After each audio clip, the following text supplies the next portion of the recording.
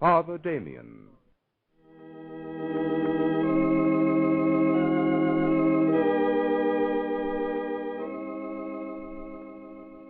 It was the year 1863 in Paris.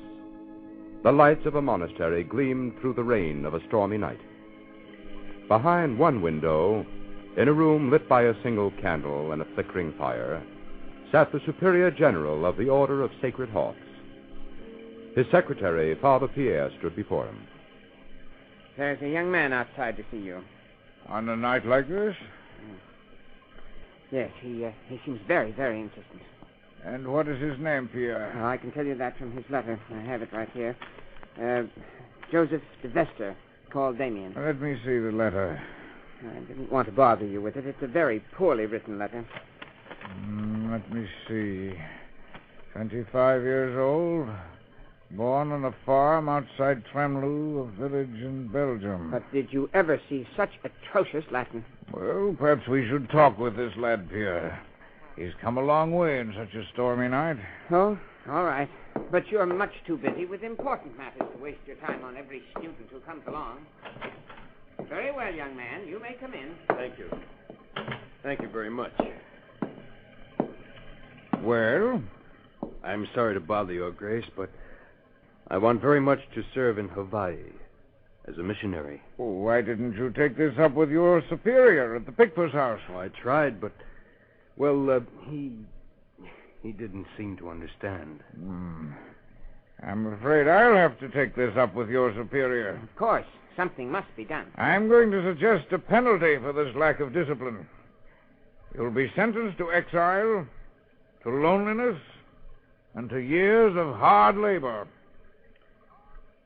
as a missionary in Hawaii.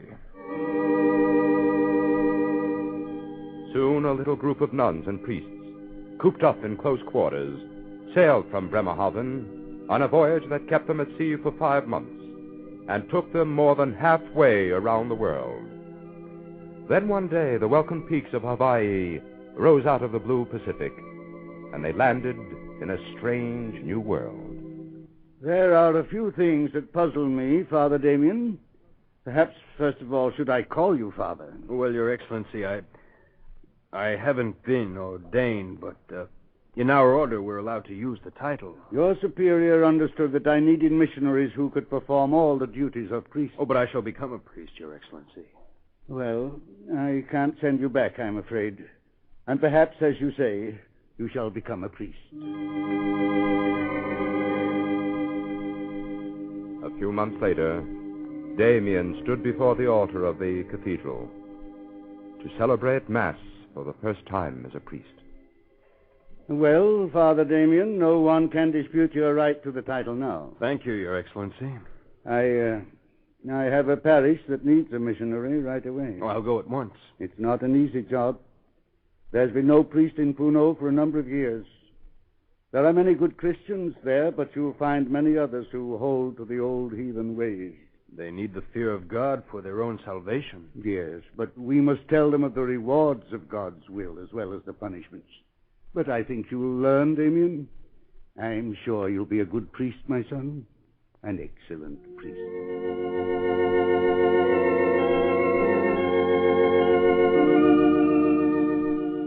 Father Damien's parish was a large, remote area of mountains and jungles and steaming craters of smoking volcanoes. By day and night he traveled from one end to the other, sometimes alone, sometimes with native guides. In every town of any size, Damien dreamed of building a church or chapel. He wrote letter after letter to Bishop Maigret, pleading for lumber. And then one day... Come on, men. Let's see how many of these planks we can get up before dark. All together now, let's slip this one in place. Ready? 1, 2, 3. There. Huh.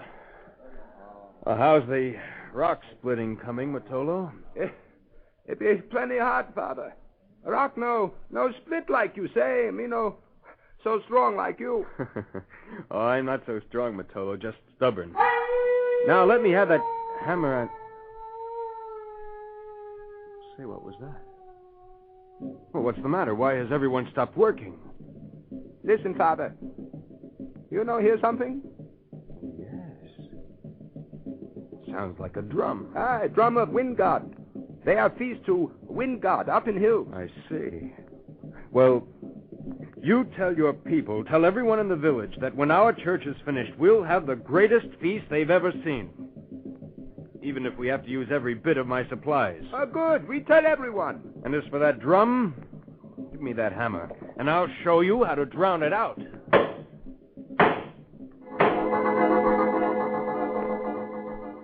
Slowly through the years, Damien built his churches and won the people away from ignorance and superstition. He was happy in his work and in his new home.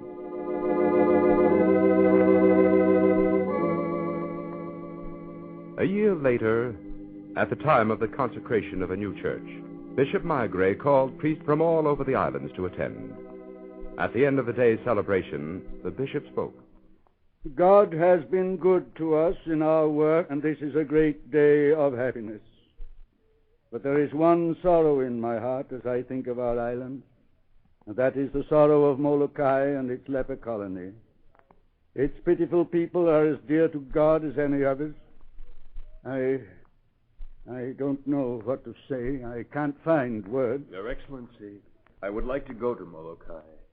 Did you know, Father Damien, that priests have visited Molokai before from time to time, and the government has made new rules? From now on, anyone who becomes a resident of Molokai must stay there, perhaps for the rest of his life. I know that, Your Excellency. Even your church does not command such a sacrifice. Your Excellency, please, let me be the one to go. Within an hour, Damien and his bishop sailed for Honolulu. In the harbor there, they found a leper ship ready to cast off for Molokai. I'll go at once, Your Excellency. But, Damien, you don't have your belongings. I have my breviary, Your Excellency. Well, perhaps it's best to decide quickly. Let's be off. I'll see you on your way to your new parish.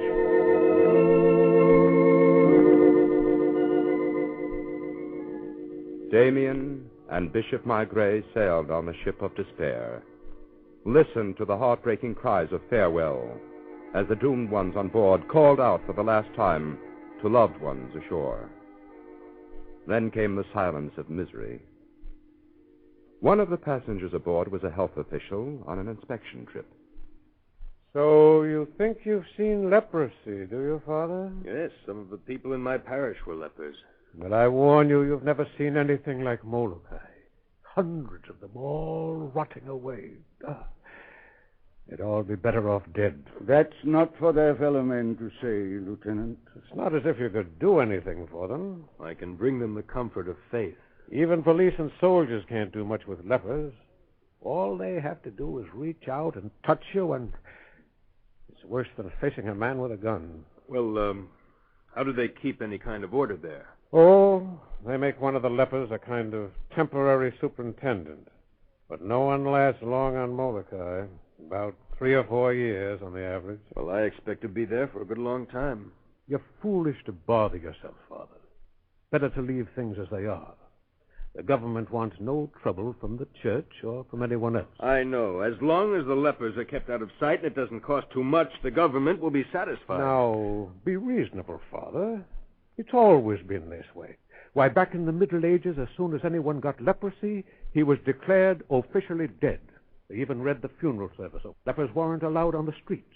And wherever they went, they had to carry a ratchet to warn people away from them. Yes, that's true, but don't forget the monks established leper homes for them. Yes, and just kept their misery alive for a little longer. I tell you, there's nothing you can do. Perhaps we can. On Molokai? You just wait and see.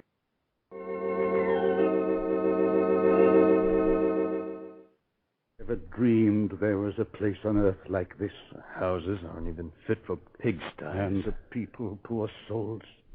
So far gone, they cursed and jeered us.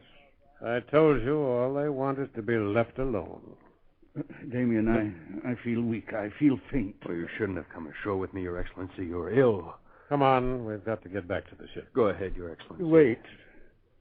Under these conditions, there's nothing you can accomplish here, Damien. It's hopeless. What do you mean? You may as well come back with us. There's nothing anyone can do here. We'll have to get aboard in a hurry. The ship's ready to sail. Come along, Damien, perhaps some other time. Do you command me to go, Your Excellency? Command you? No, but you're free to change your mind. Then I'll stay. I came here to help. We've got to hurry. Now, come on. I'm leaving. There's not even a place for you to stay, Damien. You can't sleep in one of those leper huts. There's a tree on the hill there, Your Excellency. Its branches will give me a roof. I'll find some way to manage. You'll find nothing but a grave, Father. That's all Molokai is, a graveyard. Well, a man finds but one grave. If this is mine, so be it. Well, have it your own way, then. But we've got to go. You'd better hurry, Your Excellency. Very well, my son. Only the will of God could command you to stay here. His will be done. Remember me in your prayers. I'll remember you every day, morning and night. God bless you, Damien.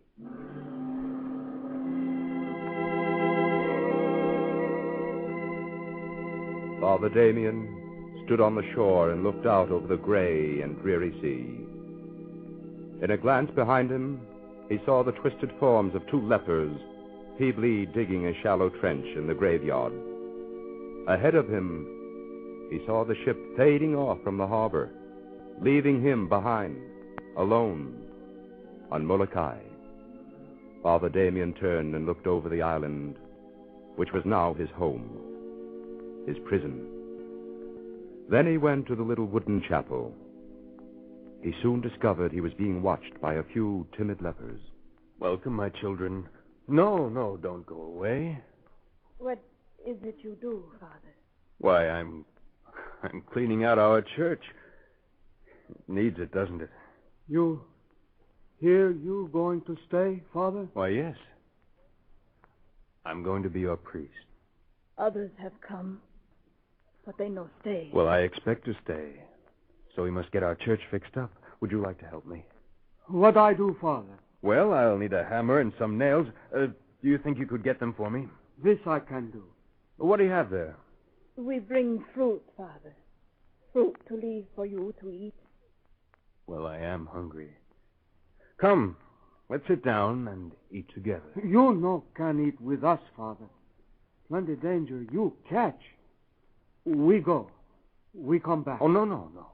No, stay right there. Some peoples here no like white man, Father.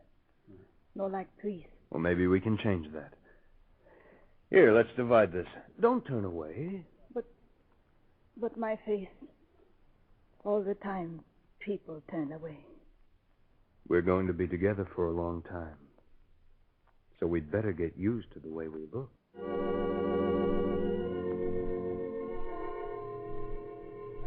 The ringing of the church bells from the little chapel soon became a familiar sound over the island of Molokai. And so did the sound of hammering, as Damien made coffins for the funerals that took place almost daily on Molokai. Since you come, Father, we have flowers in church, prayers to God. It no seems so sad to die in Molokai. No, it should not be sad, Milani. It's the end of all our suffering and misery. It's only going home. Going home. Yes. It is so long since I see my home. Well, let's get to work. Hand me some more boards, Kalea. But, Father, why here you work building coffins? Why you no build house to live in? Oh, there's plenty of time for that, Kalea. I have the place all picked out. Right over there under the hill. Well, that right by graveyard, Father. Must be more better place. No, that's the right place, Kalea. Between the church and the graveyard. I won't have to travel far to be near all my friends.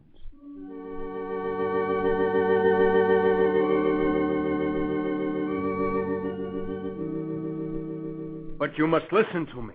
We must have lumber. I didn't come all the way back to Honolulu for nothing. Well, Father, if you just make out a report. A report? A written report, then I'll see that it comes to the attention of the proper authority. Very well. If you want a written report, I'll write it here and now. No, you can bring it tomorrow. I can't wait until tomorrow. But, Father, these matters must be handled in an orderly fashion. I'm sorry, sir, but if necessary, I'm prepared to handle this in a disorderly fashion. I've been sent from one clerk to another for days. Your attitude is hardly worthy of your calling, Father. Any other attitude would be unworthy, sir. I trust I won't have to call your conduct to the attention of your bishop. You may do what you like.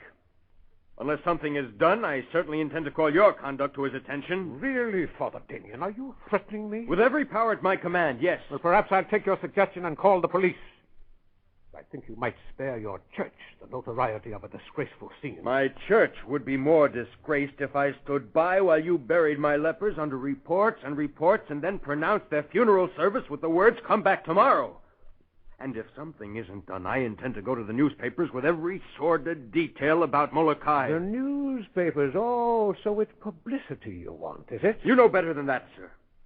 But I'll use any weapon God gives me. Now, we'd better reach an understanding right now, Father Damien. We permitted you to go to Molokai to look after the spiritual welfare of the people. The rest of it is none of your affair. I tell you, it's every man's affair. You seem to forget, Father Damien.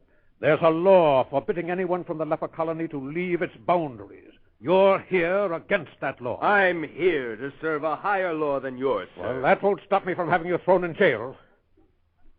Now, will you leave my office, or shall I have you put out? Not until you take care of my people. We've got to have lumber to build houses, pipes for a new water supply, and we've got to have food. Beggars. Why don't you grow your own food? You sit here in your cool, comfortable office with your fat belly full. And you ask why men with half-rotted bodies, men with lifeless hands, men too weak to bathe their wretched sores can't raise their own food. I've heard all I want to hear. Yes, you want to get rid of me. Well, here's my report. Approve it and I'll go. Otherwise, there'll be a scandal that will put you out of office. Well, I don't suppose it'll cost too much. Very well, I'll approve it. There. And now I expect you to be on the first ship back to Molokai. I'll be on it all right. And you're not to set your foot off Molokai again. If you keep your bargain, I'll have no need to leave Molokai. If you don't, I'll be back again. Well, I think our business is over. Let's shake hands on it. Shake hands. Don't touch me. Get back to Molokai! With the necessary supplies furnished at last, Father Damien set to work again with hammer and saw, and he helped to build 300 houses on Molokai with his own hands. Day after day, he visited the sick, held religious services, and buried the dead. 2 more years passed, and Bishop Migray eagerly read his priest's reports. Well, he seems to be making splendid progress out there by himself, but this last letter seems strange. Brother Paul, he asks for more musical instruments. More musical instruments? What does he want with musical instruments at a leper colony? It does seem odd, but we must try and help him. But you'd think he'd want something more practical. You know, I believe I'll visit Father Damien at Molokai. Oh, but you can't, Your Excellency. The law forbids you to visit the leper colony. I believe now that they've heard so much of Damien's work, they'll relax the law. Surely if he can stay there year after year, I can make a brief visit to encourage him. Let's arrange for it at once. Yes. Do you want me to go with you, Your Excellency? Why, yes. You're not afraid, are you, Brother Paul? Well, no, of course not. I guess leprosy can't be so contagious after all. He hasn't caught it yet? Make the arrangements and we'll go as quickly as possible.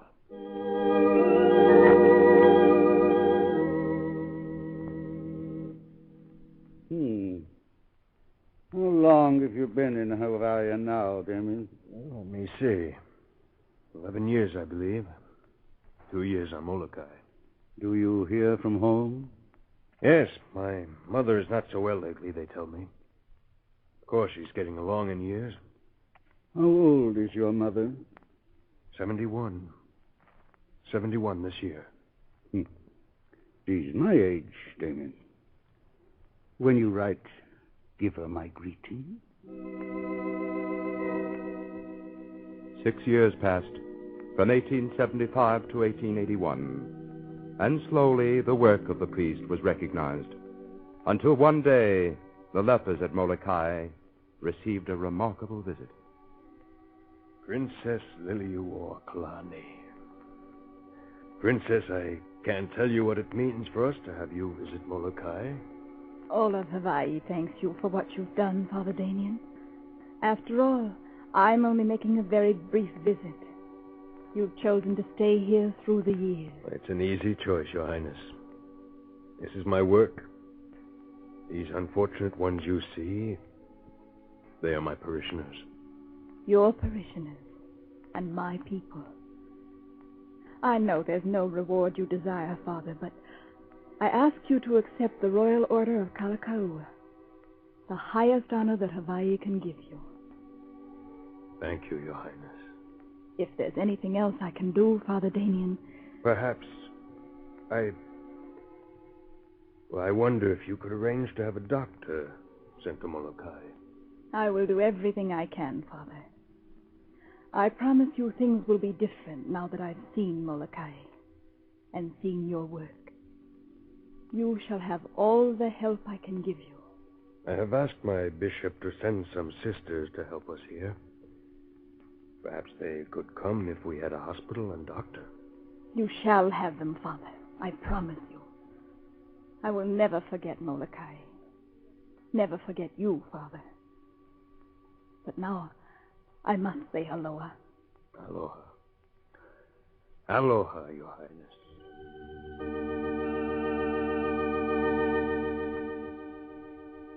It was 3 years before a doctor finally came to stay at the leper colony. As soon as he arrived, he was taken to Damien's cottage.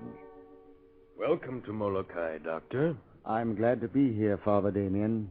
Glad to have a chance to help. I'm sorry I didn't meet you at the boat, Doctor. And, sorry. You'll pardon me if I don't shake hands. Well, yes, of course, You but see, a few weeks ago, I had a little accident. An accident? It was a strange accident.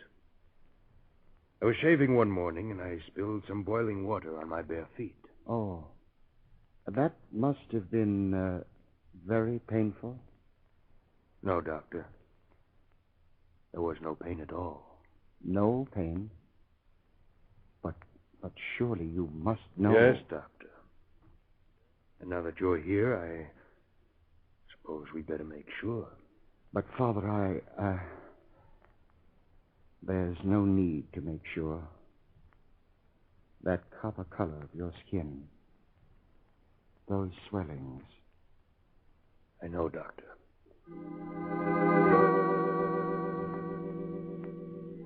When Bishop Maigret heard of Father Damien's condition, he ordered him back to Honolulu to be given special treatments in the hospital there. But after only 2 weeks had passed. I tell you, I must go back to Molokai, Your Excellency. But you haven't given the treatments a chance, Damien. There's nothing for me to do here, and there's so much to be done on Molokai. So much to be done and so little time. If you insist, I can't deny your wish. Thank you. Then I'll go back to Molokai at once. Well, for years you've been asking me for help at Molokai. Now, because of your illness, I finally managed to arrange it. And we thought we'd have to replace you. I allowed 3 priests and 3 sisters to volunteer to take your place. They'll go back to Molokai with you. Thank God, Your Excellency. Now they can carry on my work. Father Damien sailed once more to Molokai. For 2 more years he lived in the cottage between his church and his graveyard. There in the evenings, his friends, the lepers, came to visit him. But month by month he grew weaker.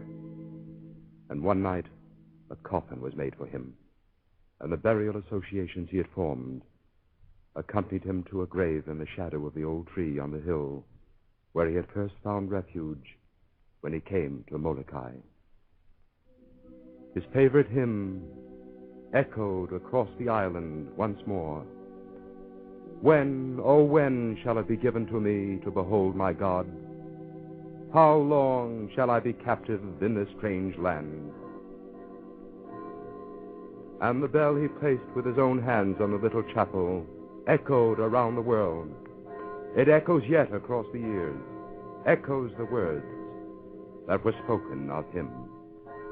Aloha, oi, Damien, valiant soldier of Christ, salvation of Molokai, honor of Belgium, glory of the church, radiance of God. Aloha, oi.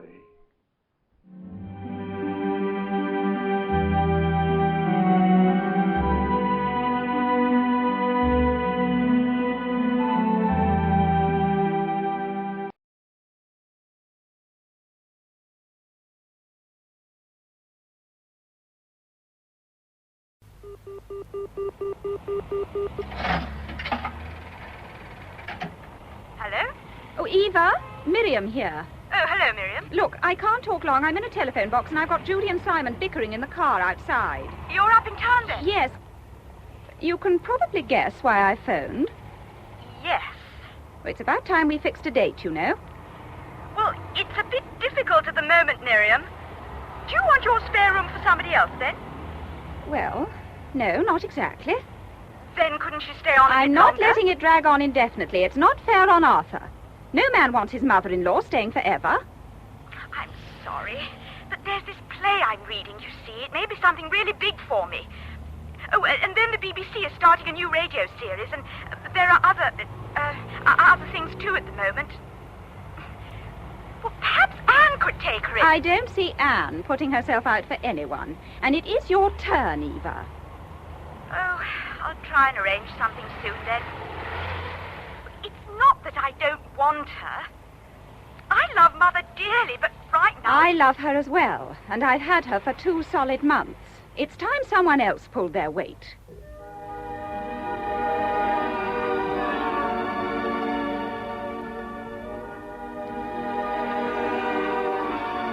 The Winds of Heaven by Monica Dickens. Adapted for radio by Joel Hyam. With Joan Matheson, Richard Pearson, and Angela Thorne.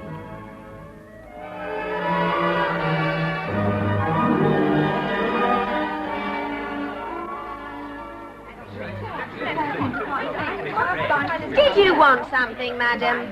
No, thank you. I was only looking. Excuse me. No matter, do you mind, please?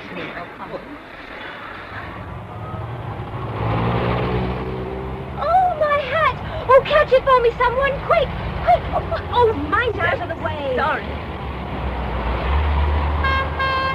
Where do you think you're going? I wish I knew.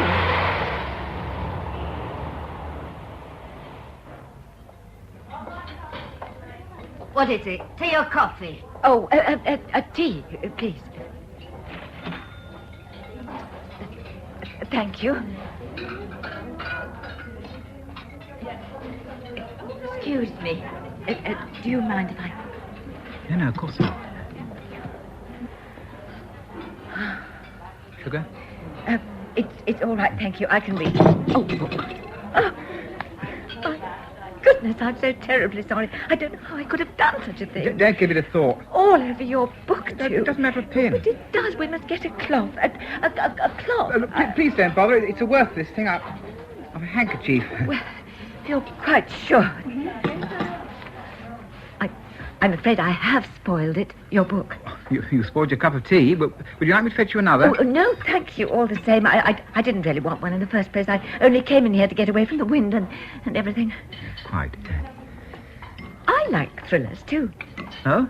Yes, though Miriam, my eldest daughter, is trying to remold my taste. I wonder... I don't suppose you've ever read this one? The Girl in the Bloodstained Bikini. I don't think so. Is it any good? You mustn't ask me. I wrote it. You? I'm so sorry. I didn't mean to be rude. It's just that, well, you don't look the sort of person who writes books like that.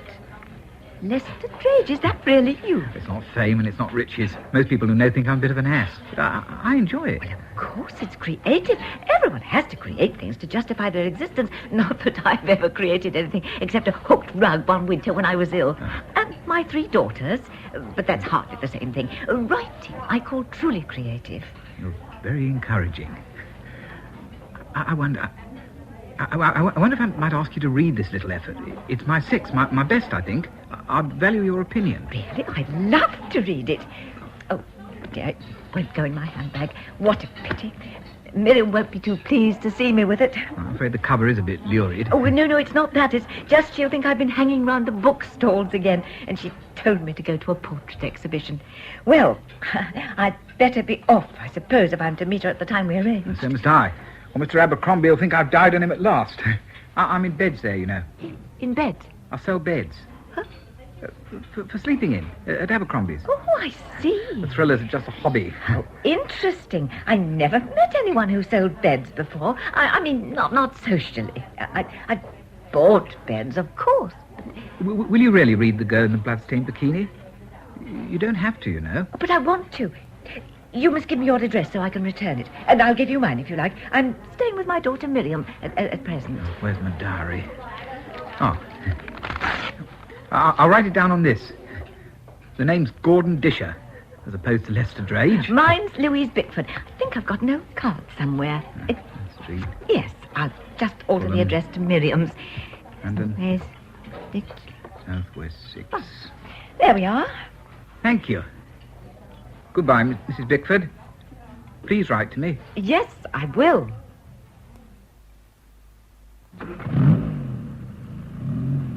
Oh, why is it, Mother, that you're never in the place we agreed to meet? I always seem to forget. Oh, Granny. Oh, here, Simon. I bought you each a bar of chocolate. Gosh, super. Thanks, You Granny. wouldn't. It's so bad for their teeth. Judy's asleep. Did you see the pictures? What, dear? Or did you go to the portrait gallery? Oh, well, no, dear. I didn't have time to in the end. The afternoon just seemed to fly, and it was so windy I couldn't stay out in the streets any longer, so I went into Lyons. Did you have baked beans? No, because we just had lunch. I only had a cup of tea. Oh, what a bore. I met such a nice man, Miriam. He was sitting at my table and we got talking. He was pat and gentle and looked rather neglected. And he sells beds. Oh, really, Mother? Well, somebody has to sell beds. But he does something else, too. He writes books. Oh? Not what you'd call books, but the kind I like. This sort of thing. The girl in... Oh, really, Mother? He gave it to me to read. He wanted my opinion of it. Really? Now, don't say really, Mother, because he couldn't have been nicer. He was a little common, I think, and I liked him. Mother being democratic again. Simon, do stop kicking the back of the seat, darling. Oh. Wonder what sort of day Ellen's had. Oh, probably hanging about doing nothing as usual. I've never known such a child for just sitting around. I wish she'd been with us today. So she could have met your bed salesman. Yes. She'd have liked him, too.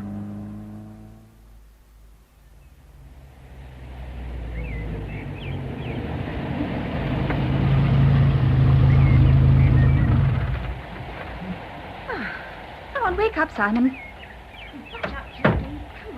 Granny! Hello, Ellen, darling. Hello, Granny. Did you have a nice time? Very. So did Mrs. Match and I. She told me all about when she was in hospital while we were cleaning the silver. It's better out than in, Mrs. Match, they said. Did they? Yes, but they wouldn't let her bring it home in a jam jar. Oh, dear. What did you do? Well, I had quite an adventure. I met a man in Lyons, and he was so nice, I felt as if I'd known him quite a long time. Like you did with that stray dog that followed you 5 miles on a bicycle. Oh, yes. I wish they'd let me keep him. I don't see why everything has to have a pedigree. Nor do I. Go on about your friend. Well, we talked, Ellen, and he come and help with the parcels. Why should everyone else do all the work? It's their clothes. Come on, we'll both help. Here you are, darling. Put that in Simon's room. All right. I must tell you about Mrs. Match, Mummy. Her operation. She was telling me I'm not interested in Mrs. Match's surgical history, and neither should you be. Now, upstairs with that parcel. Oh, Judy, don't go down to the stables now, darling. It's nearly time for your bath. You must tell me more about Mrs. Match later. And you about your man. There's no need for you to hang around, Mother. That's nearly the lot. Well, I'll go and start Judy's bath. Oh, it's all right. Ellen can see to that. Well, the supper, then. Is there anything No, really. I prepared the casserole before we left this morning. Mrs. Match will have done the potatoes. There's nothing you can do. Oh, well, then I'll just go on in. Righto.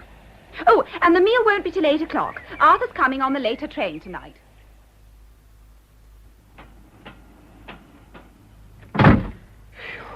Tired? Hardly fresh as a mountain stream. How was London? Oh, you should know. You were there, too. In court. And that's not anywhere except in a padded cell. Old Fowler dithered and drooled and made his senile jokes. No, he was never much of a judge, even when he had his faculties. No. Did you ring Eva about your mother? Yes. Well, did she give a date? No, she's infuriatingly vague. Oh, I'm sorry, Arthur. I know it's a bind. No, I didn't say anything. No. I need a drink. Do you know one of the things about your mother that gets on my nerves most? What? The drinks farce every evening. The way she always has to demur when I offer her one. One of these days she won't get one unless she learns to say, I'd love one, just what I want. Well, how can she? She feels it's charity. Good God. People who've got nothing can't afford to be proud.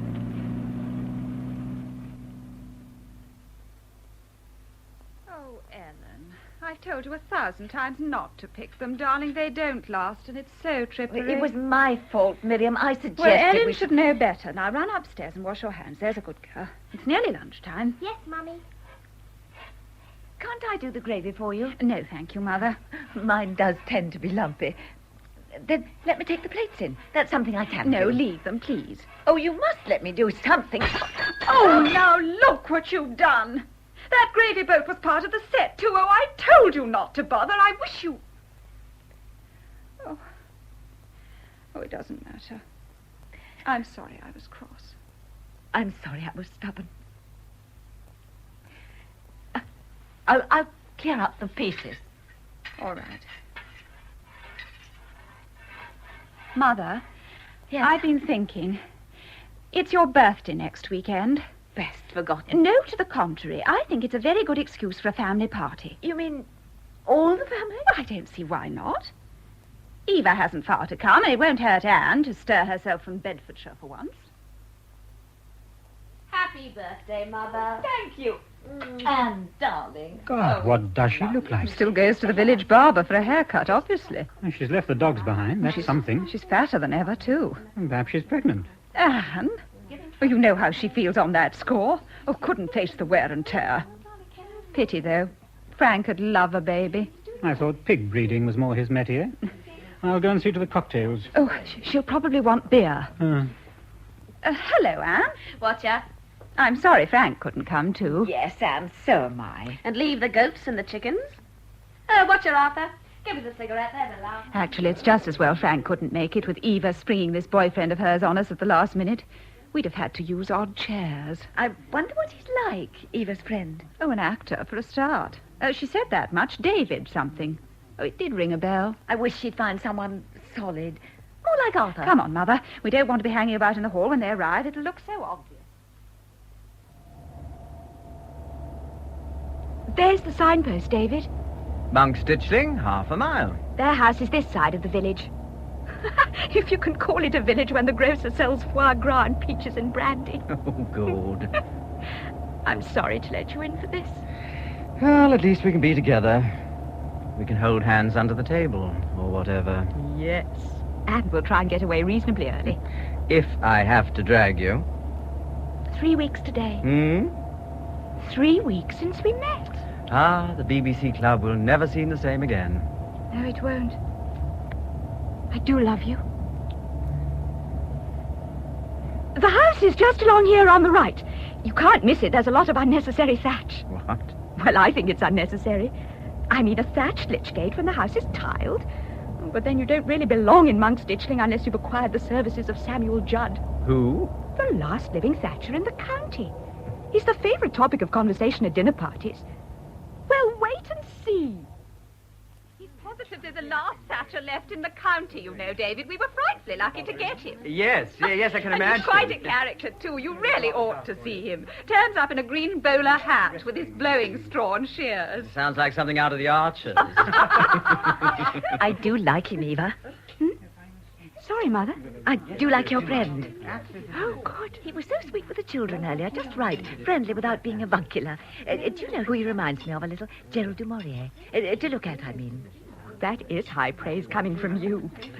Oh, but I wouldn't tell him so. He doesn't like to remind people of anyone except himself. There was Frank, in camouflage commando, battle dress, prostrate in the ditch all night. And did he catch the fox? No, only a stinking cold. Excuse me a minute, Anne. I'll just get some more rosé. Our glasses are looking a bit empty. Oh, another beer will do me. Hey, chuck us over an ashtray, Mother. Where's that glass of wine? It's all going rather well, isn't it? Straight from Galsworthy. Mother looks happy anyway. Are you going to say a few words? Oh, why do you think I'm getting some more wine? Oh, good. She'll like that. Maybe something about her looking as young I've got it all taped. Oh, good. I made some notes while I was dressing. Don't worry, it'll sound quite spontaneous. Now then, let's fill the glasses. I'm still hungry. I said beer, Arthur. Come on, Mother. Now then, has everyone got a drink? Yes, thank you. Good. Yes, thank you. Well, I don't think we can let such an auspicious occasion go by without drinking a toast to the birthday girl. Right, sir. I'd just like to say, Mother, how good it is to see you like this with your family all round you. And the ridiculous thing is you look more like their sister than their mother. Oh, she does. Yes, you do. You look as youthful as ever. Yeah. Well, I shan't embarrass you by cataloguing all your virtues. Besides, we'd be here all night. But we all know them and love you for them. And I don't need to tell you what a very special place you hold in all our hearts. Very well said. Thank you. To Mother, a very happy birthday. Mother. To Mother. Happy birthday, Mrs. Bickford. Well, thank you. Thank you all, and especially you and Miriam, Arthur, for giving me such a lovely party. It was our pleasure entirely. After all, I don't suppose we'll have you with us at Pleasant Ways that much longer. Oh, Eva. David. Mother's a little uncertain about her plans still. Yes. She wants to know when she's going to you. No, that's all right. I never said... Whatever Mother wants, naturally. I'm longing to have her in the rooms already. How soon can you come? I'm sorry, David. But what else could I say? You saw her face. Yes. Your sister couldn't have maneuvered it better, could she? Well, I don't really blame her. It is my turn to have Mother. I've just been putting it off for, obvious reasons. It is going to complicate matters a bit, isn't it? Having her in the flat. Still, where there's a will... There's a will, all right. She does go to bed pretty early. You'll still be able to come round after the show. And she's not much enjoying the day. She spends most of her time pottering round the shops. Beds just along to the right, madam. Oh, thank you. Yes, madam? Can I... Mrs. Bickford, I'm delighted to see you again. I didn't think I would. You didn't answer my letter. No. Well, why didn't you? Well, to tell you the truth, after I gave you the book, I thought perhaps I shouldn't have. Shouldn't have? Why ever not? It didn't seem right. I thought you'd probably written because you were kind and thought it rude not to. Oh, how silly of you. It was true what I said about the book. I loved it. I'd like to read some more. You would? Yes. But perhaps we could have tea again sometime and you could bring another one. Yes, I will. I'll bring you Kisses and Corpses, if you like. That sounds most intriguing. I've only got one copy, but I'll give it you to keep. If you'd accept it, that is. Well, if you really want me to. Please, no one's ever taken such an interest in my work before. I tell you what. You must come to tea with me at my daughter's. Oh, and not Miriam, my second daughter, Eva. She lives in Kensington. I've been staying with her for the last month. That is, if you'd care to. Come to tea, I mean. I'd be delighted. Would next Sunday suit you then? Yes. Only I happen to know that Eva's going to be out that day, so we won't be in her way.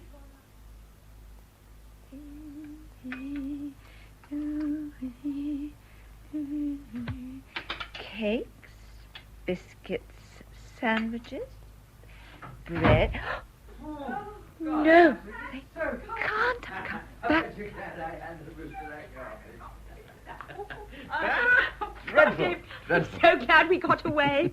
Oh, they probably thought us rude as hell leaving as soon as we'd had lunch. Well, honestly, those people they had there. And then suggesting bridge.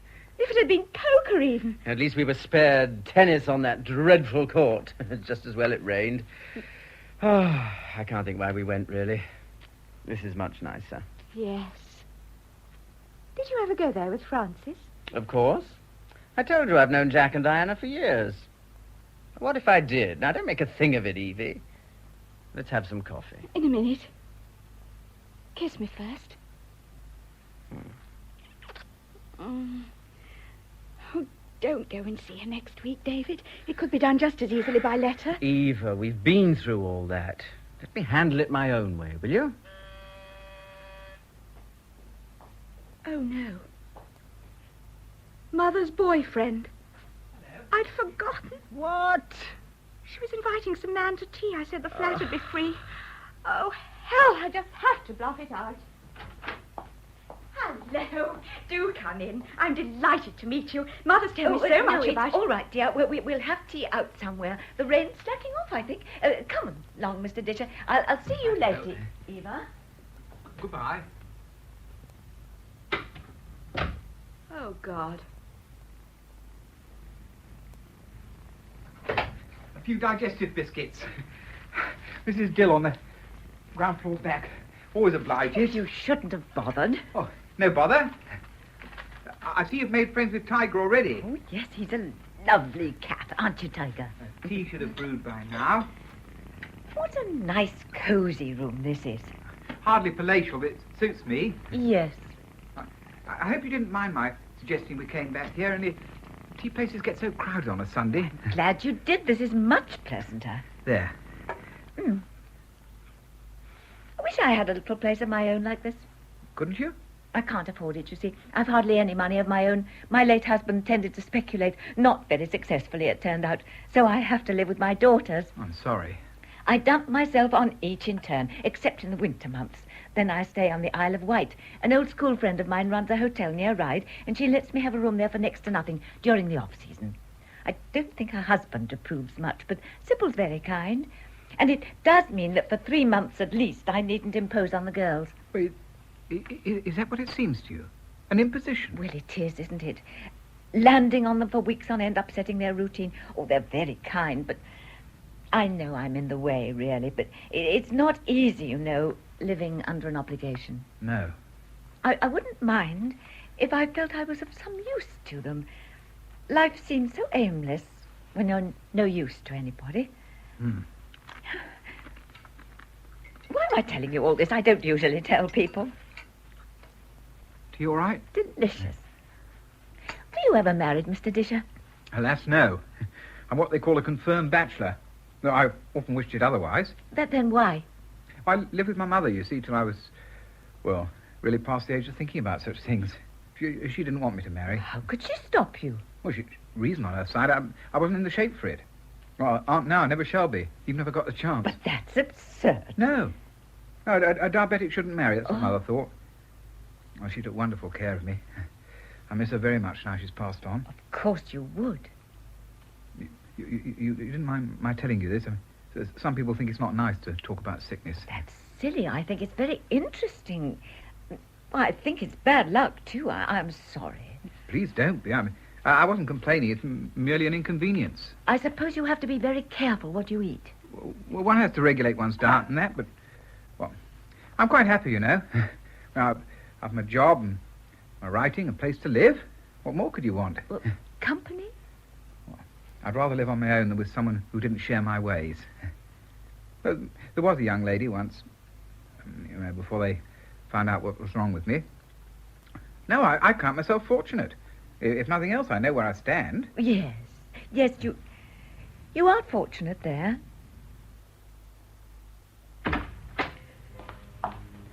hello, Mother, you're back. Yes. Hello, darling. Is David still here? If so, No, he's gone now. I'm awfully sorry about your tea party. Really didn't matter. As it happened, we had a very pleasant time. We went back to his rooms in Fulham. Watch it, Mother. You'll be getting a bad name. I know. Miriam would think it disgraceful, but he's so very kind. Well, come on in then. Yes, dear. I tell you what. Ask him over sometime next week. You can have the flat to yourself any day you like. That's not necessary. I don't like to interfere with your plans. Shan't have any except work. You know that new play I let you read. You mean the one about... The prostitute turned faith healer, yes. Well, the boys are going to a sort of tentative rehearsal, although it still hasn't got any backing, and David will be away for a while. His show closed yesterday. Oh, what a pity. Is he going on tour then? No, he's going to Windsor to see his wife about some legal thing. Eva, I didn't They're know. separated. There'll be a divorce soon. Are there any children? One. Oh, Eva. No, Mother, don't owe Eva me. I haven't broken up his home, if that's what you think. His wife's a bitch. Well, he hardly ever talks about her, but I know she is. But, darling. Oh, my poor Eva. I told you. He's going to get a divorce. No, please, drop it, Mother. I'm 27. I have to go my own way.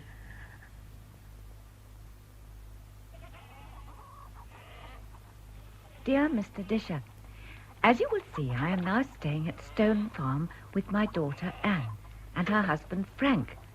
I think you'd like Frank. He's a good man. At the time of their marriage, my husband was opposed to it. Said Anne was marrying beneath her, just because Frank was only a smallholder. But I've always thought she did very well for herself.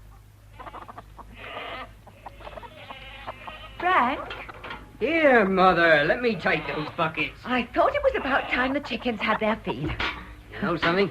You're getting to be a real help to me. Any fool can feed chickens and collect eggs. Oh, you don't want to play yourself down.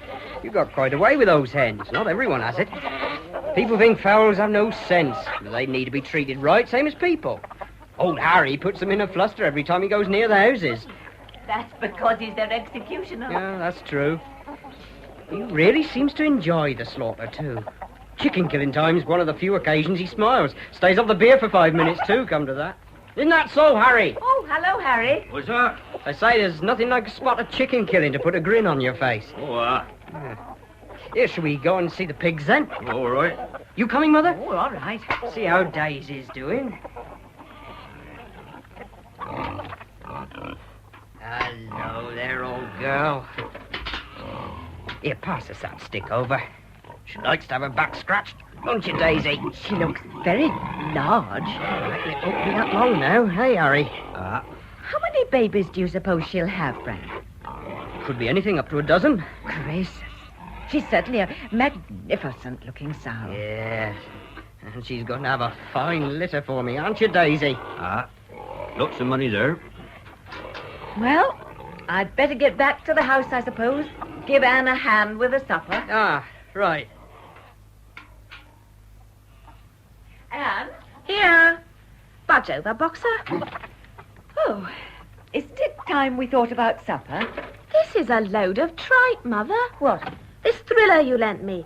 Do you really know the man who wrote it? Yes, I do. I can't imagine anyone actually sitting down and writing this kind of bilge. I think it's very good. It takes a lot of skill. I'm sure I wouldn't have any idea how to go about it, and I don't suppose you would either. I wouldn't try. I haven't sung that low yet. You wouldn't have the application either. Too right, I wouldn't. I'll put the kettle on. What had you thought of having for supper? Oh, haven't really. Whatever's in the larder. Oh, there's still some cold meat left from yesterday.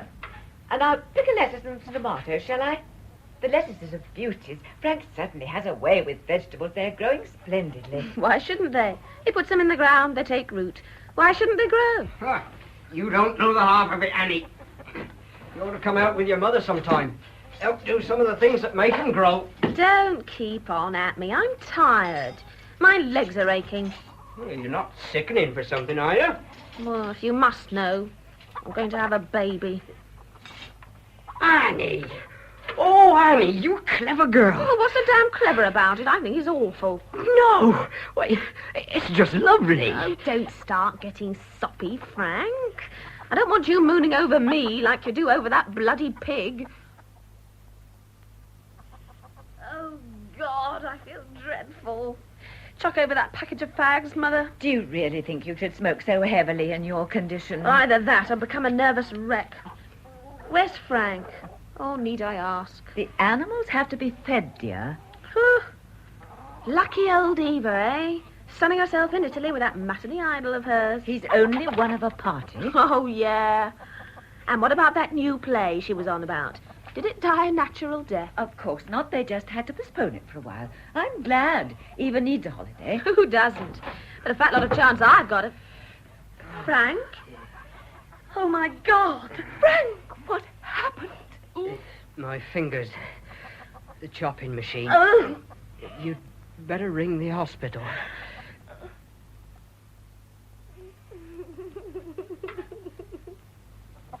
Now, Anne, it's no use getting yourself in a state about it, darling. He's in good hands, and the doctor said he'd be all right in a few days, didn't he? Now, let's get up off the floor, shall we? It's all right, Boxer. That's it. Come and sit down. I need a drink. Yes, I'll put the kettle on. A drink, Mother, a large gin. Do you think that's altogether... Oh, I'll get it myself. Oh, dear. Well, I'm not sure that I would... Oh, that's better. Do you want one? I think perhaps I will. Just a tiny one. I must say I feel a bit shaky, too. Thank you. Oh, what a dreadful thing to happen.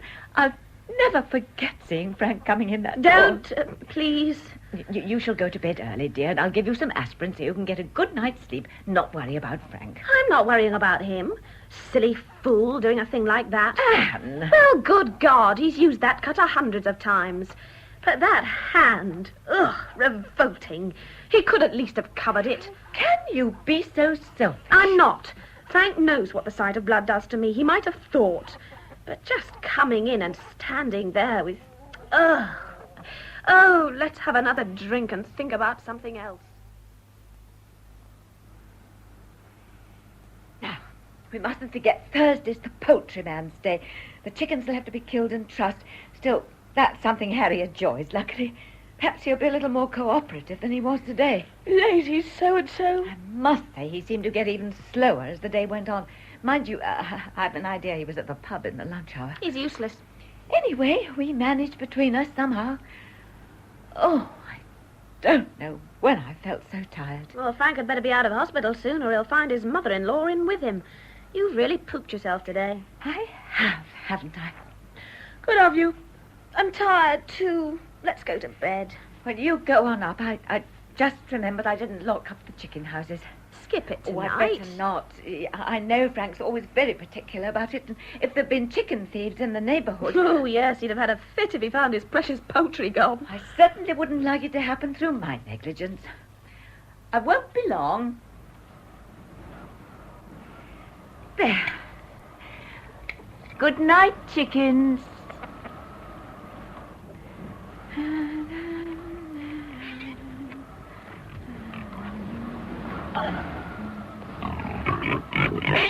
What on earth? Daisy? Daisy, put the... Oh, no. Not now. You would be. Come on, Boxer. Up you get. That's a boy. No need to hog all the bed, though. Anne? Anne! It's only Mother. What's the matter? It's Daisy. I think she's in labour. So what? Pigs have babies every day. But isn't there something you're supposed to do for them? Let her get on with it. But I'm sure there's something. If I were a pig, I'd just want to be left alone to get on with the revolting business. No. You have to help them in some way. You must know, Anne. I remember Frank saying he always stays up with the pigs when they're having babies. More fool him. You know how daft he is about those damn sows. No, but he has to. Stay up with them, I mean. I'm sure he told me why, but I just can't think. Oh, please, Anne, put a coat on and come and look at her. I'm not a blooming midwife. Well, neither am I. But if you could just come and look. No fear. I'm not traipsing out there at this time of night.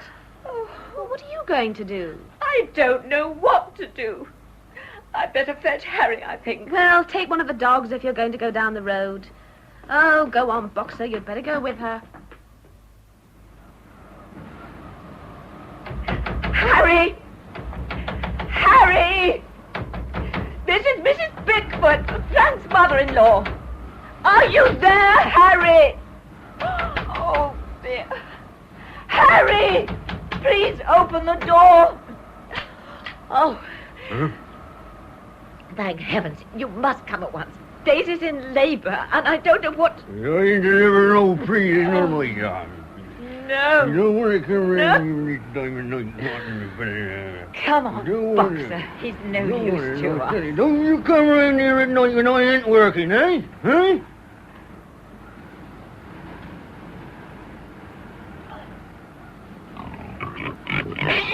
Here I am, Daisy. How are you? Oh, the poor little thing. You must have rolled on it. You mustn't do that, not to the others. You mustn't, for Frank's sake.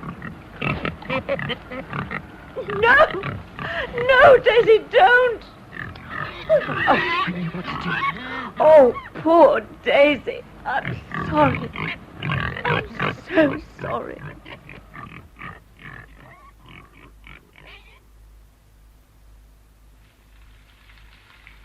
Don't get under my feet, boy. I'm trying to get the breakfast. Oh, fancy an egg, Mother? No use, Anne. I'm finished. Eh? I can't go on any longer. You're not still upset about those piglets, are you? We weren't to know about the farrowing pen. It's not that. It's the goats. What about them? They have to be milked. Harry's not here, and I don't know how to do it. I tried with one just now, and she nearly kicked me over. Is that all? Well, grief, I know how to milk goats. You do? Of course. I learned at that farm camp you used to send me to. Remember? I don't do it when Frank's here because he's so damn particular. He'd say I didn't do it right. There's a dishcloth. Mop your eyes and stop being so soppy. I'll milk the blasted animals until their insides drop out if they're not careful. Honey! Mother! Anyone here? Frank, what are you doing back? They said I could come home. They needed the bed. They tried to phone all the morning to ask Annie to come and fetch me, but they couldn't get any answer. No, well, she wasn't indoors. She's all right, is she? More than all right. Come and see what she's done. Oh?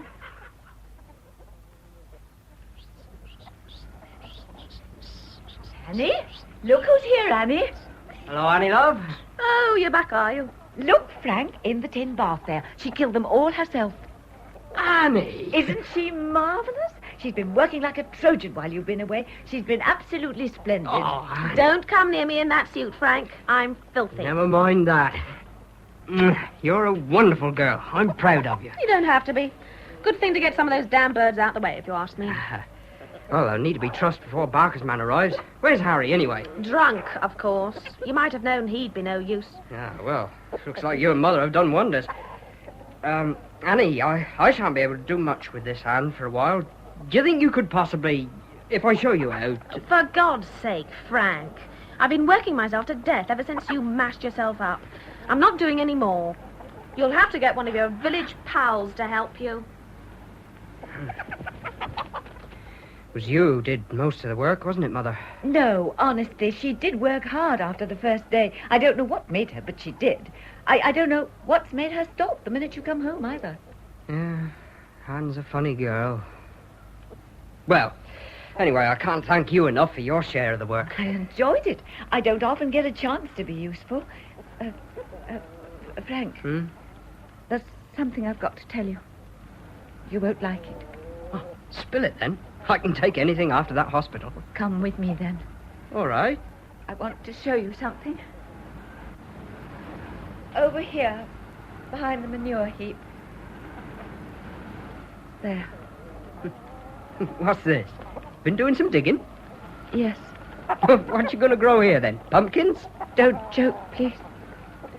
Frank, it's Daisy's baby.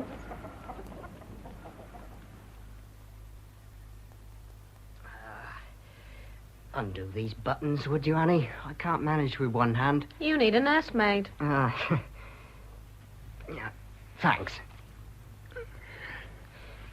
Annie? How about asking your mother to stay on a bit longer? I know she's supposed to go at the end of the week, but let's face it, I'm a bit of a cripple now, and I need all the help I can get. I shouldn't have thought Mother was much help. Well, she is, though. Look what she did while I was away. I suppose I didn't do a thing. Oh, of course, dear. I know you did most of it, but still... Still what?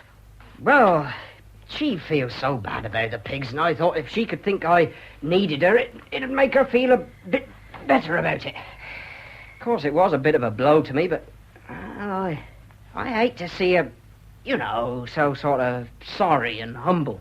It's all arranged now. Miriam's expecting her on Friday, and she won't like it if things are changed. Never knew Miriam was that keen to have your mother. Don't be sarcastic. It doesn't become you. You know what Miriam is, though. She's probably got her dainty little vase of flowers in the spare room already. How nice the flowers look. You did them, didn't you, Ellen? Yes.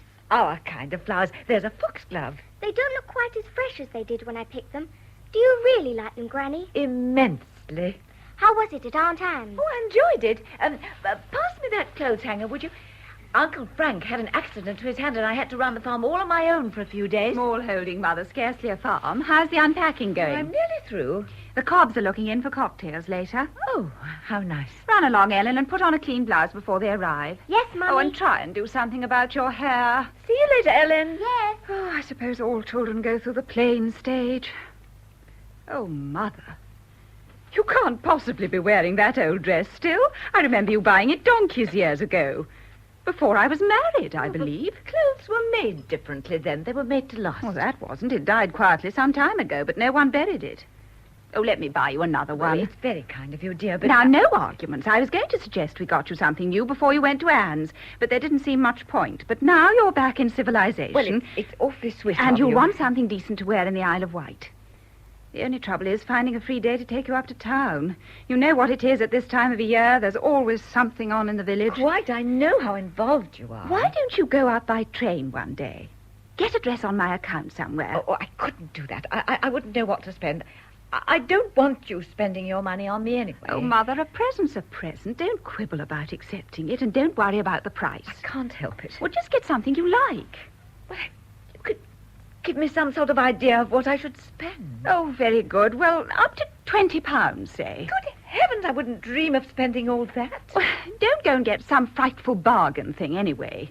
No one over 40 should ever buy anything in a bargain basement. No, dear.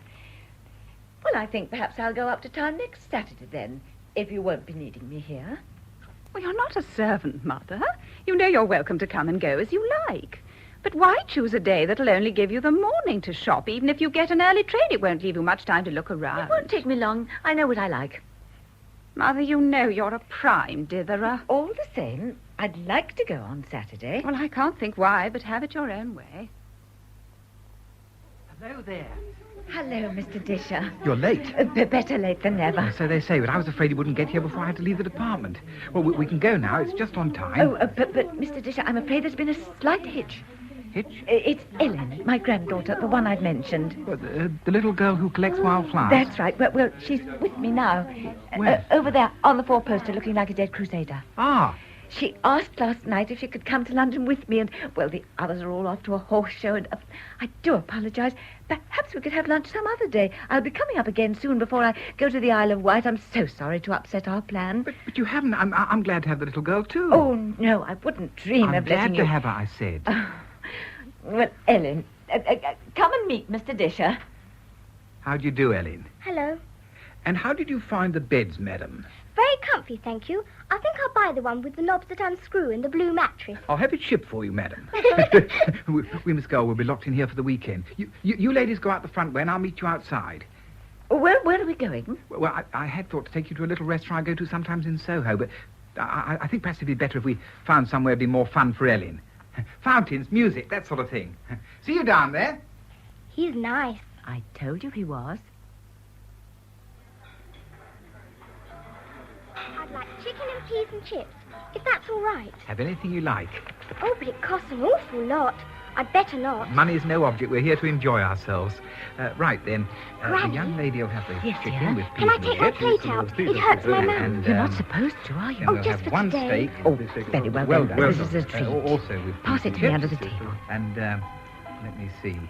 Yes, I'd better have the roast lamb with cabbage and boiled potatoes. Thank you. Boiled potatoes and cabbage? Ugh. Unfortunately, I can't always choose what I'd like to. I have to be very careful with my diet. What's wrong with you then, Mr. Disher? Why'd you have to be on a diet? Ellen... That's all right. It's something they call diabetes mellitus.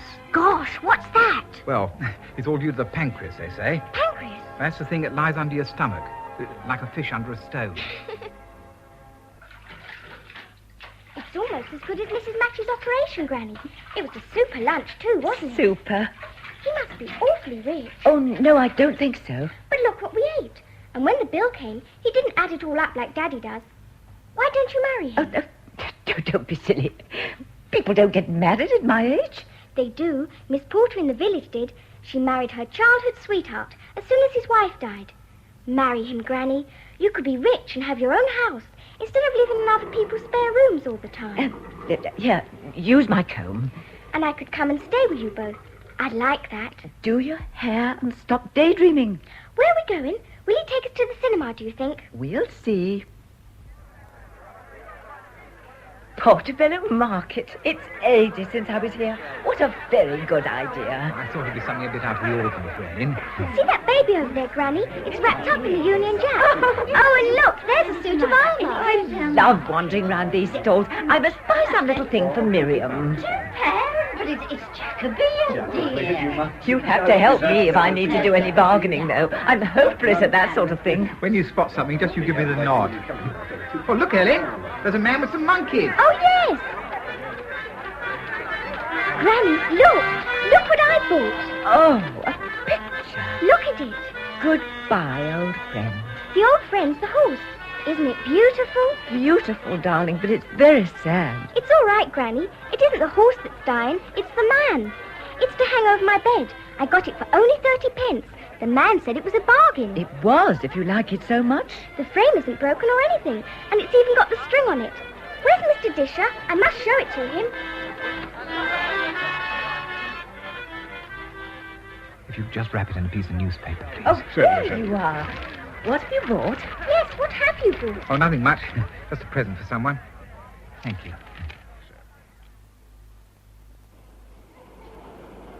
Oh, dear. After all that, we're early. The train doesn't go for ages yet. I'll go and get you an evening paper. Oh. Can I come too? I want to see if they've got any of your books. You bag a bench, Granny. Righto. Hello, Mother. Eva. What a coincidence. Not really. I rang Miriam's and she told me what train you were catching back. I knew you'd be half an hour too early, so I thought I'd come and say hello. How sweet of you, darling. And how brown you are. Oh, it's fading already. Oh, you should have seen me when I first got back. I was mahogany. Well, let's go and have some tea. You've got ours yet. Where's Ellen? Over there by the bookstall. Oh, that fat man? Oh, I know him, don't I? It's your friend. The one I was so rude to about the tea party. They look rather like an elephant and sparrow together, don't they? They do, rather. You look tired, Eva. Oh, Mother, don't start. I'm not sleeping very well, as a matter of fact, but it'll pass. You know I get spells like this. You're not overworking. Anything but.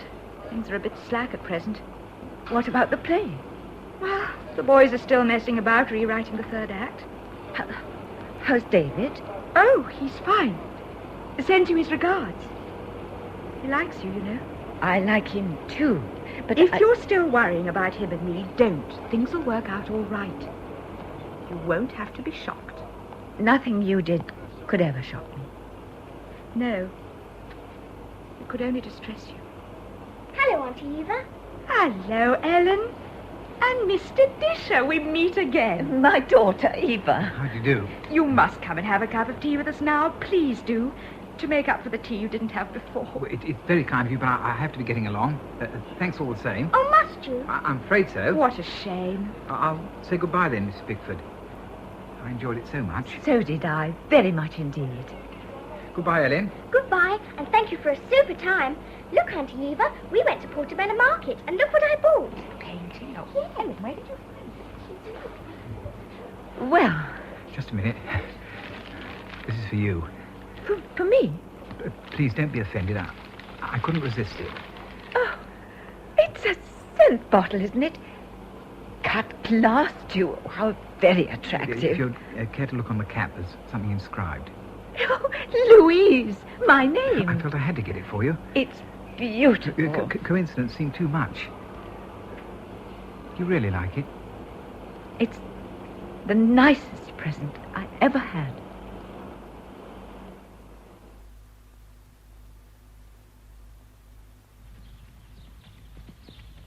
Take that fence again, Simon. Yes, Daddy. Oh, I don't think I can watch them anymore, Miriam. It is a bit nerve-wracking, isn't it? The way that animal sort of swerves at each fence. Do you really think it's wise for Simon to enter that jumping event next Saturday? It seems such a nervous creature. Well, the ponies are Arthur's department. It's no use arguing with him. Don't leave the tape. I've told him not to blame me if the child breaks his neck. Granny! Hello, darling.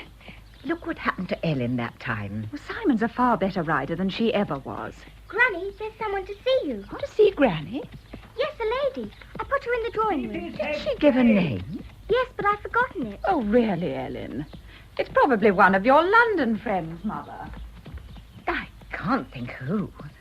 Well, I'd better go and see anyway. Did she have a suitcase with her, Ellen? No, why? I thought perhaps she might be selling something. She might have one in the car. She's got a super car. Oh. And she smells expensive, too. Oh, I've just remembered what her name was. Gower, like Auntie Eva's friend. What? You know that nice man she brought down for your birthday party that time? His name was Gower, wasn't it? David Gower. Yes, it was. Well, this is Mrs. Gower.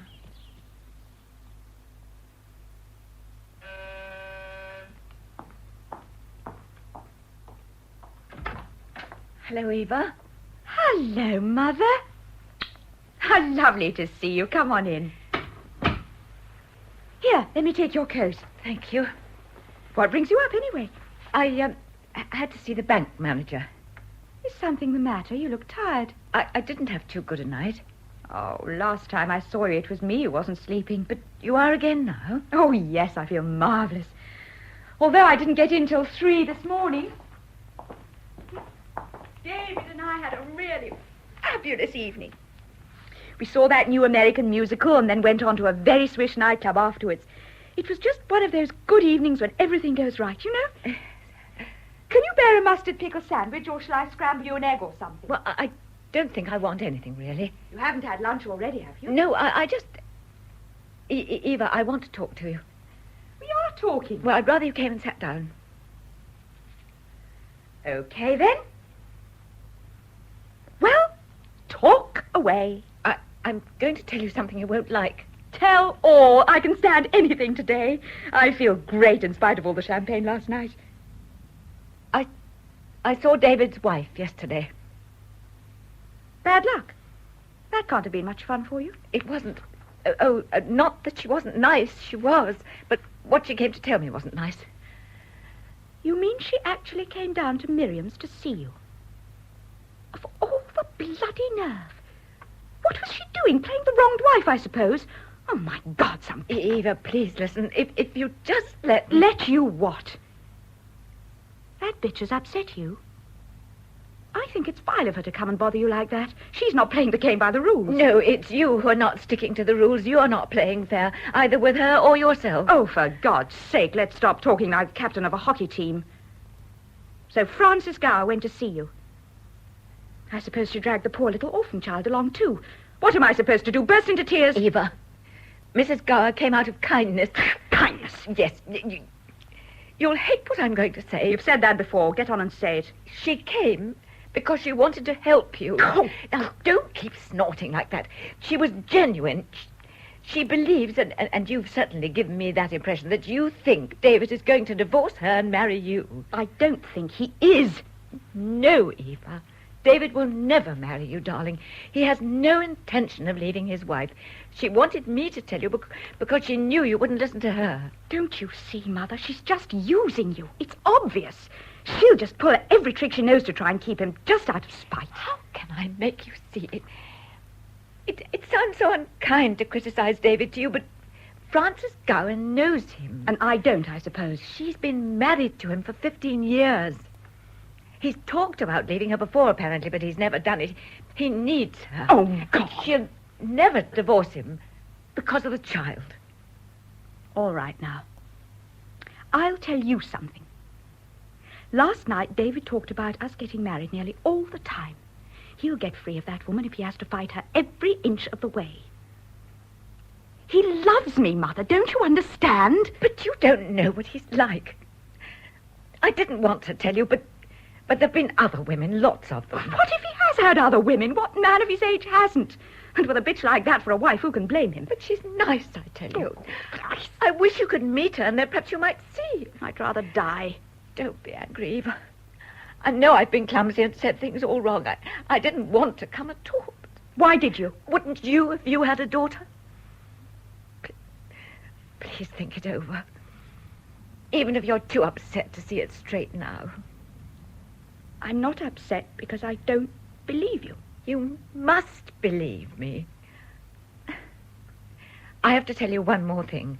There's another reason he'll never leave her, but because of her money. She gives him money. When he took you out last night, it was probably her money he was spending. That's a lie! How dare you talk about David like that? Please go, Mother. I'm sorry, but I can't stand any more. Very well. I'll ring down to the porter. Ask him to get you a taxi. No. No. Don't bother. Goodbye, Eva. I hope you can be happy, darling.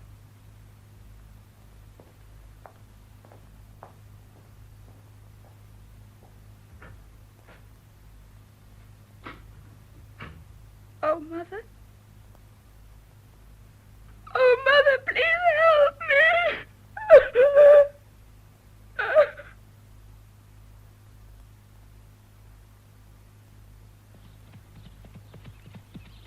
All right, Ellen.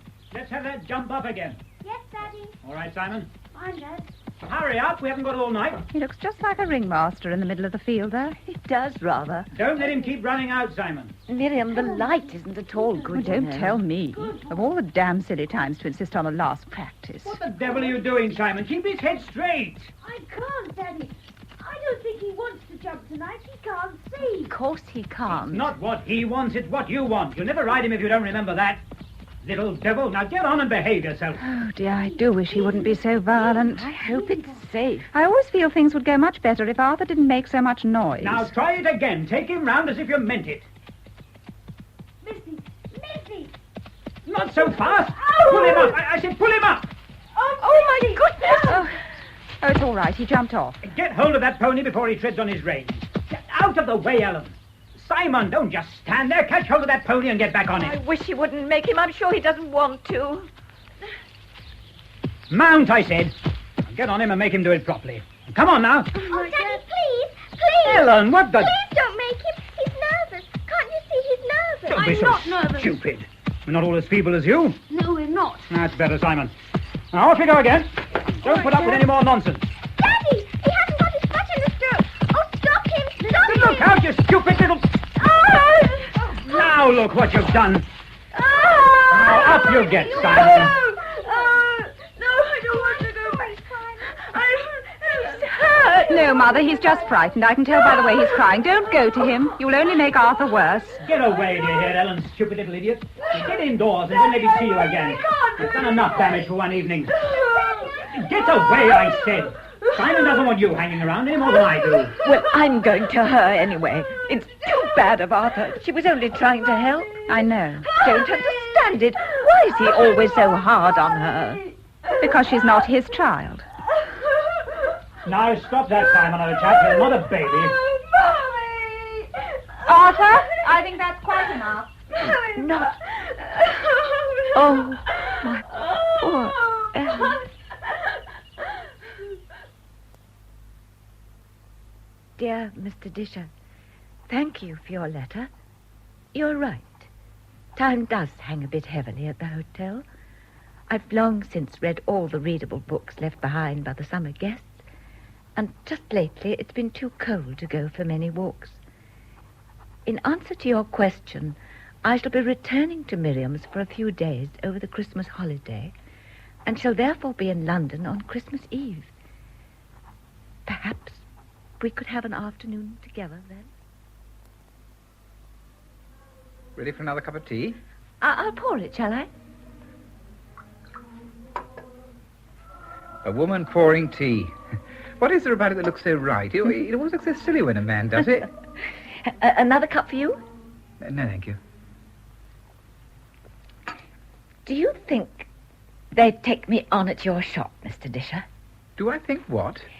That I could work in Abercrombie's like you. Oh, not in beds, of course, that takes experience, but the kind of things on the ground floor that women sell. No. Oh, no, that wouldn't do at all. Why not? I feel I ought to try and find a job. I'm so useless. No, please, it wouldn't be right. You shouldn't work. You mean I'm too old? Well, I'm no older than you, and look at you. Yes, look at me. Now, you know I don't mean that. You're a lady. Good heavens, I'm not. And even if I were, what difference would it make? It wouldn't do. Well, it's either that or going on as I have been, and even that may not be possible much longer. My friend Sybil may be giving up the hotel and ride soon. It's not really paying, and she's not as young as she was. She hasn't discussed it with her husband yet, but it's her hotel. Anyway, if that does happen, I couldn't impose on the girls more than I already do. A job of sorts is the only answer, if I can get one. Couldn't you ask someone at Abercrombie's to give me an interview at least? No, I'm afraid not. Well, it was only a thought. I want to ask you something. Yes. May I call you by your first name? Well, of course. I can't think why you haven't done it ages ago. Shall I call you Gordon? Oh, if you like. I do like. But, of course, when I work in your shop, I shall revert to Mr. Disher. Please, don't let's talk about that any more. Louise. Oh, what? Oh, I was just trying it out. Oh, goodness, is that really the time? I must go if I'm to catch my train. Oh, well, I'll come to the station with you. Please don't bother. It isn't necessary. It's Christmas Eve. The streets are crowded. You should have a man with you. Your coat. Oh, thank you. You shouldn't be thinking about a job, you know. It's pathetic. I won't let you be pathetic. I won't get you an interview either. That's not what I want for you. Well, then, I shall have to sign on at the Labour Exchange, won't I? If you don't mind, perhaps I'd better not come to the station with you after all. I've had a slight cold and it's raw out. No, that's quite all right. Oh, goodbye, then. You can see yourself down, can't you? Goodbye. Goodbye, and Happy Christmas. Happy Christmas to you, Anne. It's only a small thing. Some baby clothes I knitted at the hotel. I hope they'll be all right. Good God! What am I supposed to do with these? They're much too small. I knew you'd say that. I could hear you saying it while I was knitting them. Can I look, Aunt Anne? Oh, aren't they sweet? Look at that little vest. I'll make some more when I go back, Anne, if you tell me what you want. I don't know. I thought one just wrapped the things in shawls. Then you were rude awakening in store. Oh, go and fetch that bundle of clothes on my bed, would you, Ellen, darling? Yes, Mummy. I put some of my baby things together for you, Anne. I don't imagine I'll ever need them again. Lucky devil. I don't know. I'd rather like to have another baby. Oh, do let's have one then. That'd be wonderful. Do let's. Would you like it? More than anything in the world. Oh, don't let's give our baby clothes to Auntie Anne. Oh, we'd better. Run up and get them. There's a good girl. All right, Mummy. What names have you decided, Anne? Eh? For the baby, dear. Well, I haven't thought yet. Oh, really? Talking of names, Mother, what happened to that boyfriend of yours with the improbable one? What? Oh, you mean Mr. Disher, alias Lester Drage. Oh, he's still in evidence. She broke the journey to have tea with him yesterday, didn't you, Mother? Yes. Where's Eva? That's right. Change the subject. The tea party went all right, didn't it, Mother? Of course. Why shouldn't it? The subject's obviously taboo. Where is Eva? Regaling Mrs. Match with the news about the play, last I knew. Well, it is good news, isn't it? I mean that it's actually going to be produced at last, and in London. It could make her. Or break her. Sounds a right drag to me. Well, as long as Eva's happy about it, and she certainly seems on top of the world. Yes, she does, doesn't she? When are you off on the skiing bit, Miriam? The end of next week. The children are thrilled about it. Well, Simon and Judy, anyway. Ellen got some crazy idea that she'd rather go back with Mother to the Isle of Wight, I ask you. I don't think she much enjoyed skiing last time you went. Well, perhaps not, but there are other things to do, and I'd have thought Austria was rather more exciting than the Isle of Wight. Anyway, it's all booked. Besides, Mother, what on earth would your friends say if you arrived back on Friday with an 11-year-old child in tow? I'm sure Sybil would be delighted. It's her husband, George, who's the tricky one. He's never very pleased to see anyone. Hello, George. I'm back. So I see. Did you and Sybil have a nice Christmas? Hardly. Unless you call Sybil being taken ill nice. Taken ill? Sybil? I just said so, didn't I? Heart attack. Oh, no. Is she... I mean, will she... She won't be back here for a bit, that's for sure. I'm so sorry, poor So Sybil. there's going to have to be a few changes. Yes, I suppose so. My sister's coming to help out for the time being. That's good of her. So I'll be needing your room, I'm afraid. Oh, my room? Afraid so. But isn't there another room I could have? I don't mind how small. That little one on the third floor, perhaps? I'm shutting all the rooms on the third floor. No sense in giving the staff extra work. But there must be a room somewhere. There must. There are rooms for those who can pay our terms. Well, I can't. You know I can't. Oh, no, then I'm sorry. But Sybil's always... Sybil's not here now. All right, then. I'll go if you really want me to. I'll go as soon as I can make other arrangements. It'll only take a few days. I don't think you understand. My sister's arriving this evening. But you surely don't expect Your me to... fare will be refunded, naturally. If you go at once, you'll catch the afternoon boat back. But you can't throw me out at a moment like that. It'll be evening before I get to London. Where will I go? I thought you had 3 loving daughters. Very well, I'll go. As a matter of fact, I shall be thankful to get away. I don't think I could stand this place without Sybil.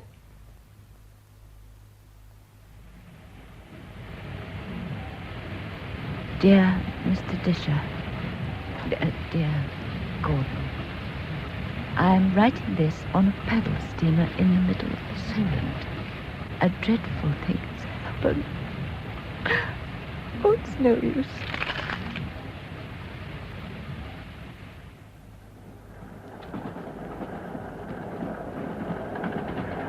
Dear Gordon, I'm afraid when we met on Christmas Eve, I must have upset you in some way. I'm sorry. I wouldn't have for the world.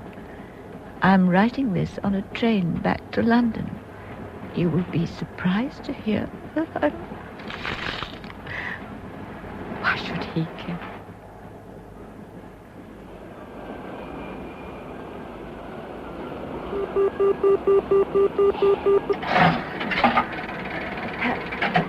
Hello? Who's that?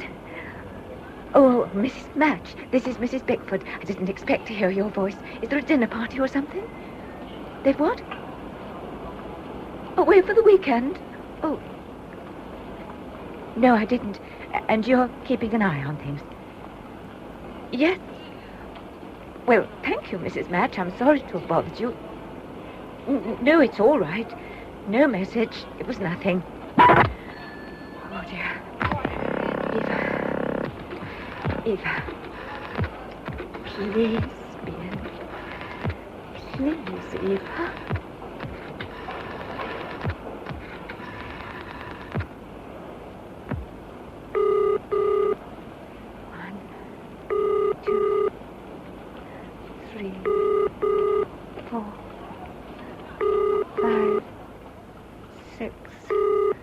Seven, 8, 9, 10.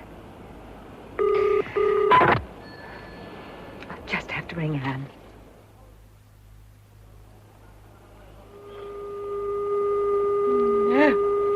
No, Anne, you can't be. You can't be out of order. Not tonight. Oh, my God. What am I going to do now?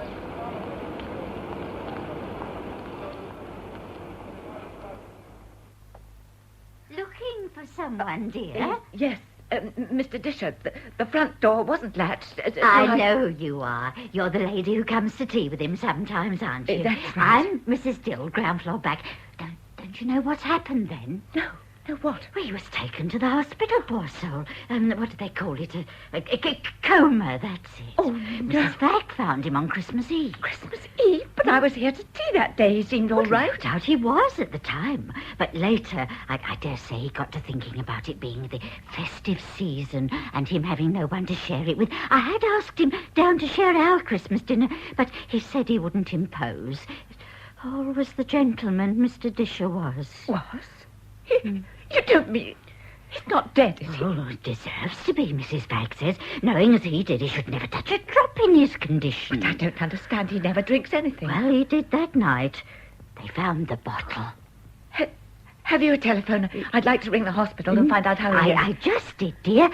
Fairly comfortable, that's all they'll say. And he's not allowed visitors. Would you like a cup of tea? You look quite upset. No, thank you. If you could just give me the name of his ward and so on, so I can write. Certainly. Thank you. And then I must be on my way. Far to go, have you? I hope not. It's nasty out, isn't it?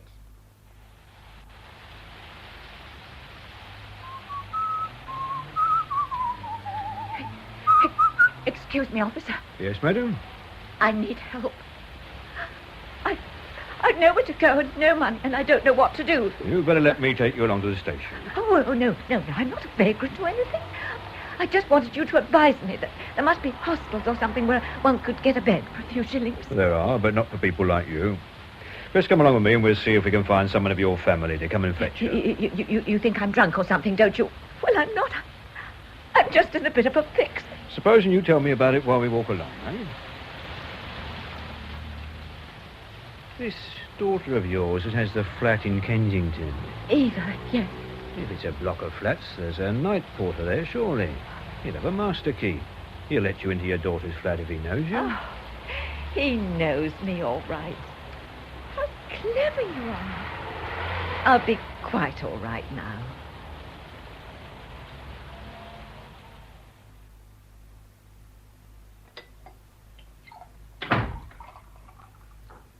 Eva?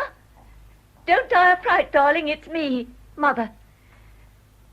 Mother, what are you doing here? Well, it's a... Look at you. You're drenched. Whatever's the matter? Nothing. Where have you been? Just walking. In this weather? Without a coat? You must be mad. Who were you with? Nobody. I went out by myself. I wanted air. Darling, something's the matter. Don't put on that shut-in face. Tell me, please. I won't say anything silly.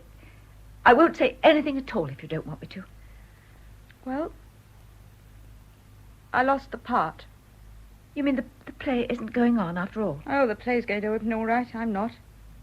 They've chucked me out, given the part to someone else. Oh, darling. I know you'd set your heart on this play, but there'll be other chances for you. I know there will. You're so clever and attractive, you'll get something much better. I'm going away. I'm joining a small rep company up north. It's a dud one, but I must get away. There's something else, isn't there? Yes. Oh, I don't even care much about the play now. David has gone back to his wife. I shan't be seeing him anymore. Well, aren't you going to say I told you so? When you were a child, I always thought you'd be the happiest one. So did I. It got away from me.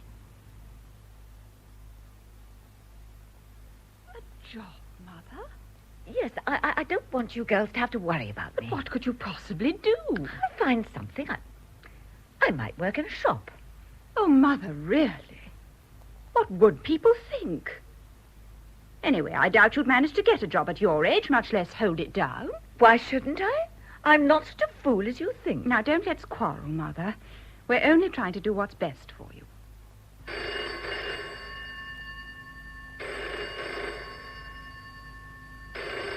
Anyhow, Eva, first things first.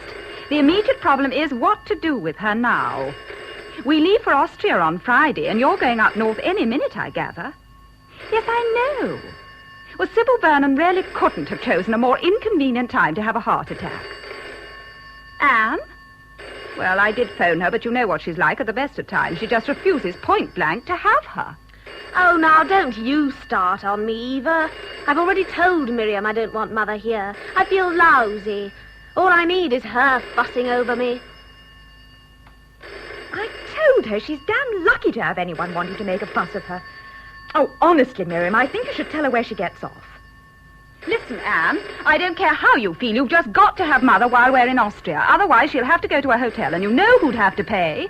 Why should Arthur have to fork out because you're so selfish? Hello? Is that you, Frank? Yes, it is. Is Anne there? No, don't disturb her if she's lying down. Just tell her I called to say I shan't be coming to stay with you. I'll be making other arrangements. It's good of you to say so, but don't pretend. I know Anne doesn't want to be bothered with me now, and I don't blame her. I know what it gets like towards the end. I don't know where I'm going yet, but I'll think of something. I just can't be dependent on the girls any longer. It isn't fair on them, and it isn't very easy for me either. I can't. Oh, Frank, I don't know what to do. Miriam says I can stay here when they get back, but they don't want me, and I don't want to come. I just can't go on like this for the rest of my life, always packing and unpacking. Don't think I'm ungrateful. The girls have been wonderful, but I hate it. I hate it. Mother, it's Frank again. Listen, I've had an idea. Not much of a one, so jump down my throat if you want to. There's a chap near here. I talked to him the other day, and he mentioned this. Said anyone could have it cheap. Well, no, it isn't exactly a house. It's Oh, no, you couldn't. Let's forget it. Well, to tell you the truth, it's a caravan. Oh, but a caravan, Arthur. It's most unsuitable. Unsuitable or not, it's solved our problem. No one's had any better ideas. Oh, I suppose you're right. But it does seem an extraordinary way for Mother to want to live. As long as it gets her off our back. And it'll be somewhere for Ellen to go in the holidays. Yes. It'd just suit you to be rid of her too, wouldn't it? Now, did I say that? No, you never actually say anything, do you?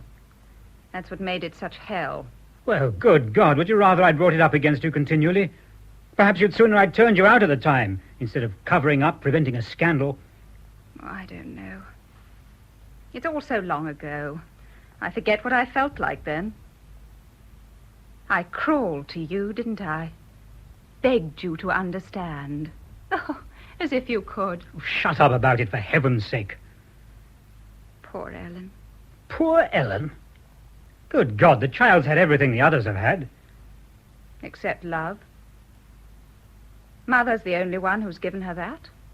Then think how happy they'll be together in her damn caravan. Granny, it's heaven. Not quite. Oh, but it is. It's even nicer than I imagined it. Well, it looks much better since Uncle Frank gave it a lick of paint. Careful of the oil heat, Ellen. Is this my bunk, the top one? Yes. Super. Well, you'd better stay up there while I try and unpack your things. There's not really room for us, as well as 2 suitcases. You've even got that nice big tree up there for shelter. Doesn't always seem so nice. You should hear it creak at night sometimes. You've certainly bought enough clothes. I said just jeans would do, but you know Mummy. Oh, I'm so glad they let me come. So am I. I suppose it must get a bit lonely for you sometimes. Sometimes. Uncle Frank looks in on me now and then, but he's very busy, of course, and Auntie Anne, well, she's got the baby to think of now. I'd sort of imagined the caravan was nearer the farm, really, so you could see their lights at night. Still, it's somewhere of your own, isn't it? Better than before. Much. Oh, I see you've brought this with you. Goodbye, old friend. I thought you'd let me hang it up. Can I, Granny? At the side of the bunk there. Your walls won't crumble, will they? Granny? I'm sorry, darling. I was just thinking. About Mr. Disher? Yeah. Why didn't you ask him down here for the weekend? He'd never get behind the table, but he could have the camp stool on the other side. And where would he sleep? Anyway, he could come, I don't suppose. Is he still ill, then? I don't know. I thought you were going to write to him in hospital. Ask if you could visit him. I did, twice, but there was no answer. He may have died like the man in the picture. Oh, Ellen, what a way to talk. Can I put it up? Goodbye, old friend. Yes, of course. We'll ask Uncle Frank for a nail later. I wish I could stay here forever and ever. Still, I'll be here for my birthday. I know. Why don't we have a party here with a cake and everything and invite Uncle Frank and Auntie Anne and the baby? Can we, Granny? I don't see why not. Oh, now don't start that again. I'm only lighting a cigarette. Shall I take her, Auntie Anne? Oh, hello, Ellen. Would you? She's lovely, isn't she? I think she's revolting. She's beautiful. You're as bad as Frank and Mother, soppy things. You are bringing her to my birthday party tomorrow, aren't you? We're making decorations for the caravan and everything. Has Mother made the famous cake yet? No, that's why I came up. She can't. The beastly stove has conked out again. It's run out of gas. No, it's the same thing that always happens. Uncle Frank's the only one who can fix it. Is he around? Nope, he's away. Uncle Frank is? Well, just for the night. His brother's ill. He'll be back tomorrow. But that'll be too late. Granny'll never get the cake made in time for tea. You know how long it takes her. Relax, love. It isn't the end of the world. Harry's fooling about in the yard. Why don't you get him to look at it? We did. All he did was to tear one of the burners loose. He lent us an awful rusty thing to cook our lunch on. Not that old Primus with a broken leg. Yes. You'll blow yourselves up with that. It'll have to do till Uncle Frank gets home. You will tell him tomorrow, won't you, Aunt Anne? As soon as he gets back. Yes, I'll tell him.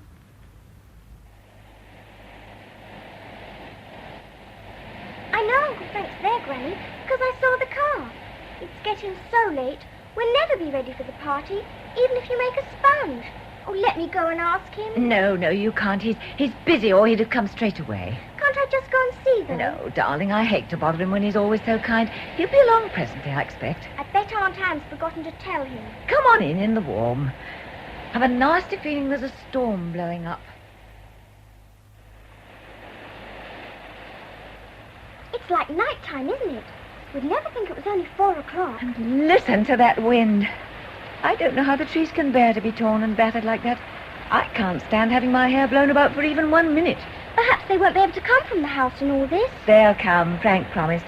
And Anne's mad enough to bring the baby out in any weather. But what will they eat, Granny? Now there's no cake. I tell you what, I'll make some griddle scones. There should be time. I know I swore I'd never light Harry's stove again after what it did this morning, but I'll try. Griddle scones? Yes, that'll be something. Now, stand well back, Ellen. Don't worry, I'm getting up on the top bunk. Right now. Matches. Now.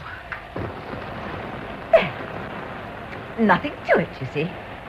Now, I'll just put the frying pan on to warm while I mix the batter.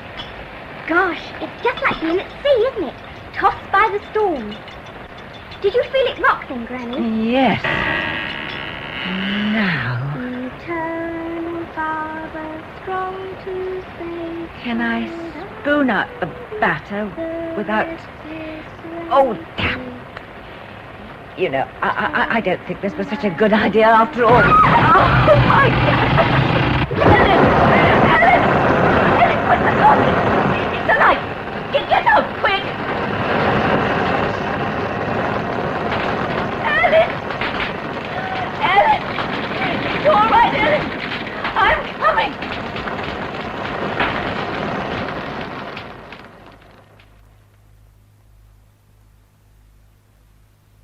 Mrs. Bickford? Mrs. Bickford? Someone to see you. Hello? You. Ellen might die. She won't. You saved her life. I read it in the papers. I had to come. Forgive me. They've taken her away. Just to the children's hospital. The nurse told me. She said it'd take time, but she'll be all Time. right. Yes. She'll need so much care. Care and loving. And how will she get that from... It was her birthday. I thought you were dead. Why didn't you write? I was ashamed. I took a drink, you know, because I was upset about you. That doesn't excuse it. About me? Yes. Perhaps you don't remember. I asked you to marry me and you laughed. Oh, didn't know what you meant. Then I'll have to make it plainer this time. I've come to ask you if you'll marry me. Oh, no. Oh, please don't try to be kind. I'm tired of people having to be kind to me. I'm asking you to be kind to me. Oh, thank you. We could have Ellen with us later on, perhaps. We could care for her. She could be like our child. Oh, yes. The girls are coming soon. I don't think I can keep awake for them. Will you see them for me and tell them what you and I are going to do? And tell them whatever will they say?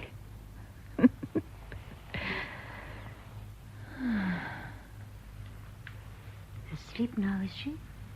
Yes. I wonder, nurse, are the three ladies waiting?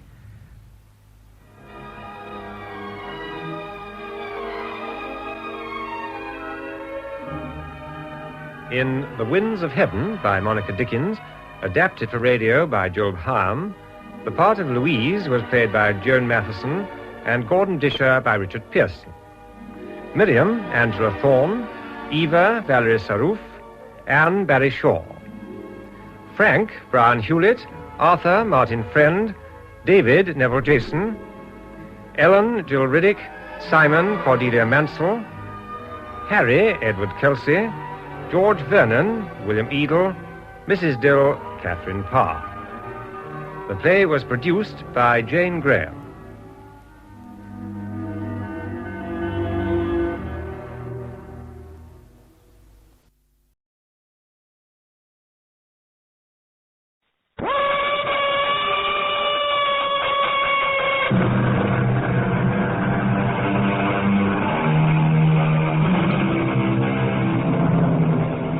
Come in.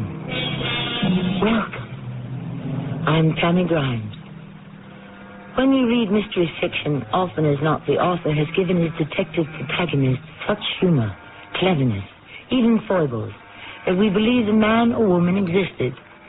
You'd go a long way to meet a Nero Wolfe, a Charlie Chan, a Hercule Poirot, or a Bertha Cool. Forgive me, all you super sleuths not mentioned.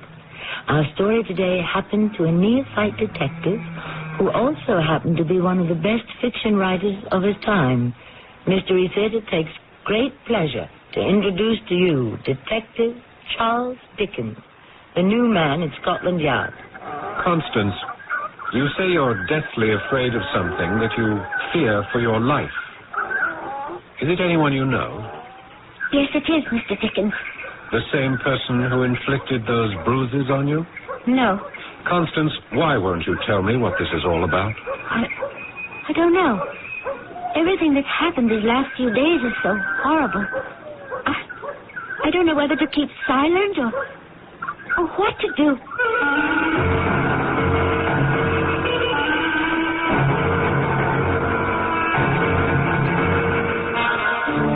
Our mystery drama, The New Man at the Yard, was based on the true history of Scotland Yard and was written especially for the Mystery Theater by G. Frederick Lewis and stars Paul Hecht.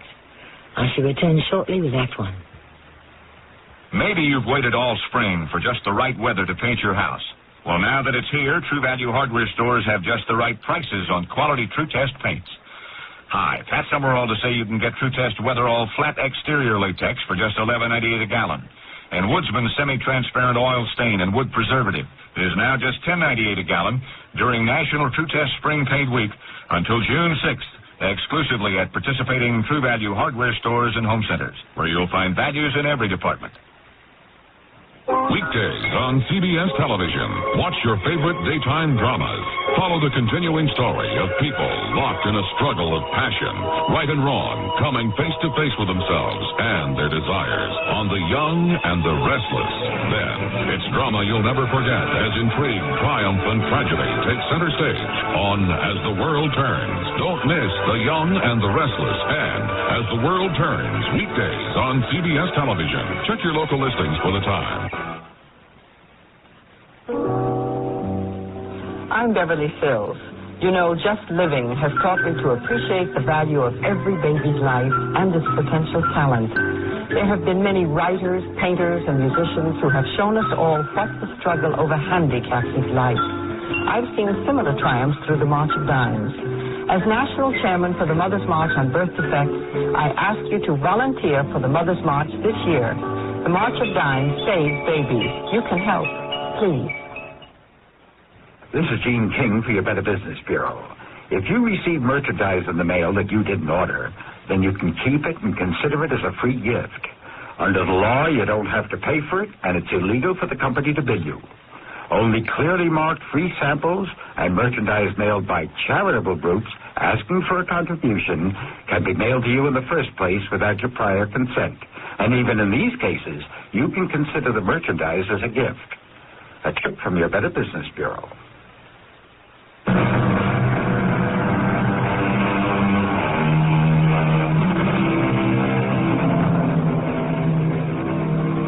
Murder, as Shakespeare tells us, though it have no tongue, will speak. And indeed, such was the case ultimately solved by the new man at the yard, Charles Dickens. He became a rookie detective, his assigned partner, Inspector Thomas Witcher.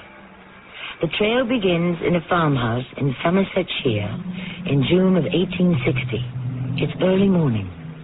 Constance Kent and her stepbrother Francis are rising, but hardly shining. How many times have I told you that's not the way to shake down ashes in a stove? You take the handle and give it a violent rattle. You'll never get any ashes out that way. Francis, if you don't like it, you know what you can do. Don't you dare talk to me like that. I'll talk to you any way I like. I've as much right here as you. Francis! Constance! Can't you two start one morning off without squabbling? Every morning we have the same bickering and backbiting. One would think you were children, not two adults 20 years old. I'm sorry, Father. I'm sorry, Father. How I wish you and your father had never come into our lives. That is one thing we agree on. He should never have married a farm woman with an uncouth son like you. You are certainly the last person I'd have chosen for a brother. And you're the last creature on earth I'd want for a stepsister. You people from London have no idea about farm life. Why don't you sing another tune? Every morning it's the same. Oh, I wish I didn't have to do the farm duties with such an unpleasant, nasty boy. Boy! Get out of my way, creature! I will move when I choose to move. Stand away from that door, or I'll take a hand to you. Oh, you do that, Francis, and you'll get this broom right across your face. You'll soon see about that. This is my farm, my home. I was born here. My mother and father and their parents before them owned this farm. It was a sad day when my father died, but a still sadder one when my mother married your father. You hellcat! Hit me with that broom, will you? You come one step closer. I'll run these scissors right through you. You say one more bad thing about my father, you just see if I don't.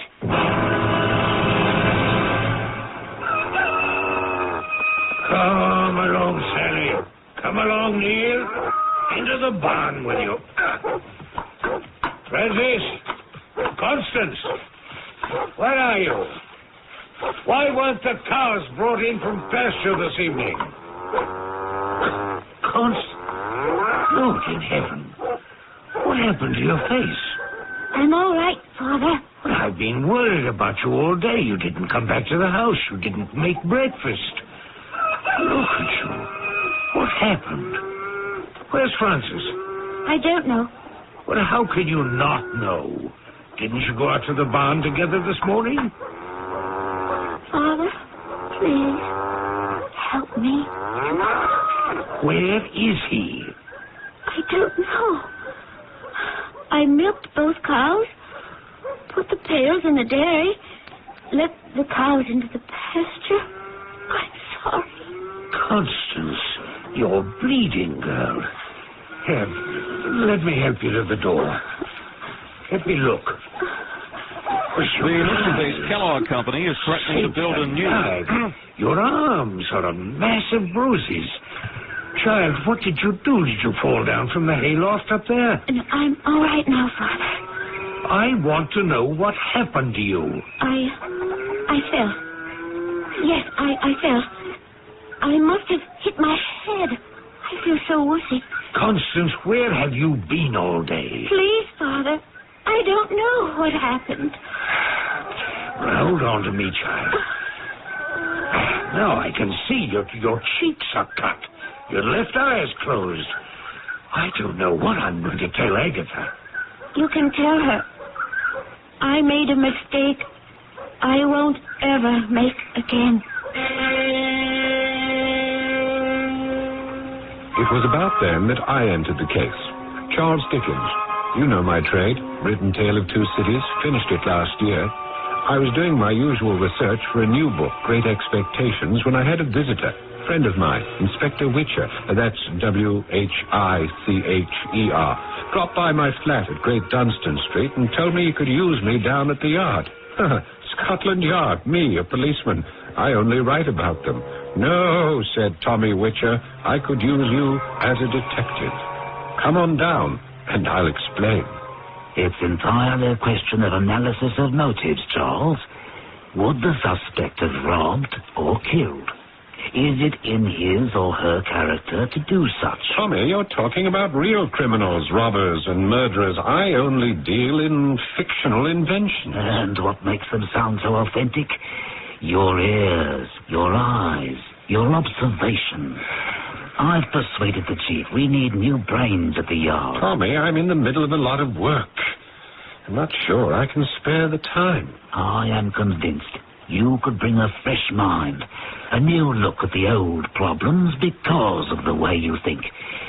Charles, will you give the yard a few weeks, a month? Well, say just one case, as a favor to me. Well, as a matter of fact, I do like the idea. Visiting the scene of the crime and all that. You know, back when I started, when I was a law reporter, I always envied the men the excitement of dealing directly with crime. Is it a yes, then? A qualified yes. What do I do? Well, there's an interesting case that's been puzzling us. And even though it's in Somersetshire, out of our jurisdiction, the chief said to get cracking. Somersetshire? You're pulling my leg. That's where my house is, when I'm out of London. Oh, well, the coroner cannot decide whether the victim committed suicide or was murdered. Murder? Suicide? Up there? I know every soul in the area. It's the quietest, most out-of-the-way spot in England. It's not a coincidence. I knew you had a house there. What intrigues me, Charles, the victim might even be someone you know. A young man named Francis Kent. He was found strung up in a barn, his head bashed in. Francis, that's John Kent's stepson, Agatha's boy. I know them. I believe it is. Yes, Francis' father died last year. Cholera, terrible thing. Then Agatha, his mother, remarried a man from London, John Kent. Yes, he thought he'd like to try country life. I don't know him very well. Has a daughter, Constance. Very pretty girl, strong, spirited. Think she was brought up in Africa. Yes, there's also a farmhand who's always worked that farm and lives nearby. What is his name? That's it. That's your first assignment. Go there, make a preliminary survey, talk to people, and report to me what you find. Right, how I'll do it. Try my hand. The farmhand's name is Oliver Wattle. Wattle, that's it, yes. About 50, works all the neighborhood farms. Yes. Devil take it. I'm just beginning to realize the enormity of this thing. Agatha must be broken-hearted. Francis was all she had left. Well, the farmhand Wattle, according to the report from the local constable, has disappeared. Oliver disappeared? Vanished. Oh. That's something for you to look into. Yeah, so I'm to examine the terrain. Particularly the barn. The yard never takes anyone else's reports. Talk to everyone? Anyone. Connected with the tragedy. Stay up there as long as you have to. I'll be here at the yard. Yes. I wish it were not a family I knew so well. It should make it easier for you. They'll be candid, perhaps even truthful. We'll be looking for your report. Oh, Tommy, I'm flattered you feel I'm equal to the task. Oh, more than equal. Your eye on crime has great value because, as your own Mr. Pickwick once said, You are an observer of human nature. As I said, that was the beginning. Once in Somersetshire, I walked over to Agatha and John Kent's farm. It was the most normal thing in the world for a neighbor to come by to pay respects and offer condolences. Mr. Dickens, we're grateful. John, my sorrows go with you. I appreciate the gesture no end, Mr. Dickens. Oh, now, if I call you John, you must call me Charles. I've known Agatha for years. How is she? Badly shaken. Yes. I would have thought Agatha's boy hadn't an enemy in the world. He was a very likable young man. His mother is inconsolable. Have you given up London, and are you coming back here to live? Well, John, I'll be frank with you. Scotland Yard has some doubts about this case, and, they've asked me to look into it. Oh, I didn't know you were also with the police. No, only briefly, and only recently. It's by way of an experiment. I have an old friend at the Yard, and he thinks I might be useful. John, tell me, is it true Oliver Wattle has disappeared? Hasn't been seen since the day of that horrible accident. You're positive? Certainly. John, a moment ago you called it that horrible accident. Now, I'm not questioning it was horrible, but an accident? Francis, I was told, mind you, I wasn't here. Francis was found hanging from one of the crossbeams in the barn. I cannot bring myself to believe he hanged himself, and I don't see how anyone else could have strung him up on a rope against his will. Hanging is not the kind of murder one can accomplish if the victim objects. That's why I hold, and Agatha does too, it must have been an accident.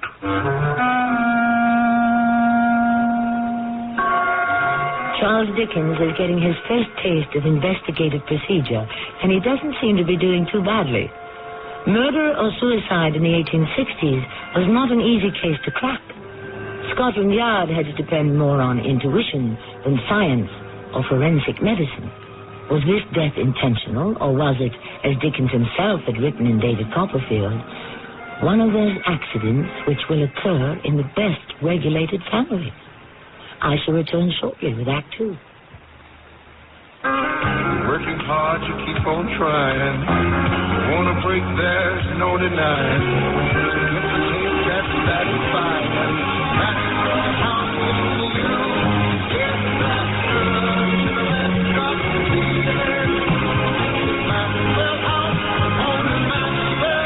A taste of feeling like no other coffee. Always good to the last drop.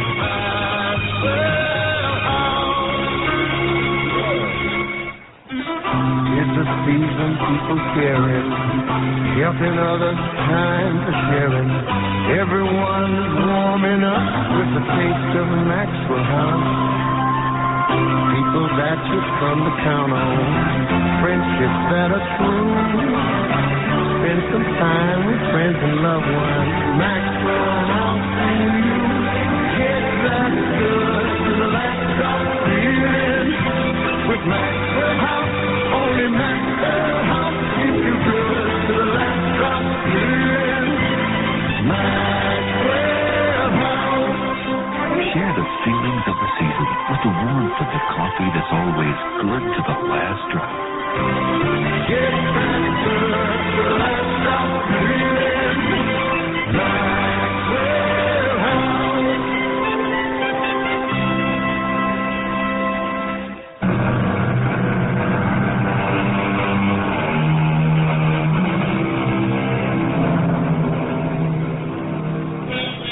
Charles Dickens, novelist, has embarked upon a new career, temporarily, we assure you. He is attached to Scotland Yard and partnered with the best-known detective of his day, Inspector Tommy Whicher, assigned to a mysterious case, murder or suicide. Dickens visits the place where the young man died and talks to his stepfather, John Kent. Are you saying you were not in this house when Francis was found, John? No. I'd taken Agatha to her doctor in Ashburn. She's not been well for a few months. Hasn't been able to shake whatever it is. Mystifying. Anyway, when we returned, the poor boy's body had already been discovered in the barn and cut down and taken off to the coroner. Well, who did find him? My daughter, Constance. Oh, dear, that must have been a shock. I remember her well. How is she? Bearing up. But it's been a strain. Yes, I can imagine. Not only walking into the barn and there he was, but the police questions and the coroner's questions afterwards. Well, would you tell her I was asking after her? You can tell me yourself, Mr. Dickens. Oh, my dear young lady. What a frightful occasion has brought us together again. Constance, you said you didn't feel well enough to get up today, and here you are. I heard Mr. Dickens' voice, and I wouldn't miss an occasion to talk to him for anything. John, do you mind if I stroll about the farm? Well, go anywhere you like. Thanks. Oh, Mr. Dickens, may I walk with you? Are you sure you're up to it, dear? Oh, yes. Fresh air might benefit the child. Oh, it will? Yes, don't worry, John. I shall have her back here at the house very shortly.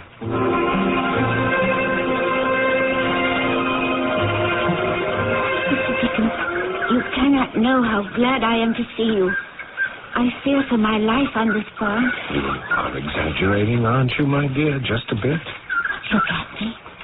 You were kind and gentlemanly enough not to ask what these bruises are on my face, these bandages on my arms. Well, it wouldn't occur to me to intrude. I have to tell someone. I haven't told the police. Why? Why on earth not? It would make everything so much more complicated. Constance, you say you're deathly afraid. Is it someone you know? Yes. The same person who inflicted those marks on you? No. Do you mind if I step inside the barn and have a look around? No, go ahead. But do you... No, of course, I understand. Indelicate of me. It was you who found Francis in there. You avoid the place, I'm sure. I tried to. But I had to show the Somerset police. You understand? Where? But I will go into the barn with you, if you like. Here. Let me help you with that big door. Oh, you don't have to. Many's the morning when I've been the first one here. Milked the cows, opened the barn door, led them out, and closed the barn door. I've become very strong for a city girl. You did all the farm work alone? Oh, no. We shared it. Oliver and Francis did the heavy work and the planting.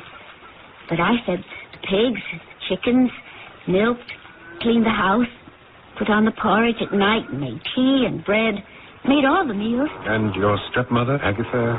She's been ailing since winter. Yes. Oliver, he showed me everything. He was nice. I'm sorry he's gone. You've no idea where? No, I haven't. You're telling me that you and Francis did not get along? Francis thought everything I did was wrong. Unfortunate living under the same roof. I didn't like Francis. He hated me. Jealousy? In a way. He hated that his mother married my father so soon after his own father's death. And he took his hate out on me. Oh, Mr. Dickens, you don't have to pretend any longer that you don't notice these black and blue marks on my face and arms. They're also, well, across my back. Oh, he hit me with a rope. No, I can't say I mourned a great deal when he was dead. Constance, is this where they found Francis? That rope cut off up there? This is where he was? Yes, now look, I don't think I'm quite clear on this. I thought that he'd been done in by some unknown person, but he hanged himself? When I saw him hanging up there, I climbed onto the loft and cut him down. And you think it was Oliver? I mean, that's why he ran away? No, I don't. Oh, not that he had much use for Francis. He knew him for a long time. Keep away from that bully, he'd tell me. You think he disliked him enough to kill him? Mr. Dickens, do you mind if we leave the barn now? I can't even do the milking in the morning anymore. It makes me ill just to be here.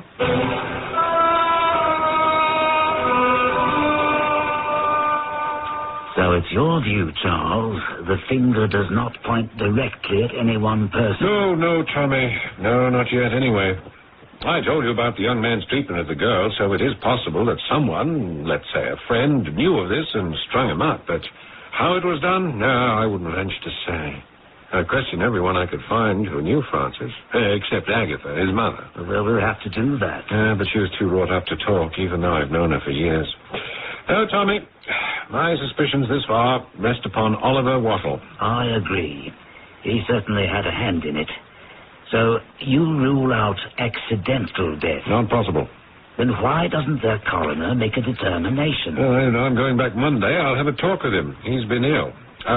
Now, are you allowing me to continue on this case alone? You're making progress. The department will be satisfied. Why do you ask? Well, from my point of view, I'd feel more valuable if I could be 2 steps behind an expert, rather than falling over my own feet. Well, good enough. My desk can be cleared. We'll tackle this one together. Monday, the Somersetshire coroner.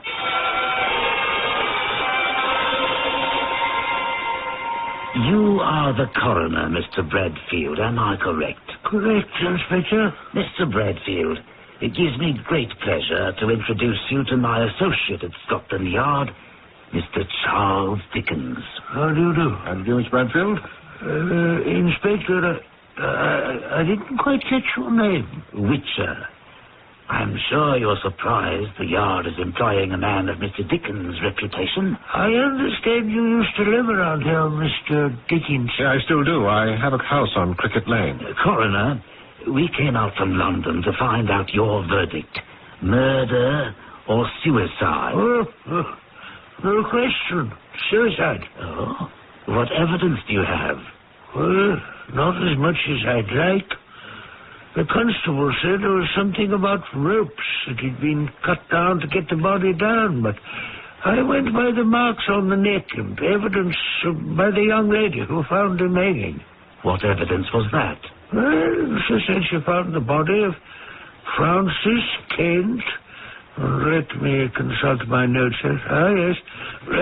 I climbed up to the hayloft and took a knife and cut the rope. And then he fell to the ground, and I tried to revive him, but he was dead, and I couldn't. May I see your report? Thank you. What is this? About one ankle broken? Well, it was indeed one ankle. So I concluded that when the body was released by the young lady cutting the rope, it fell straight down, feet first, upon the barn floor, with sufficient force to break that one ankle bone. I've also made note of several contusions about the back of the head. Caused by the rope? Well, I can't be sure. The loose end had disappeared. But there are contusions behind the cranial cavity. Again, I concluded the head must have encountered a rafter. Hence the abrasions, etc. Have you performed an autopsy? Well, I thought about it and suggested it in passing to Agatha. Well, she wouldn't permit it. You are recommending a verdict of suicide? Oh, no question. Now, Coroner, we're not asking you to change your opinion, which is, after all, based on your medical expertise, but couldn't you perhaps delay convening the jury until Inspector Witcher and I have done a bit more investigating? There may be conflicting aspects. Any I should know about? Oliver Wattle, for one. A possible suspect. Yes, and neither of us have talked to Agatha. She may shed some light. The entire Kent family may know more than they have reported so far. Certainly, Oliver Wattle should be found and questioned. Oh, you both you gentlemen, suspect it may not be suicide at all, but murder. Coroner Bradfield, how can we close our eyes to the remotest possibility?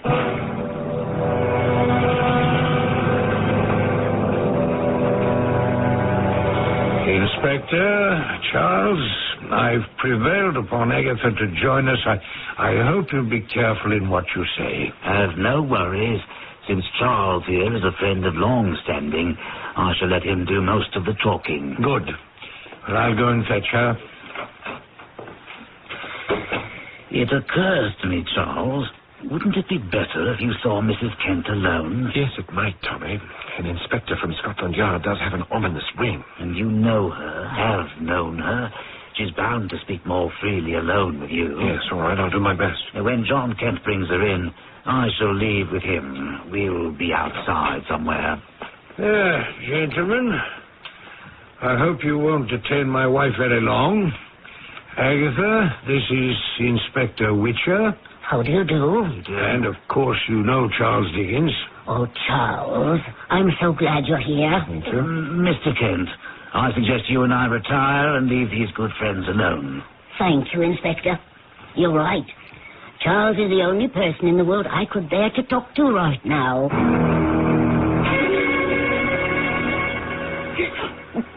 I had such great expectations for my Francis. And now... Yes, Agatha, I should be frank with you. None of us believe for a moment that Francis took his own life. Oh, I'm so glad to hear you say that. Someone must have had a hand in it, and we have every intention of finding that someone. Who he is, we still don't know. We haven't a shred of evidence. But there is one person, Agatha, whose actions and motives we cannot account for, and that is Oliver Wattle. Oh, poor Oliver. The poor dear. Now, why do you say that? Because he came to me and asked me to hide him.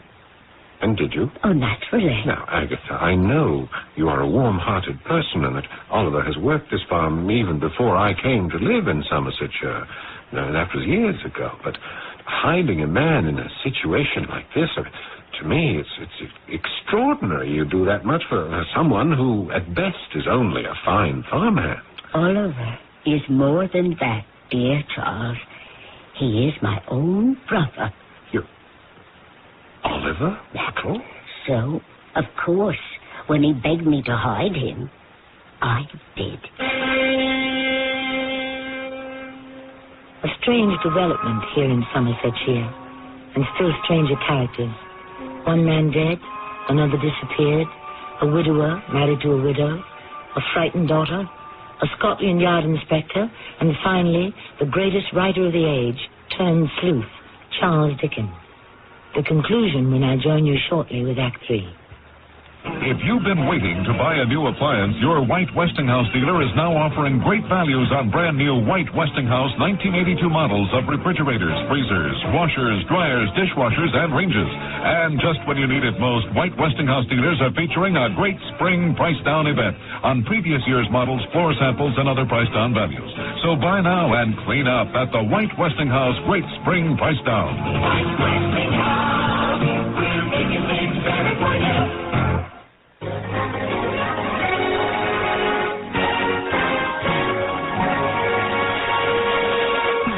Your Detroit area Cadillac dealers are issuing an invitation. An invitation not just for Cadillac owners, but for owners of Chevrolets, Pontiacs, Oldsmobiles, and Buicks as well.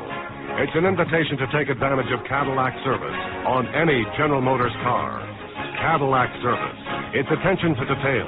It's a degree of respect that you as a customer may never have encountered before. Cadillac service is as close as your nearest Detroit area Cadillac dealer, and it's available for all GM cars. You'll find that your Cadillac dealer service department is no more expensive than service at an ordinary service facility. Accept this invitation. Find out what it's like to be treated like a Cadillac owner, even if you drive something else. You'll find our service is like our car.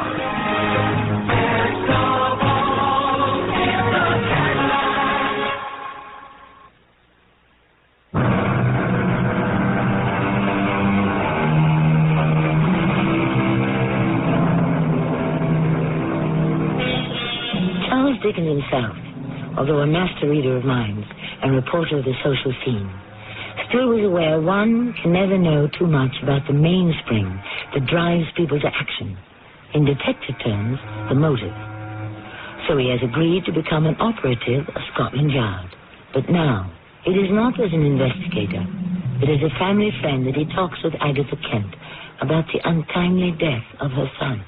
Agatha, when did you last see your brother and Oliver? The day they found Francis. That very day?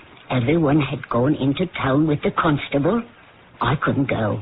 I couldn't bring myself to go. You were, in fact, here. Right where I am sitting now, in this chair. You didn't go with John to Ashbourne to the doctor that day. Oh, my doctor don't live in Ashbourne, and I haven't seen him since Easter. Uh-huh. Well, what happened? The house was empty. There was a rapping on the window. It was Oliver. You got up and let him in?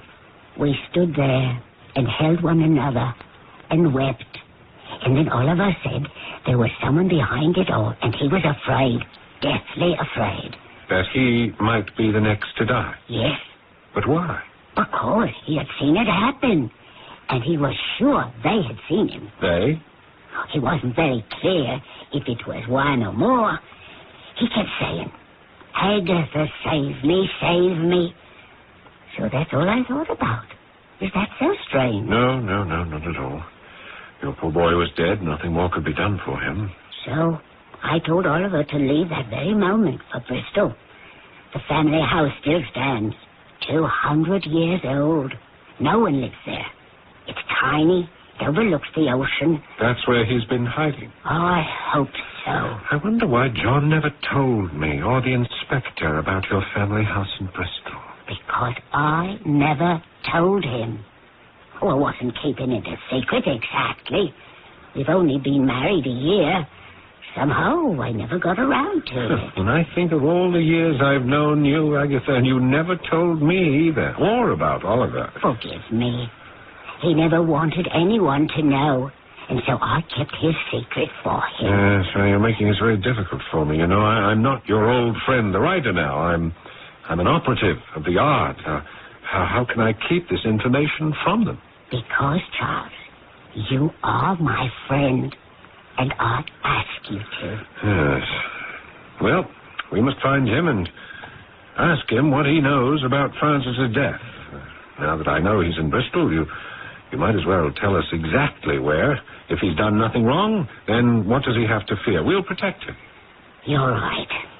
Let me send him a letter and tell him to come back immediately. Yes, well, now I'm tiring you, Agatha. I'm sure I'll go. Now, you send that letter today, and we'll talk again. I've opened my house on Cricket Lane so that Inspector Witcher and I both have a place to stay and until this case is solved.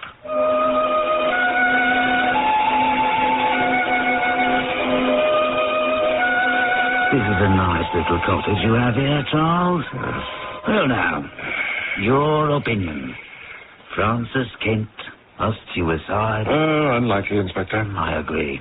Improbable. Suspects? Oliver Wattle, yes? Yes. John Kent himself, yes? Well, I don't see a motive, but I can't rule him out. He lied about going to Ashbourne with Agatha. No such thing occurred. Constance Kent. And I'm afraid I can't rule her out either. Easier to rule her in. Yes. Visible evidence of the young man's cruelty to her. She alone found him dead. Cut him down, and either carelessness or intent so disfigured the corpse we don't know exactly how he died. Well, I wouldn't say that, but I would say she was on hand when the noose end of the rope disappeared. Why did it? Unfortunately for her, but there it is.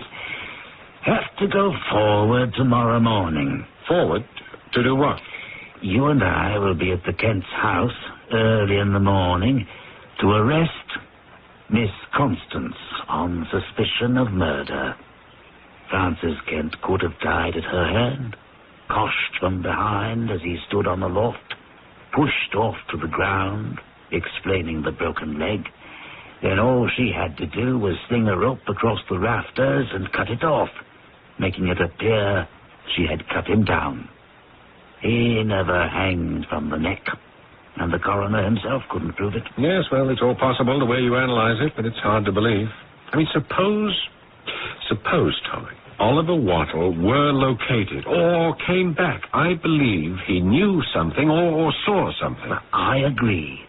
And what I have just told you is what I think he saw. Now, look, Tommy, you inveigled me to assist you because you said you valued my character judgment, and I tell you categorically that Constance Kent had nothing to do with the death of her stepbrother, that she was not implicated, that her connection with the boy's death was pure coincidence. I do value your instincts, Charles, But to rely upon that in the face of hard evidence is a mistake. A woman is just as capable of revenge and murder as anyone else.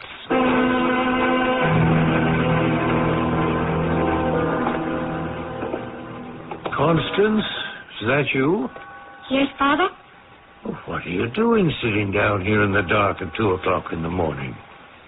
I couldn't sleep. What's being down here looking into the fire? That's not going to help. I like it here. I might as well stir it up then. It'll go out at this rate. Father, don't. Put the poker down, please. What in heaven's name is the matter? Why are you backing away from me? Don't stir the fire. Put the poker down, will you? Please, put it down. 2 in the morning. Such goings on. Oh, please. All right. I don't understand you. Constance? Yes? Walk over here. Come back to the fire. You won't pick up the poker again? Are you afraid of me? Your own father? Well, it's late. I'd like to just sit here alone. I'm all right. You're not answering me. I don't want to talk about it now. You know I would never do anything to hurt you in the slightest way. You must know that. Yes, Father. All right. So long as you know that. When your mother was ill, that final illness when we came back from Africa, I swore to her I would never let anyone hurt you in any way. I kept that promise. You know that. Didn't I? All right. You don't want to talk about it now, but we both know what I'm talking about. Good night, child.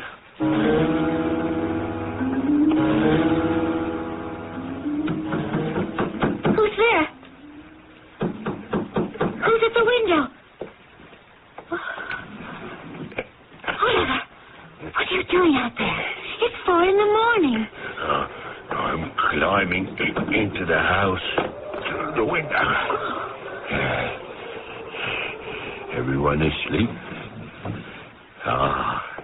You still have a nice fire going. Let me get to it and warm myself. Oliver, why are you here? Why that tone of voice, Constance? I'm your friend. I always was. I'm afraid of you, Oliver. No, you're not. You're afraid of what I know and what I saw. But I went away, didn't I? So that no one could ask me questions. Is that why you went away? Where did you learn how to do it? Huh? How could a young, pure girl like you do such a thing? It was like trapping a wild animal. Yeah, but then I remembered my sister telling me where you and your father came from. Your sister? Yeah, I don't mind if anyone knows now. Agatha.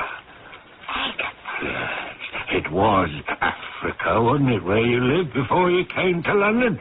She told me Africa. That's where they do those things, isn't it?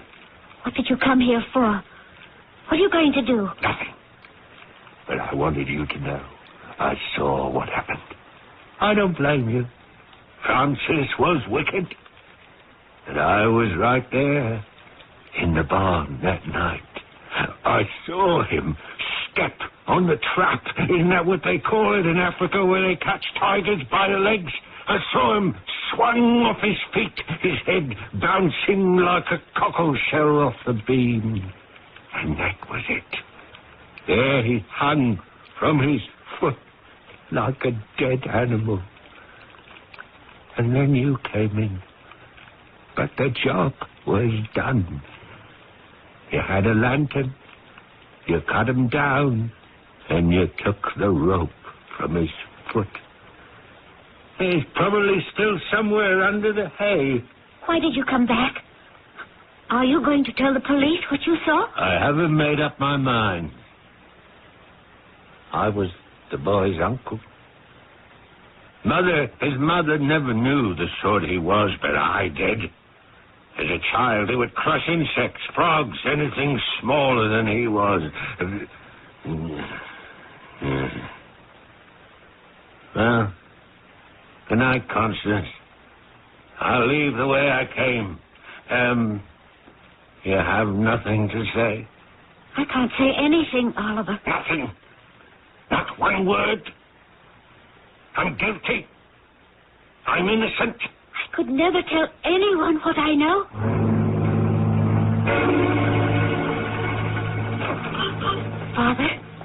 Father, are you awake?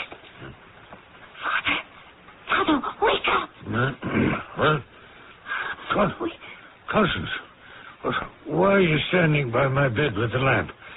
What is it? What's the matter? Oliver is back. Oliver? Father, he saw it happen. He saw the whole thing. He knows. He knows what? He saw the way Francis was killed. He was in the barn. He saw me come in and cut him down and hide the noose for the foot. He knows about Africa, that it was a tiger trap. Oh, he's read it or guessed it.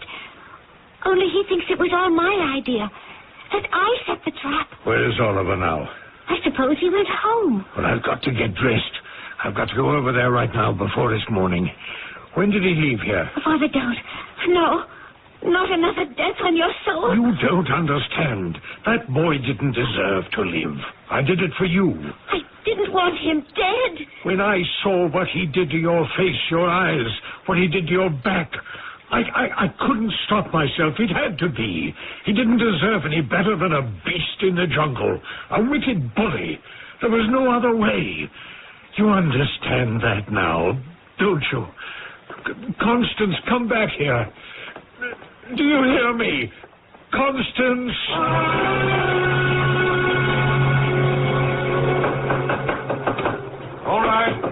All right, I'm coming. Constance, what are you doing here so early in the morning? Oh, Mr. Dickens, you've got to come quickly. The inspector, too. What is it, child? He's going to kill Oliver. We must stop him. It's my father. He doesn't know what he's doing. He thought he was protecting me. Oh, please come. Inspector Witcher, please come down. The inspector's not here. Don't you understand? My father's gone off his head. He doesn't know what he's doing. Constance, please. I want you to calm yourself right now, this instant. Now, your father is all right. He can't do any harm to anybody. I don't understand. Constance, do you remember about 4 o'clock this morning when Oliver went into your window? Your stepmother Agatha got word to him and made him come back.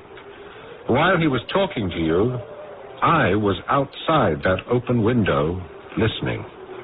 And when Oliver left, I followed him. Then you heard him say that I set the trap. Yes, but I didn't believe that.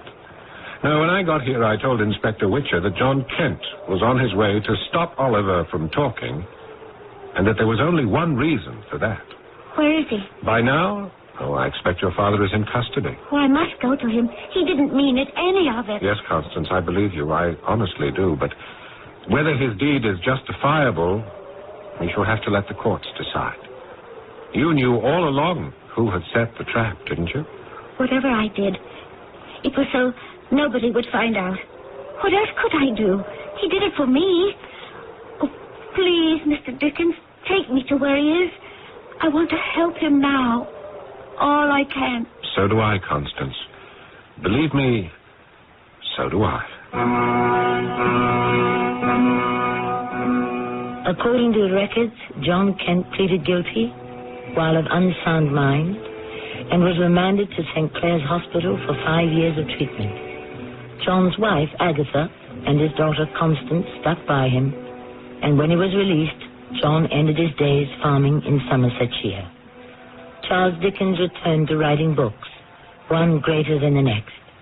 I shall return in a moment. If you've been putting money aside, you're right to be concerned about inflation eroding its buying power. That's why you ought to know about Dreyfus Liquid Assets and how it can help you earn today's high money market yield without tying up your cash for months or years. Start with as little as $2,500. Make added investments as low as $100. With Dreyfus Liquid Assets, your money is yours whenever you need it. Phone for it, have it sent to your bank, or write a redemption check for cash or to pay your larger bills. You keep right on earning that high yield, compounded daily until your check clears. No penalties on interest, no sales charges, no charge for the checks. It's so simple, sensible, convenient. But find out for yourself. Call toll-free 800-228-5000 for free information and a prospectus including management fee, charges, and expenses. Read the prospectus carefully before investing or sending money. Discover how Dreyfus Liquid Assets can help you get the lion's share of today's high money market rates. 800-228-5000. Toll-free 800-228-5000.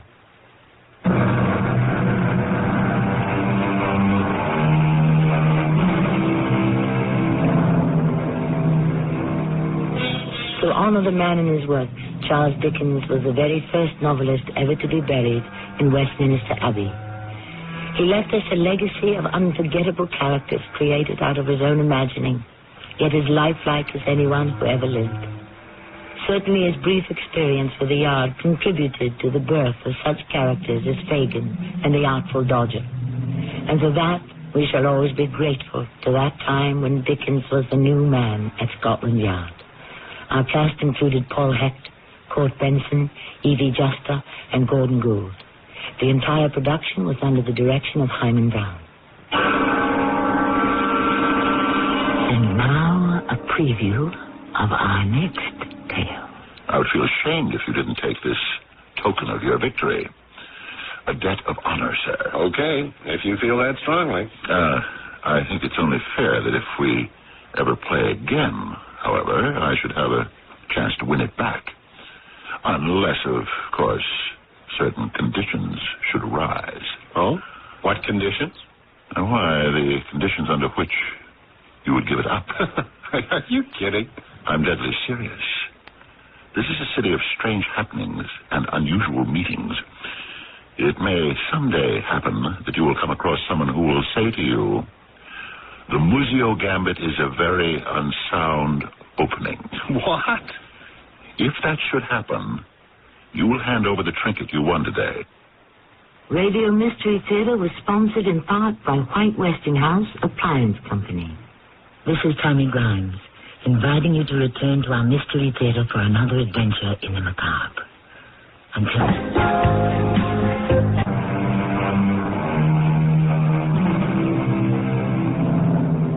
come in. Welcome. I am Tommy Grimes. There is a wolf in me, fangs pointed. There is a hog in me, a snout and a belly. There is a baboon in me, clamoring clawed dog-faced. Oh, I got a zoo. I got a menagerie inside my ribs, under my bony head, inside my valve red heart. I come from the wilderness. That's part of a song sung by Mr. Carl Sandburg. And he was only giving voice to what so many of us suspect, that there is more of the beast in us than most of us would care to admit. He knows. Who knows? Waldo. Who's Waldo? You just saw Waldo yesterday. You even spoke to him. I don't remember anybody named Waldo. Well, you'd better. He is the loose end, and if we don't take care of him, we could go to jail for life.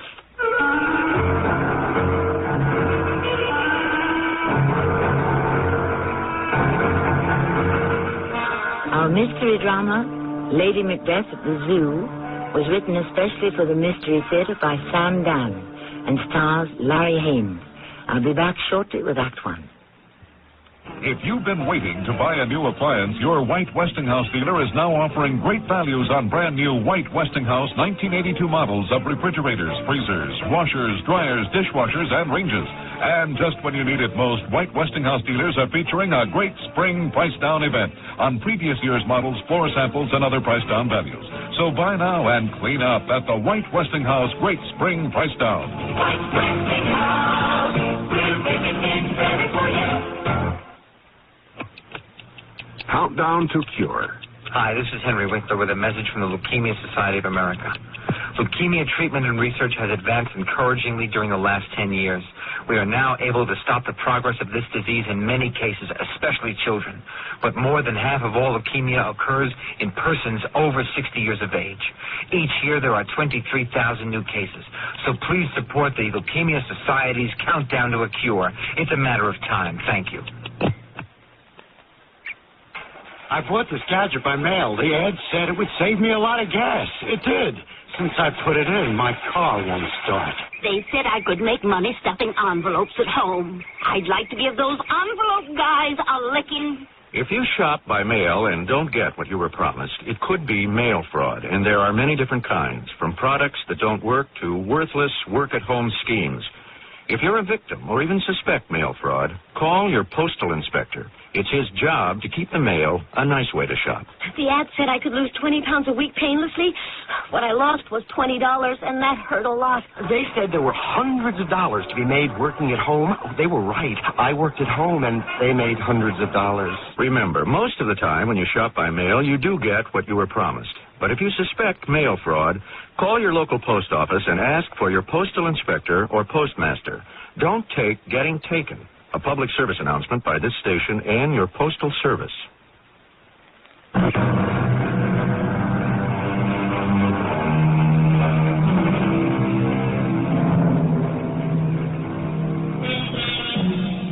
In these days of skyrocketing housing costs and stratospheric rents, you might say that a couple named Waldo and Edna have it made.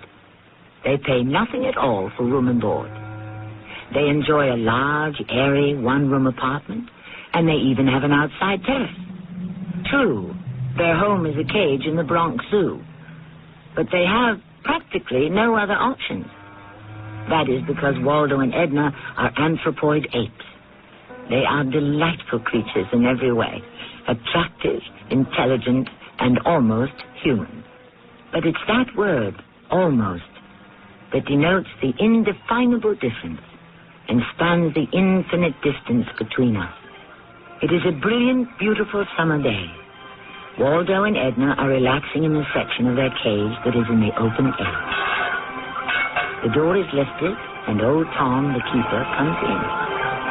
Hello there, Waldo. Hello there, Edna. Taking it easy, I see. Well, why not? Here, I got a banana piece for you. You ain't supposed to get none in the afternoon. That's 'cause they went and cut the budget 50%. Oh, yes, sir, 50% all the way down the line. What's he talking about? I'm not sure.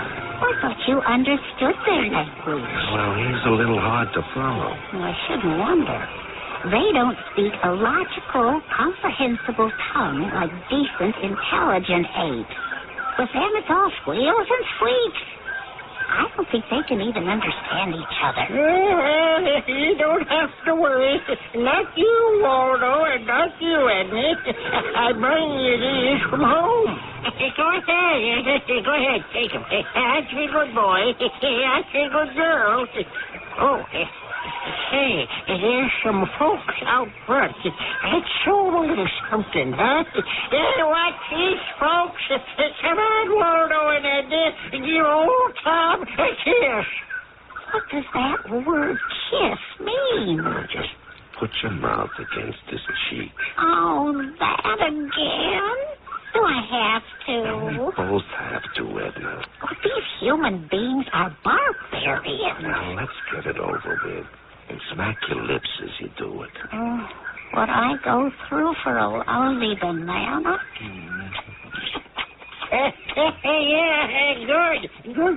You see, folks, how affectionate Waldo and Edna are? Oh, Waldo and Edna, you got to understand something. We're in show business. Waldo, what's he talking about? I don't know. This is something new. Now, we'll be getting lots of school kids now with vacations and all, and they think apes is always jumping up and down and swinging on trapezes and such. So we got to put on a little show for him. We got to look alive in here. Oh, he lost me. Just keep smiling at him. Well, I guess what I'm trying to say is, We got to have more productivity. You understand? Nod your head. I don't understand. I'm going to bring you something real nice for supper. See you later. All right. Edna. About every half hour or so, we'll jump up and down and wing it on the trapeze for a bit. Why? Because that's show business. What show business? Well, whatever it is that makes Tom happy, and he's a nice old geezer. Listen, Waldo. Is it true that we're descended from Tom? That's the theory of, what do they call it, evolution. And who told you? You know that old orangutan? The one that likes everybody to think he's an intellectual. Well, I don't think he's got it straight. The way I heard it, we're not descended from Tom. No? No, Tom is descended from us. Well, that's no improvement. It's just going downhill. Now, wait. I don't think that's right either. It's Tom and us. We are both descended from a common ancestor. Oh. Yeah, long ago, his folks and our folks came to a fork in the road. Ours chose one route, his took another. The wrong one, obviously. Oh, come on, Waldo. Why don't we split this banana and save the other one for a snack tonight? Waldo? Waldo, what are you looking at? I'm looking at a man. Why? He's standing in front of the bars. The people come here to look at us. We're not required to look at them. Yeah, I know that. But this one seems rather interesting. Well, I wouldn't give you a moldy, month-old banana skin to look at the most interesting human being that was ever born. Or are they hatched? Edna, birds are hatched. Human beings are like us. You're joking. No, it's true. But I never saw them. Well, they like privacy. Oh, well, what's privacy? You know, this one in front of the bars, he seems quite nervous. All of them are. Now, what could be bothering this fella? Probably a woman. Sure. Must be the one that's coming up the path, huh? Who? The one in blue. Oh. Martha, over here. Oh, there you are. I was looking all over. I distinctly said, meet me in front of the ape cage. Well, Carl? Oh, you didn't talk to him. No, I... You did talk to him? Well, yes. And? It's no. No, huh? No, period. So? When are you going to shoot him? Martha, what are you saying? If you marry me, he will cut you off without a cent. Listen, Martha, you said no one would ever stand in the way of your happiness. Martha. If your uncle tried to break us up, you'd kill him. Didn't you say that? Well, a person says certain things that he doesn't mean? Martha, he's old and he's sick. Now, how much longer can he live? We'll get all that money, so, well, we wait a little while. What's a little while? A year? 5 years? 10? You have to kill him. Martha, do you realize the kind of discussion that we are having in a public place? So who's listening? A couple of gorillas? The apes, you stupid woman, apes. Why are you getting so excited, Waldo? Calm down. Edna, do you hear what these people are talking about? The fact is you want to kill him, Carl. That's what you said. Yes, but it was said in the heat of... Oh, look, I didn't mean it. We never say things we don't mean, Carl. But now you take these orangutans, huh? In the cage here? We're not orangutans, you silly female. We're apes. If they could understand this conversation, what would they think, huh? I'll tell you what we think. You're trying to steam him up. They think I was trying to steam you up, to get you to kill your uncle. But that isn't true. Pardon me, lady. I know what I'm hearing. It's like Lady Macbeth in Shakespeare, Carl. Please, Martha, what does Lady Macbeth... Well, listen. Macbeth wants to commit those murders because Macbeth wants to be king.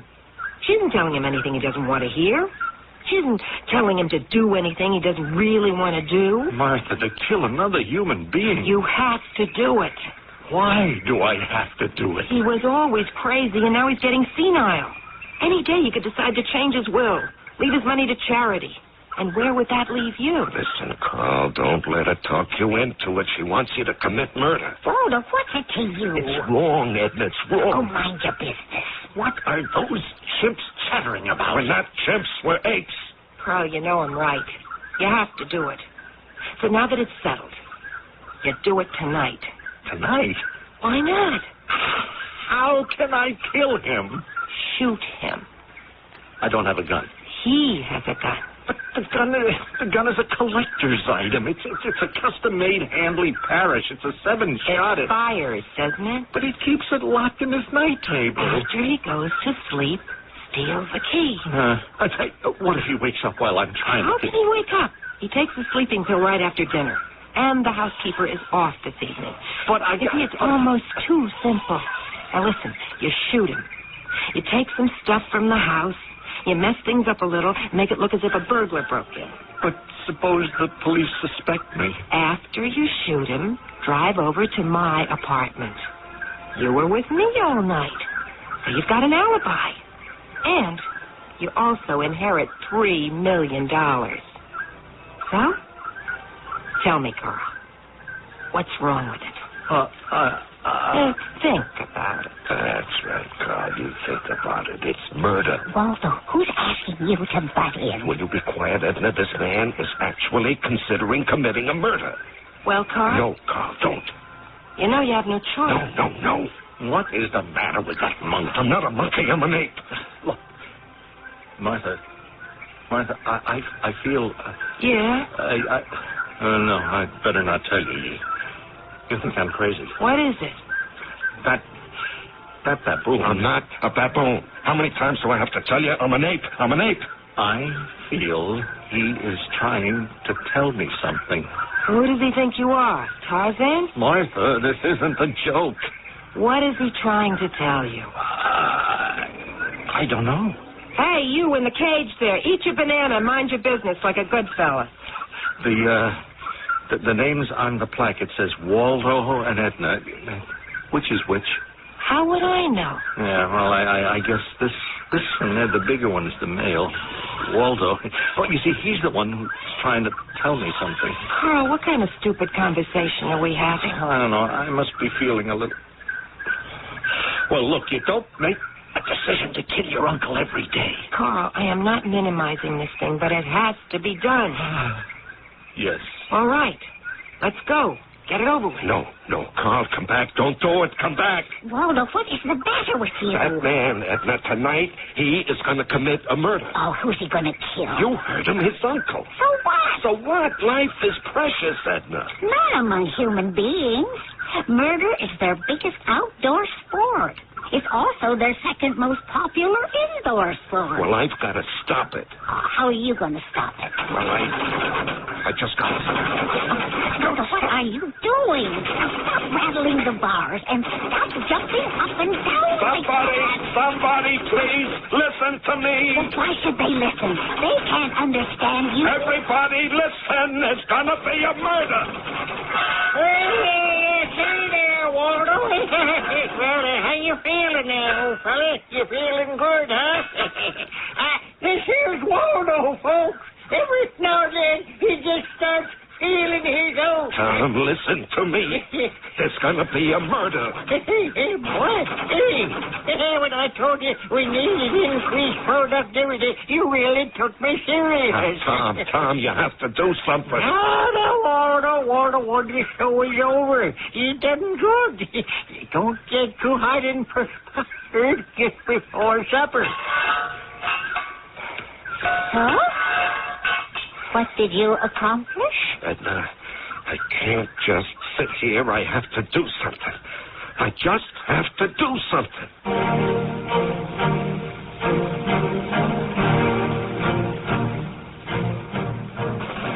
Like what? To begin with, he is confined in his cage. That's strike one against him. And although he can obviously understand it, he cannot speak our language. Strike two. And even if he could find a way somehow to communicate, who would believe him? After all, he's an ape. Strike three. And it's only the end of Act One. Maybe he can come to bat again in Act 2 shortly.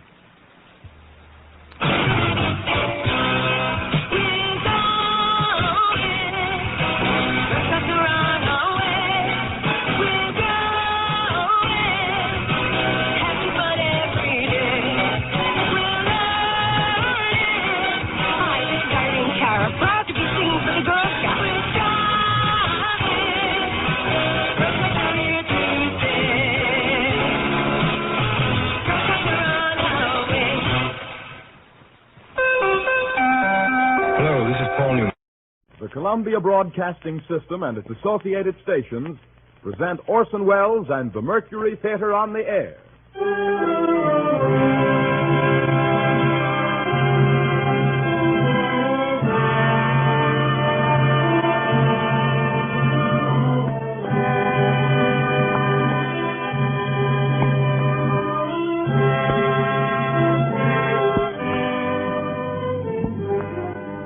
Tonight, for the 20th broadcast in this series of great narratives, dramatized, produced, and directed by Orson Welles, we turn again to one of the classics of the last century, The Pickwick Papers by Charles Dickens. Orson Welles and the Mercury Theater on the Air in The Pickwick Papers, starring Orson Welles as Alfred Jingle and Sergeant Buzz Fuzz.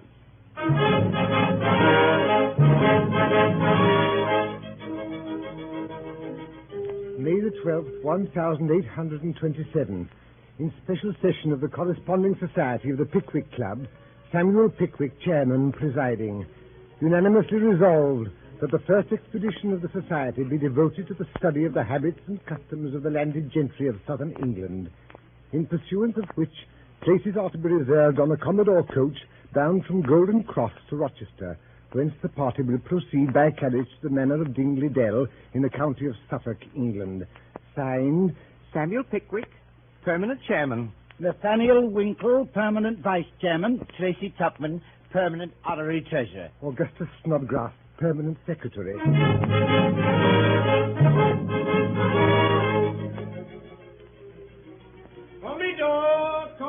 Commodore Express coach starting now for Slough, Chatham, Brompton, Eaton, Grill, and Rochester.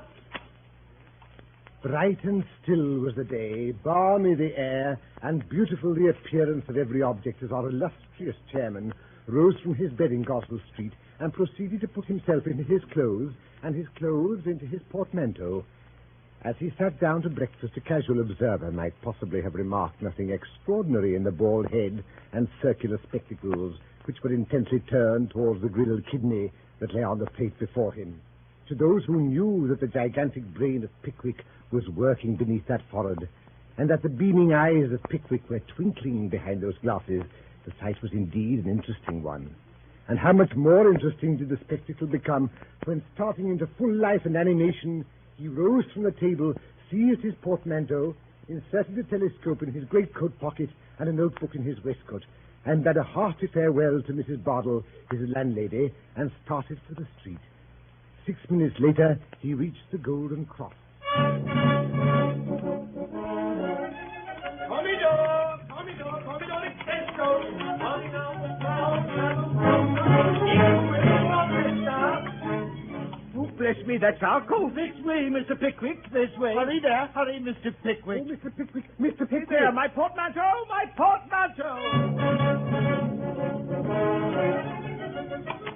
Already seated in the coach was a tall, thin young man in a shiny green coat. It was buttoned closely up to his chin, and no old stock without a vestige of shirt ornamented his throat. His face was thin and haggard. Welcome, gentlemen. Welcome, entirely welcome. Charming company. Pleasant journey. Lots of room. Brown paper parcel here. That's all. Other luggage gone by water. Packing cases nailed up. Big houses. Heavy. Blasted heavy. A moment later, we came out under the low archway which formed the entrance to Holborn Bridge. Yes, sir. That's right. Take care of your heads. Terrible place, this. Dangerous work. Other day, 5 children. Mother, tall lady, eating sandwiches. Forgot the arch. Crash. Knocked. Children look around. Mother's head off. sandwich in her hand, no mouth to put it in. Head of a family off. Shocking. Makes you think, eh, sir? Glad to meet you. Name is Jingle, Alfred Jingle. Yours, sir? Samuel Pickwick, sir. Philosopher, sir? An observer of human nature, sir. So am I. Most people are when they've little to do and less to get. Poet, sir? My friend, Mr. Augustus Snodgrass here, has a strong poetic turn. So have I. Epic poem, 10,000 lines, Revolution of July, composed on the spot. Mars by day, Apollo by night, bang the field piece, twang the lyre. You were present at that glorious scene, sir. Present? Snodgrass? Think I was. Fired a musket, fired with an idea, rushed into wine shop, wrote it down, back again, whiz, bang, another idea, wine shop again, pen and ink, back again, cut and slash. Noble time, sir. Sportsman, Mr. Pickwick? My friend, Mr. Nathaniel Winkle here, is a famous sportsman. Fine pursuit, sir, fine pursuit. Dog, sir? Not just now. You should keep dogs, Winkle. Fine animals, sagacious creatures. Dog of my own once. Pointer, surprising instinct. Out shooting one day, entering enclosure. Whistle, dog stopped. Whistled again. Ponto? No go. Stock still. Called it again. Ponto? Ponto? Wouldn't move. Dog transfixed. Staring at the board. Looked up, saw an inscription. Gamekeeper has orders to shoot all dogs found in his enclosure. Wouldn't pass it. Wonderful dog. Valuable dog, that, sir. Very. Singular circumstance, that, Mr. Jingle. Will you allow me to make a note of it? Certainly, sir, certainly. 100 more anecdotes, the same animal.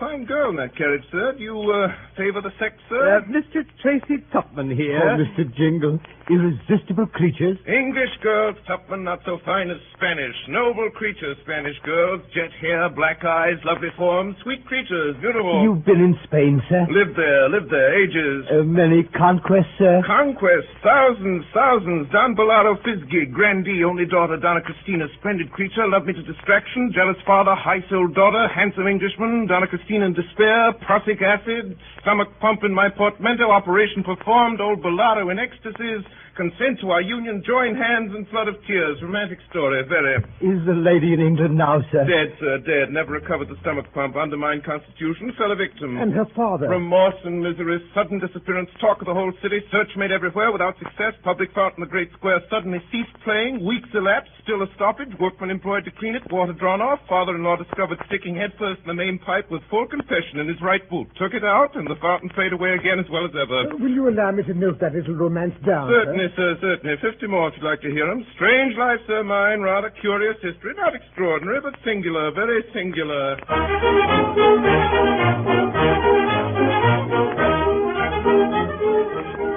We slept that night at the Bull Inn at Rochester. Next morning there was no sign of our new acquaintance. After breakfast, Mr. Pickwick called to order a special meeting of the Corresponding Society of the Pickwick Club. Mr. Pickwick rose and slowly mounted into the Windsor chair on which he had been previously seated. What a study for an artist did that moment present.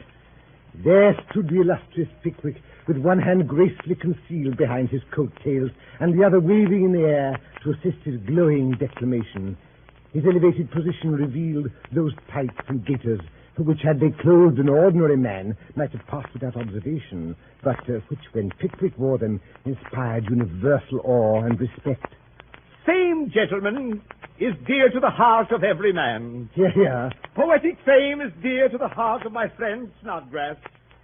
The fame of conquest is equally dear to my friend Tupman, and the desire for earning fame in the sports of the field, the air, and the water is uppermost in the breast of my friend Winkle.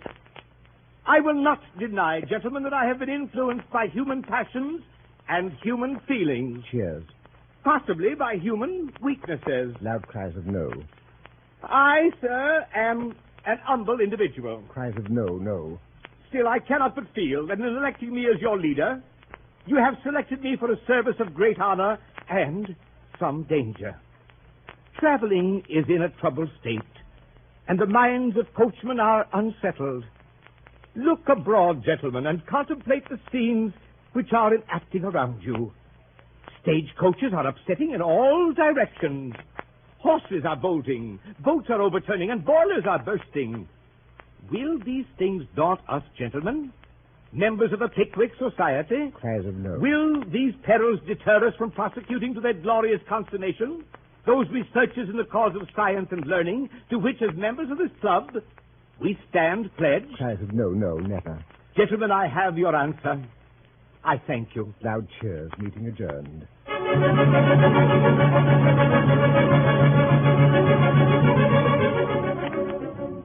It was late in the afternoon when we reached Dingley Dell.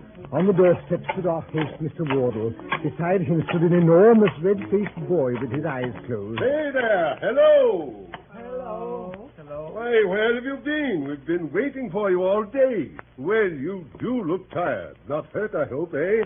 No? Well, I'm glad to hear that. Very, very glad to be sure. Joe! Wake up, Joe! Yes, sir. Let down the steps of the gentleman's shade. Yes, sir. Our friend Winkle had a little trouble.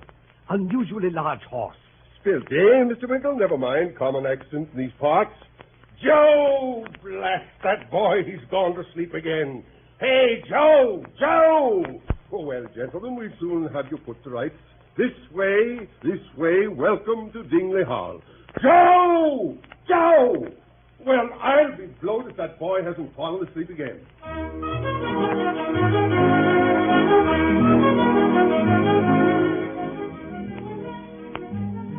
A number of persons who were assembled in the parlor rose to greet Mr. Pickwick and his friends upon our entrance.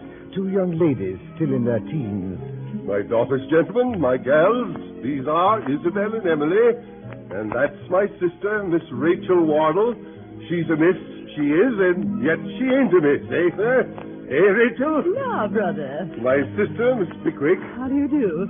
Mr. Snodgrass, my sister Rachel. How do you do? Mr. Winkle. How do you do? How do you do? And Mr. Tupman, my sister Rachel. How do you do, Mr. Tupman? Charmed to make your acquaintance, ma'am. In the post of honor in the right-hand corner of the chimney-piece sat a very old lady with an ear trumpet in one hand and an orange in the other. Mr. Pickwick, Mother. I can't hear you. Mr. Pickwick, Mother. Oh, well, it don't matter. He don't care for an old woman like me, I dare say. I assure you, ma'am, that nothing delights me more than to see a lady of your time of life leading so fine a family and looking so fine and well. It's all very fine, I dare say, but I cannot hear him. Not a word, not a word.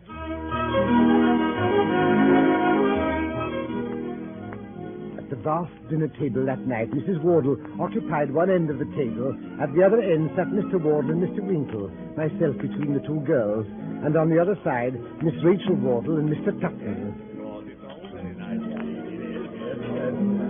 Do you think my niece is pretty, Mr. Tupman? Oh, I should if their aunt wasn't here. You naughty man. But really, if their complexions were a little better, don't you think they'd be nice-looking girls by candlelight? Oh, yes, I think they would. Oh, you quiz. I know what you were going to say. What, ma'am? You were going to say that Isabel stoops. I know you were. You men are such observers. Well, so she does. It can't be denied. I often tell her that when she gets a little older, she'll be quite frightful. Well, you are a quiz. What a sarcastic smile you have, Mr. Tupman. I declare I'm quite afraid of you. Afraid of me, ma'am? Oh, you can't disguise anything from me. I know what that smile means very well. What, ma'am? You mean that you don't think Isabel's stooping is as bad as Emily's boldness. Well, she is bold. You cannot think how wretched it makes me sometimes. I'm sure I cry about it for hours together. Oh, Mr. Tupman, I know what you're thinking now. Oh, Joe, wake up, Joe. Oh, Mr. Snodgrass, you're closest to him. Be good enough to pinch him, sir. In the leg, if you please. Nothing else quite wakes him up. Oh, thank you. Joe, open another bottle of wine and pass it to the gentleman. Joe! Yes, sir. Are you awake? Yes, sir. Blast the boy. Very extraordinary boy, that. Does he always sleep in this way? Sleep, Pickwick? He's always asleep. Goes on errands asleep and snores as he cleans the silver. Oh, very odd. Odd indeed. I'm proud of that boy. Wouldn't part with him on any account. He's a natural curiosity. Dear Joe, wake up, Joe!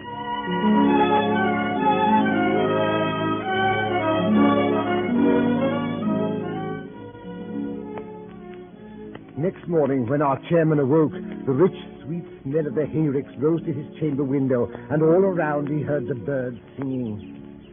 Hello! Hey, Pickwick! Hello! How are you? Wardle! Is that you? I'm out in the garden. Beautiful morning. Make haste. Sit down. Come out. I say! Yes? What's going on?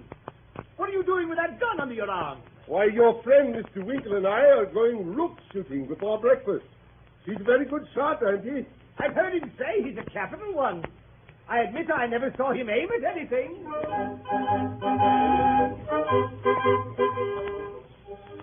Now then, all ready, Winkle? I say, wait a minute. What are those boys doing climbing those trees? Only to stop the game. To what? Why, in plain English, Mr. Tupman, to frighten the rooks. Oh, is that all? Very well. Shall I begin, Mr. Winkle? If you please. Stand aside, then. Now for it. Oh, hey, you got one, sir. Take him up, Joe. Now, Winkle, your turn. By the way... Blasted, my gun misfired. Odd. I never knew one of my guns to misfire before. Let me see it. Why, I don't see anything of the cap. Oh, bless my soul.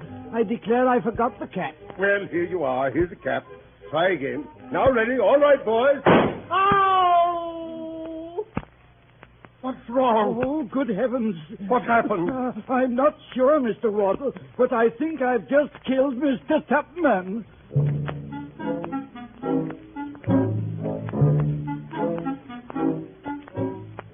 The surgeon came. Mr. Tupman's arm was examined, the wound dressed, and pronounced to be a very slight one. And now it is evening at Dingley Dell. Leaving Mr. Tupman to the care of the ladies, Mr. Wardle, Mr. Pickwick, and the rest of us had gone to the cricket match at Muggleton. Isabel and Emily had strolled out. The deaf old lady had fallen asleep in her chair. From the distant kitchen penetrated the low and monotonous sound of the fat boy.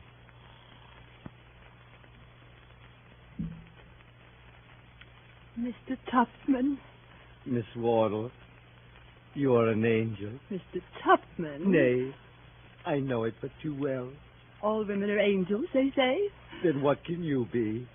Or to what, without presumption, can I compare you, Miss Wardle? There was a woman ever seen who resembled you. Where else could I hope to find so rare a combination of excellence and beauty? Where else could I see? Men are such deceivers. Oh, they are. But not all men. There lives at least one being who can never change. One being who would be content to devote his whole existence to your happiness. Who lives but in your eyes. Who breathes but in your smiles. Who bears the heavy burden of life itself. Only for you, Miss Wardle. Could such an individual be found? Ah, but he can be found. He is found. He is here, Miss Wardle, on his knees at your feet. Mr. Tupman, rise. Never. Oh, Rachel. Rachel. Oh, Rachel. Say you love me. Mr. Tupman, I can hardly speak the words, but you are not entirely indifferent to me. Rachel.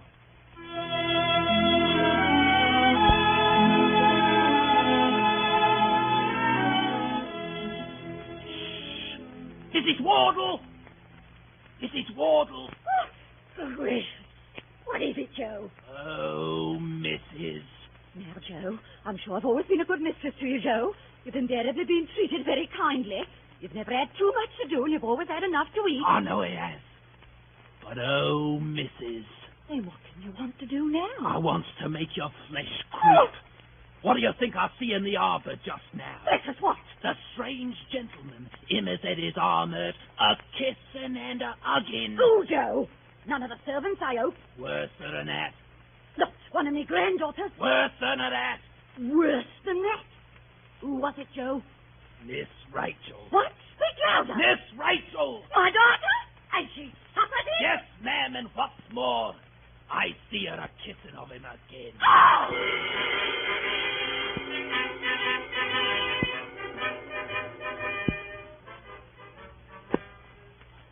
Then 11, 12. 12 o'clock had struck, and the gentleman had not returned from the cricket match. Consternation reigned at Dingley Dell.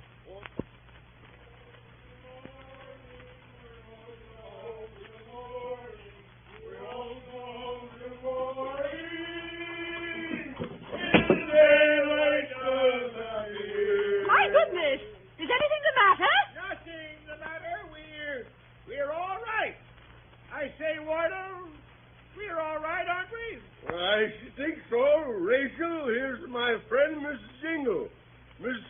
Pickwick's friend. Miss Jingle has come on a little visit to Dingle Dell. Nothing the matter, ma'am. No cause for alarm in feminine breasts, none whatsoever. Cricket dinner, glorious party, capital songs, old port, claret, good, very good wine, ma'am. Wine, wine. We won't go home till morning. We won't go home till morning. We won't go home till morning. Till daylight doth appear. Early next morning, Mr. Jingle arose. Since none else in the house was about at that hour, he had the honor of breakfasting alone with Mrs. Wardle. Of what transpired between them, nothing is known, but this much is known, that later that morning, finding the door to the parlor partially open, he peeped in. Miss Rachel, forgive intrusion, short acquaintance, no time for ceremony. All discovered. Sir? Hush. Large boy, dumpling face, round eyes, Joe, treacherous dog, overheard everything. Told the old lady furious, wild, raving, Arbor, Tupman, kissing and hugging, all that sort of thing, eh, ma'am, eh? Mr. Jingle, if you have come here, sir, to Not at insult all, me... not at all, by no means. Old lady told me over scrambled eggs, came to warn you of your danger, tender services, prevent the hubbub. Never mind, think it an insult, leave the room. Oh, dear, what shall I do? My brother will be Of furious. course he will, outrageous. Oh, Mr. Jingle, what can I say? He dreamt it, nothing more easy. Blackguard boy, lovely woman, fat boy, horsewhipped. You believed, end of matter, all comfortable. Oh. You seem unhappy, Mr. Jingle. May I not inquire into the cause? Unhappy cause and your love bestowed upon a man who is insensible to the blessing who even now, but no, he is my friend. I will not expose his vices. Miss Wardle, farewell. Stay, Mr. Jingle. You have made an allusion to Mr. Tupman. Explain it. Never. Mr. Jingle, I entreat, I implore you, if there is anything dreadful mystery connected with Mr. Tupman, reveal it. Can I see lovely creatures sacrificed at the shrine, heartless avarice? Tupman, madam, only wants your money.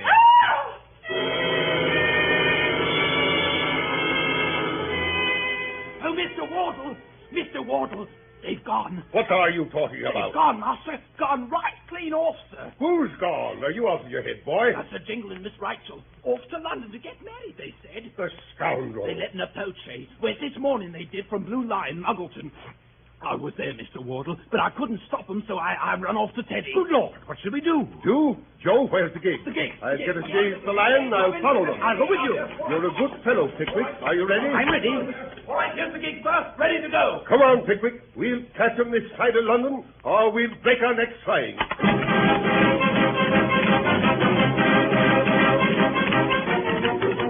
Hey, Blue Lion! Chaise and four directly. Out with them, hurry! All right, sure, Mr. Wardle. Now, boys, chaise and four out. Make height. Look alive there. How much are they ahead? Oh, about 2 hours. Which way did they go? London Road, sir. London Road. In you get, Pickwick. Off with you, coachman.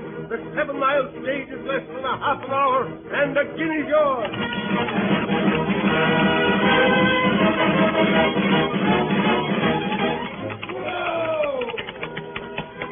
Hey there! Hey, have you seen the chaise come in? I did, sir. Not more than an hour ago. Lady and gentleman? Yes, sir. Tall gentleman, clean coat, long legs, thin body? Yes, sir. Elderly lady, thin face, rather skinny, eh? Yes, sir. By heaven, Wardle, it's them. It is, Pickwick. It is, by Jove. Chaise and four instantly. Oh, Give me a piece, boys. Give me a piece.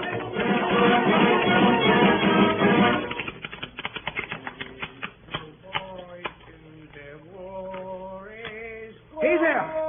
Boots. Yes, Boots. Yes, sir. Is this the White Hart Inn? It is, sir. This is a curious old place of yours, my friend. If you'd sent word you was a-coming, we'd had it repaired. The fact of the matter is, that if you'll stop polishing those boots for a minute and answer our questions, you won't regret it. Won't regret it, eh? We want to know who you got stopping here at present. Who we got stopping here? Well, there's a wooden leg in number 6. There's a pair of Essians in 13.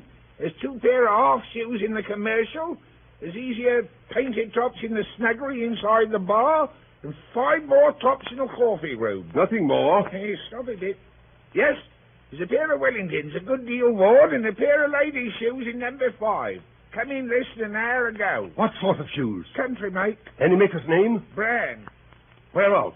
Muggleton. Muggleton? It is them. Pickwick, we found them. Yeah, easy there. The Wellingtons went out half hour ago. The doctor's comings. come back with a license. With a license? Then we're just in time. Come on. Show us the room, Boots. Weller's the name, sir. Sam Weller. Well, here's a sovereign, Weller. You see this? I do, sir. Show us into that room at once without announcing us, and it's yours. Understand? Right to the trivet. This way, gentlemen. What is it? It's me. Open the door. Open the door, Rachel. We'll break it in. Hi! Oh, you're a nice scoundrel, aren't you, Jingle? I'll have you prosecuted, indicted. I'll ruin you. You hear? And you, Rachel, at a time of life when you ought to know better. What do you mean by running away with a vagabond, disgracing your family, and making yourself miserable? Get on your bonnet, quickly. Do nothing of the kind, my dear, nothing of the kind. Leave the room, sir. No business here. Ladies free to act she pleases. More than 1 in 20. More than 1 in 20, more than 1 in 40. I'm not. You are. You're 50 if you're an hour. Oh! As for you, Jingle, I've a good mind to break every bone in your body. Idle threats, sir, idle threats, impetuous nature. Mr. Wardle, you and I, men of the world, one thing another. Do sit down, sir. Humble lodgings, talk it over. Pro and con. Surely, Mr. No compromise with the likes of you, sir. One moment, Pickwick. Mr. Jingle, how much will you take? 50 pounds? It won't do. Not half enough. Think it over. There's a great deal to be done with 50 pounds, my dear sir. More to be done with 150. Won't waste time in splitting straws. Say 70. Won't do, sorry. 80. I'll write you a check at once. Won't do. Will you tell me what will do? Expensive affair, this, sir. Expensive affair. Money out of pocket, posting £9, license 3, that's 12, compensation 100, 112, breach of honor and loss of lady. Yes, never mind the loss. Say 100. Come. And 20. Come, I'll write you a check. I'll make it payable the day after tomorrow, and we can get her away meanwhile. I'm writing you a check for £100. 120. Very well, then, 120. Here you are. And mind you, Pickwick, that nothing should have induced me to make this compromise, not even regard for my family, if I hadn't known that the moment this man gets any money in that pocket of his, he'll go to the devil faster, if possible, than he would without it. And now, sir, will you leave this house? Off directly. Bye-bye, Wardle. Bye-bye, Pickwick. Here's the license. Get the name altered. Take home the lady. Do for Tupman.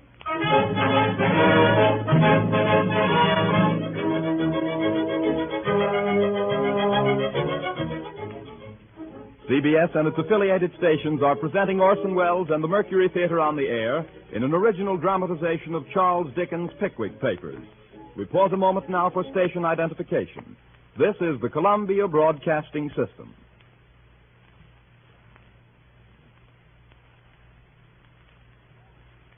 Charles Dickens' Pickwick Papers, brought to you by the Mercury Theater on the air and starring Orson Welles as Alfred Jingle and Sergeant Buzz Fuzz.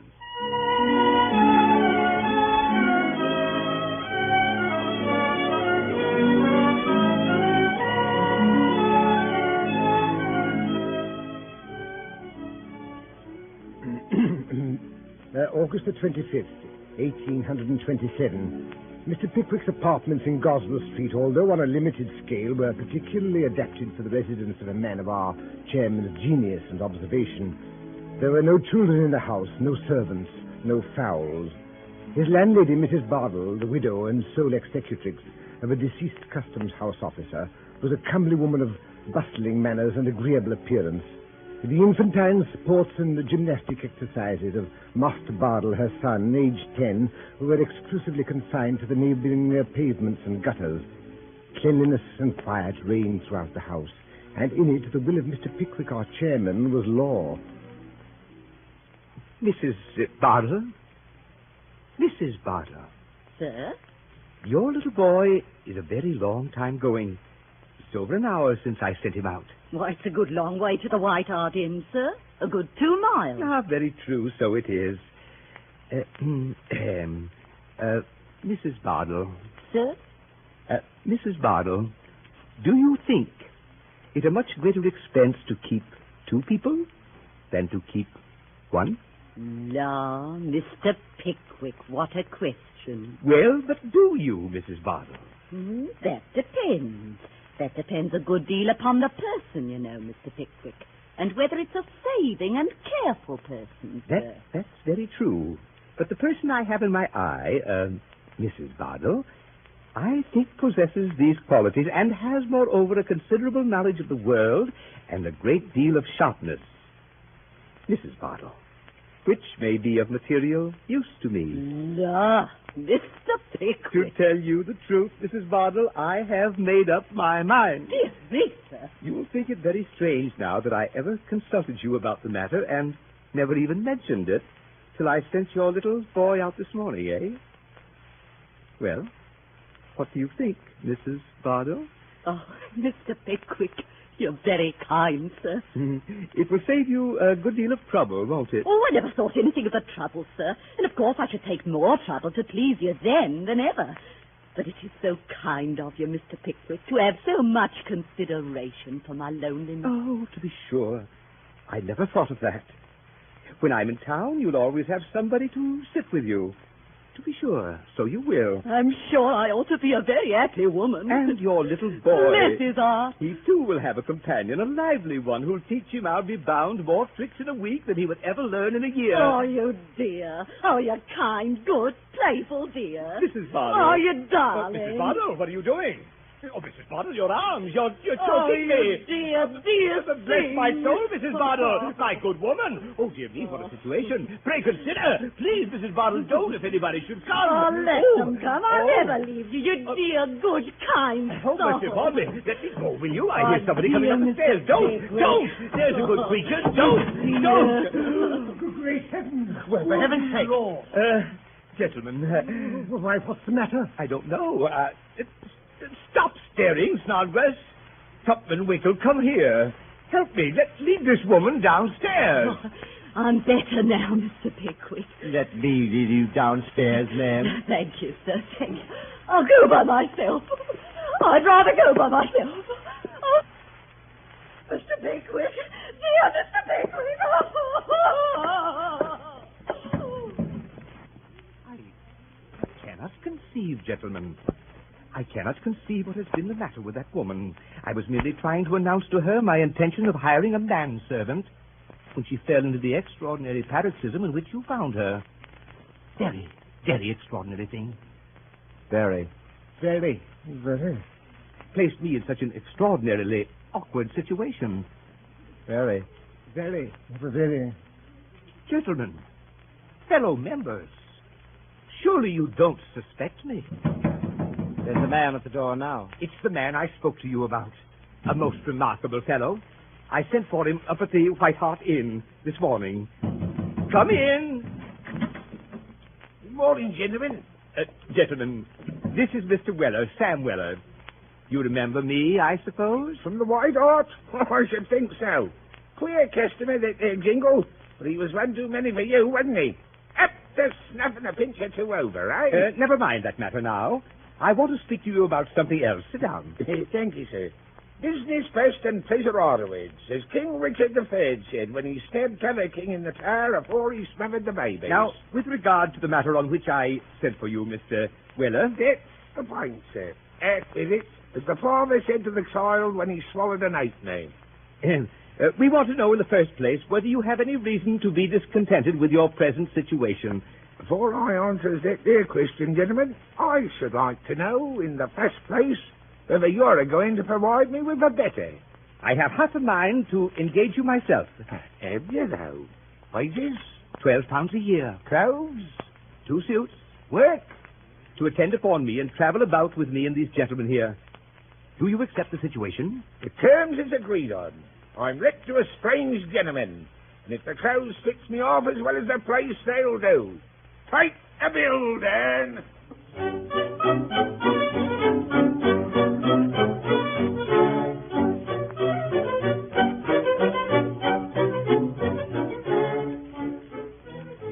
And so, before the night had closed in, Mr. Weller was furnished with a grey coat, with our Pickwick Club button, a black hat with a cockade to it, a pink striped waistcoat, light breeches and gaiters, and a variety of other necessaries, too numerous to recapitulate. Mr. Weller regarded himself in the mirror. Well, if me father could see me there, I don't know whether I meant to be a footman or a groom or a gamekeeper or a seedsman. He looks like a sort of compo of every one on him. Never mind. There's change of air, plenty to see and little to do. And all this suits my complaint and common will. So long life to the Pickwick, says I.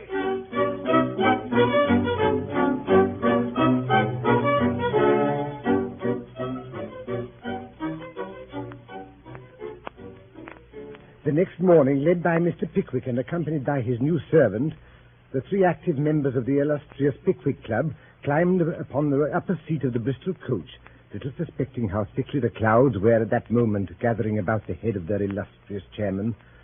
3 days later, whilst they sat at breakfast in the tap room of the George and Vulture, the storm broke. Who is it? I say, sir, this is a private room, sir, a private room. No room's private to His Majesty when the street door's once passed. That's the law. Some people maintain that an Englishman's house is his castle. That's gammon. Here, young fella. It's my opinion that you're coming in a great deal too strong. As the mail coachman said to the snowstorm when it overtook him. Quiet, you. Which one of you is Mr. Pickwick? My name's Pickwick. My name's Law. What? Law, civil power, and executive. Them's me titles. There's me authority.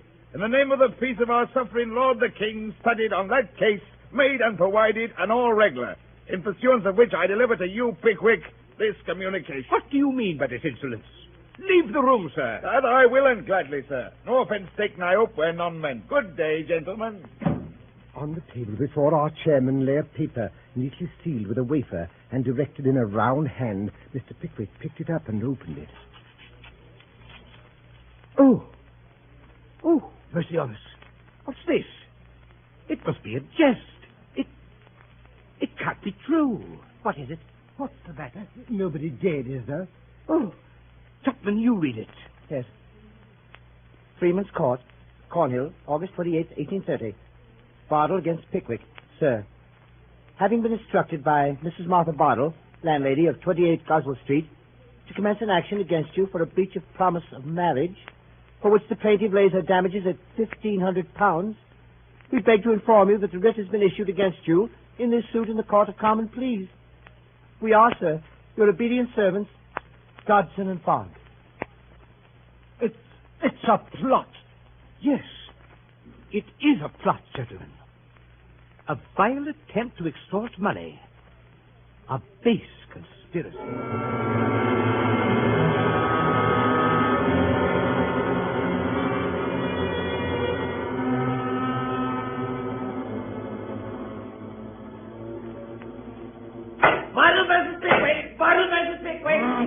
Sergeant Busford. I'm for the plaintiff, Lord. Who is with you, Brother Busford? Mr. Simpkins, rise, Mr. Simpkins. Sergeant Snubbin. I appear for the defendant, my lord. Anybody with you, Brother Snubbin? Mr. Funky, my lord. Sergeant Busford and Mr. Skincan for the plaintiff. For the defendant, Sergeant Snubbin and Mr. Monkey. Beg your lordship's pardon, Funky. Oh, very good. Go on. Sergeant Busford, you open the case. I do, my lord. My lord, gentlemen of the jury, never from the very first moment of my applying myself to the study and practice of the law have I approached a case with feelings of such deep emotion or with such a heavy sense of the responsibility imposed upon me, a responsibility which I could never have supported were it not buoyed up and sustained by a conviction so strong as to amount to a positive certainty that the case of truth and justice must prevail with a high-minded and intelligent dozen of men whom I now see in that box before me. This is an action, gentlemen, for a breach of promise of marriage in which the damages are laid at £1,500. The plaintiff, gentlemen, is a widow. Yes, gentlemen, a widow. Her name is Mrs. Bardell. The late Mr. Bardell, after enjoying for many years the esteem and confidence of his sovereign, as one of the guardians of his royal revenues, glided almost imperceptibly from the world to seek elsewhere for that repose and peace which a custom house can never afford. Sometime before his death, he had stamped his likeness upon a little boy. With this little boy, the only pledge of her departed exciseman, Mrs. Bardell shrunk from the world and courted the retirement and tranquility of Goswell Street. And here she placed in her front parlor window a written placard bearing the inscription, "Apartments furnished for a single gentleman. Inquire within." I entreat the attention of the jury to the wording of this document. Apartments furnished for a single gentleman. Mrs. Bardell's opinions of the opposite sex gentlemen were derived from a long contemplation of the inestimable qualities of her lost husband. She had no fear, she had no distrust, she had no suspicion. All was confidence and reliance. Mr. Bardell, said the widow, Mr. Bardell was once a single gentleman himself.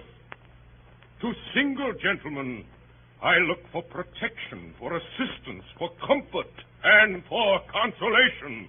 In single gentlemen, I shall perpetually see something to remind me of what Mr. Bardell was when he first won my young and untried affections. To a single gentleman, then, shall my lodgings be let.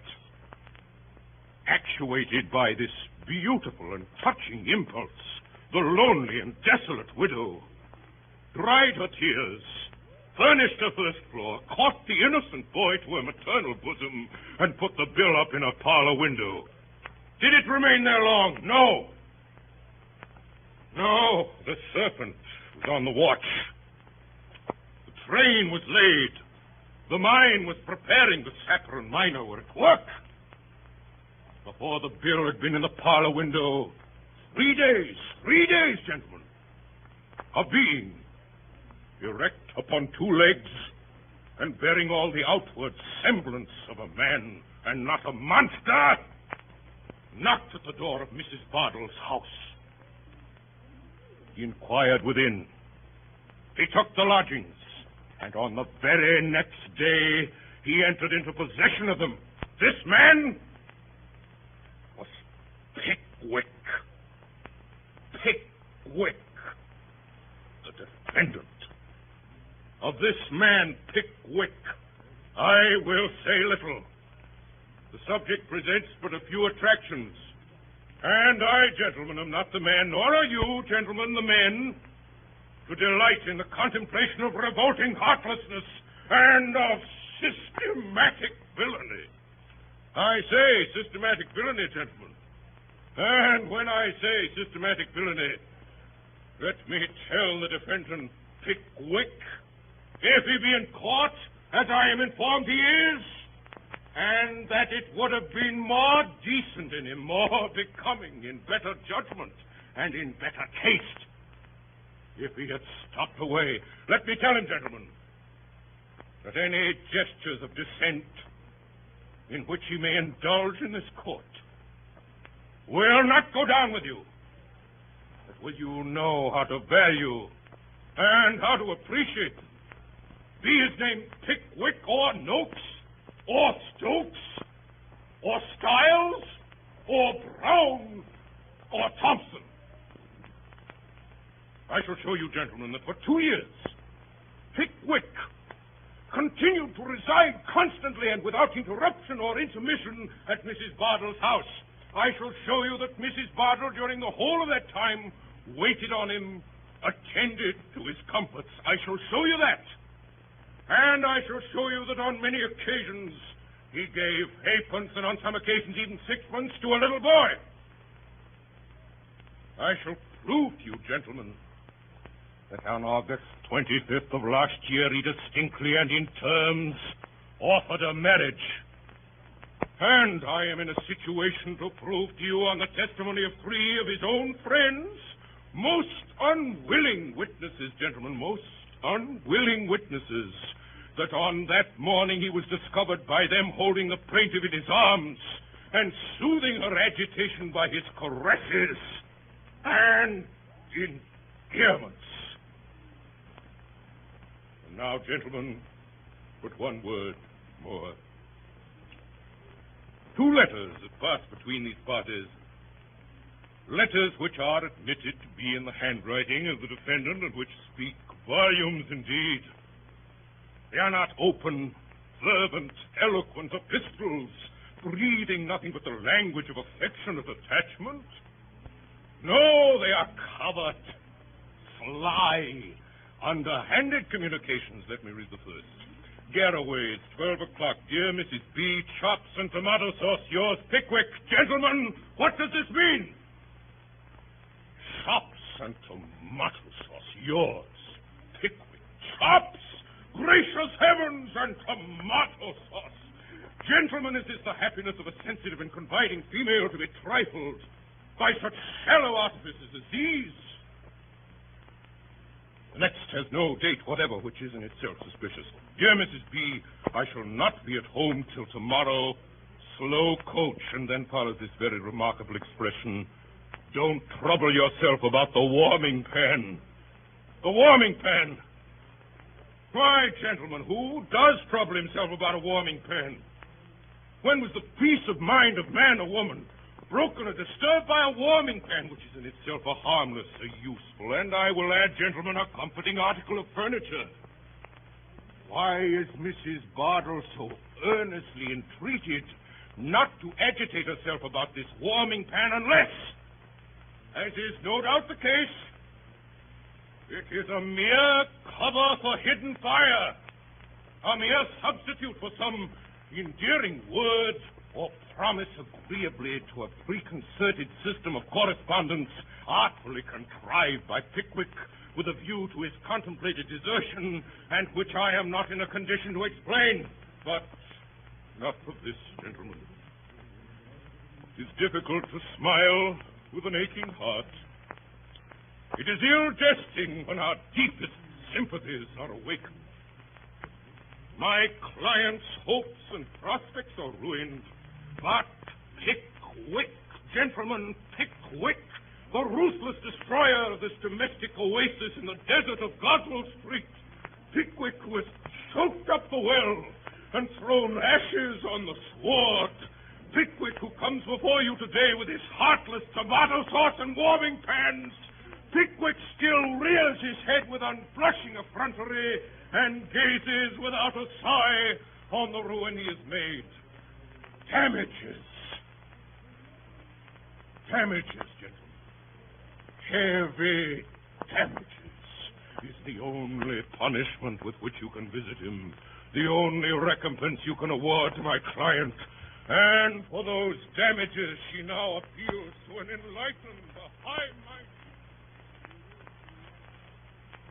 a rightful feeling, a conscientious, a dispassionate, a sympathizing, a contemplative jury of her civilized countrymen.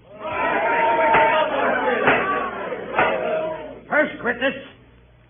Tracy Tupman. Tracy Tupman. Nathaniel Winkle. Nathaniel Winkle. Here, Your Honor. Now, don't look at me, sir. Look at the jury. Now, sir, have the goodness to let his lordship and the jury know what your name is, will you? Winkle. What's your Christian name, sir? Nathaniel, sir. Daniel? Any other name? Nathaniel, sir. My lord, I mean. Nathaniel Daniel or Daniel Nathaniel? No, my lord. Only Nathaniel, not Daniel at all. What did you tell me it was Daniel for, then, sir? I didn't, my lord. You did, sir. How could I put Daniel down in my notes unless you told me so, sir? I don't know, Your Honor. You'd better be careful, sir. Now, Mr. Winkler, attend to me if you please, sir. And let me recommend you, for your own sake, to bear in mind his lordship's injunction to be careful. I believe you are a particular friend of Pickwick, the defendant. Are you not? I have known Mr. Pickwick now as well as I recollect at this moment. Pray, Mr. Winkle, do not evade the question. Are you or are you not a particular friend of the defendant? I just about... Will you or will you not answer the question, sir? If you don't answer the question, you'll be committed, sir. Come, sir, yes or no, if you please. Yes, I am. Yes, you are. Why couldn't you say so at once, sir? Perhaps you know the plaintiff, too, eh, Mr. Winkle? I don't know her. I have seen her. Oh, you don't know her, but you've seen her. Now have the goodness to tell the gentlemen of the jury what you mean by that, Mr. Winkle. I mean that I am not intimate with her, but I have seen her when I went to call on Mr. Pickwick in Goswell Street. Pray, Mr. Winkle, do you remember calling on the defendant Pickwick at these apartments in the plaintiff's house in Goswell Street on one particular morning in the month of August last? Yes, I do. Were you accompanied on that occasion by a friend of the name of Tupman and another by the name of Snodgrass? Yes, I was. Are they here? Yes, they Pray are. attend to me, Mr. Winkler, and never mind your friends. Now, sir, tell the gentlemen of the jury what you saw on entering the defendant's room on this particular morning. Come out with it, sir. We must have it sooner or later. The defendant, Mr. Pickwick, was holding the plaintiff in his arms with his hands clasping her waist, and the plaintiff appeared to have fainted away. Did you hear the defendant say anything? I heard him call Mrs. Bardell a good creature, and I heard him ask her to compose herself. For what a situation it was if anybody should come, or words to that effect. Now, Mr. Winkle, I have only one more question to ask you, and I beg you to bear in mind his lordship's caution. Will you undertake to swear that Pickwick, the defendant, did not say on the occasion in question, "My dear Mrs. Bardell, you're a good creature. Compose yourself to this situation, for to this situation you must come," or words to that effect? I didn't understand him so, certainly. I was on the staircase and couldn't hear distinctly.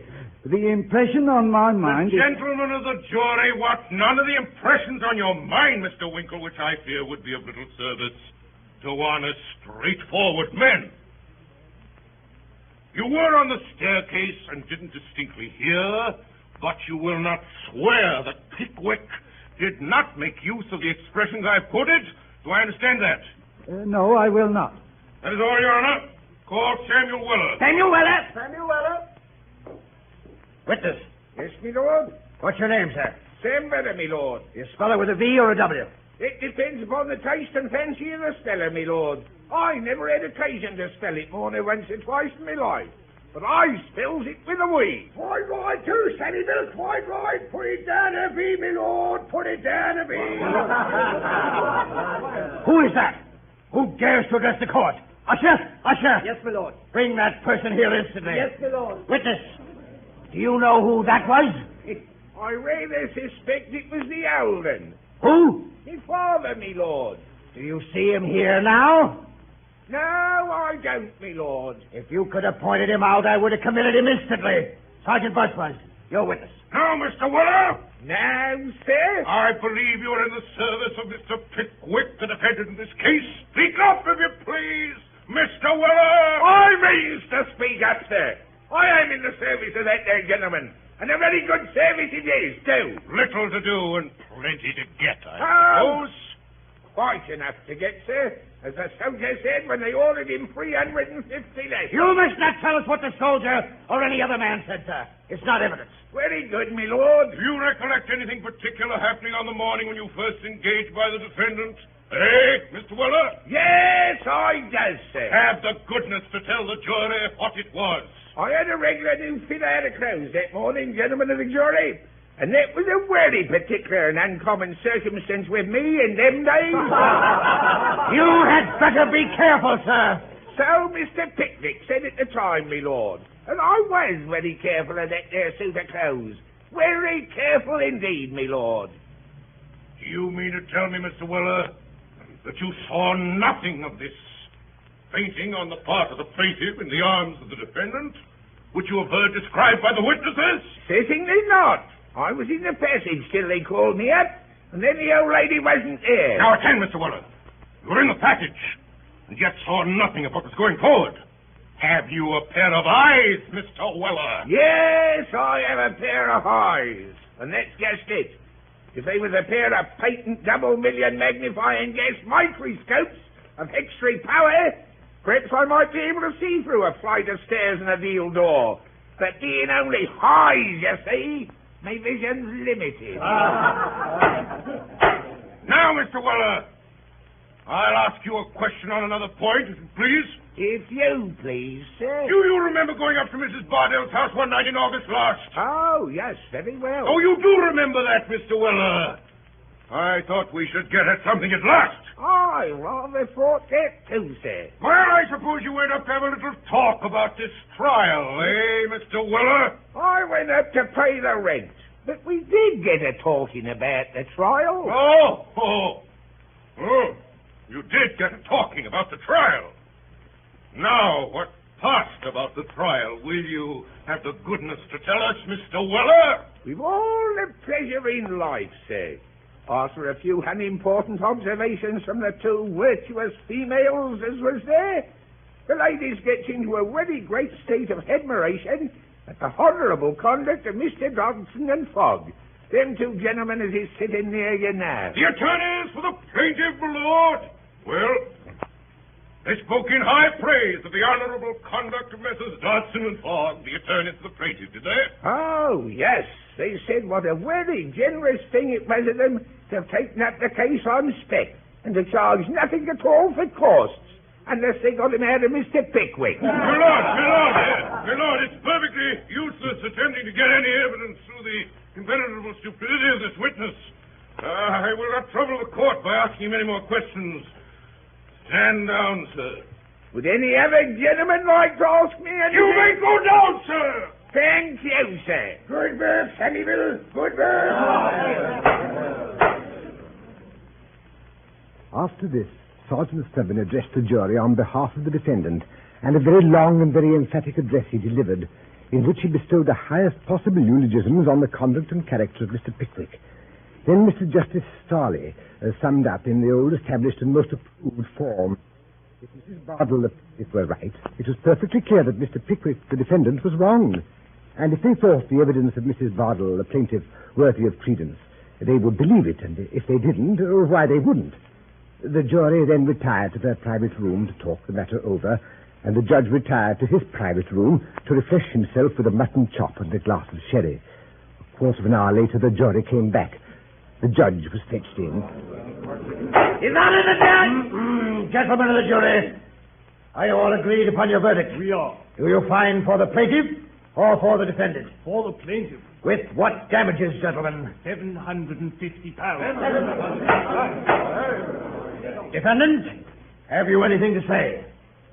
Mr. Pickwick took off his spectacles, carefully wiped the glasses, folded them into his case, and put them into his pocket.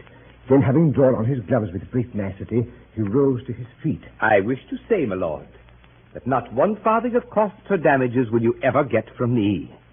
You may try and try and try again, Messrs. Dodson and Fogg, but not one penny will you get if I spend the rest of my existence in a debtor's prison.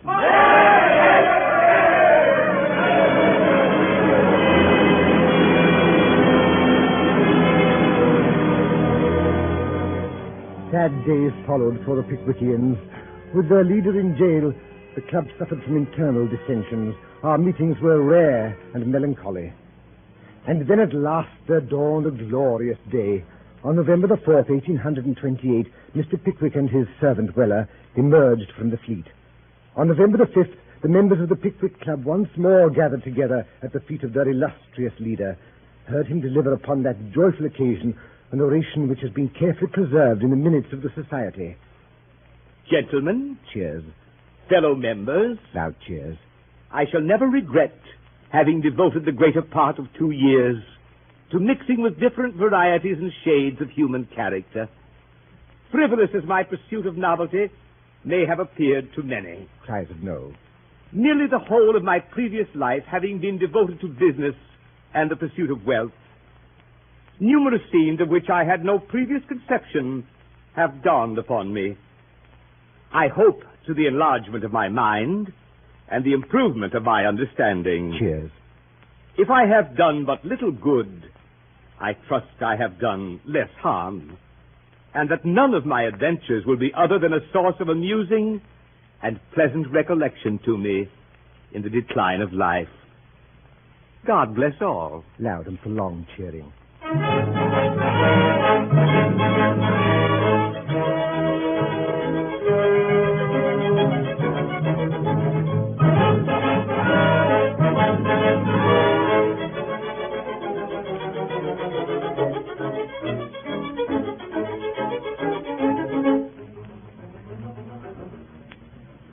Tonight, the Columbia Broadcasting System and its affiliated stations have brought you a Mercury Theater on the Air production of the Pickwick Papers by Charles Dickens. The adaptation for radio was made by Orson Welles, who also directed the entire production.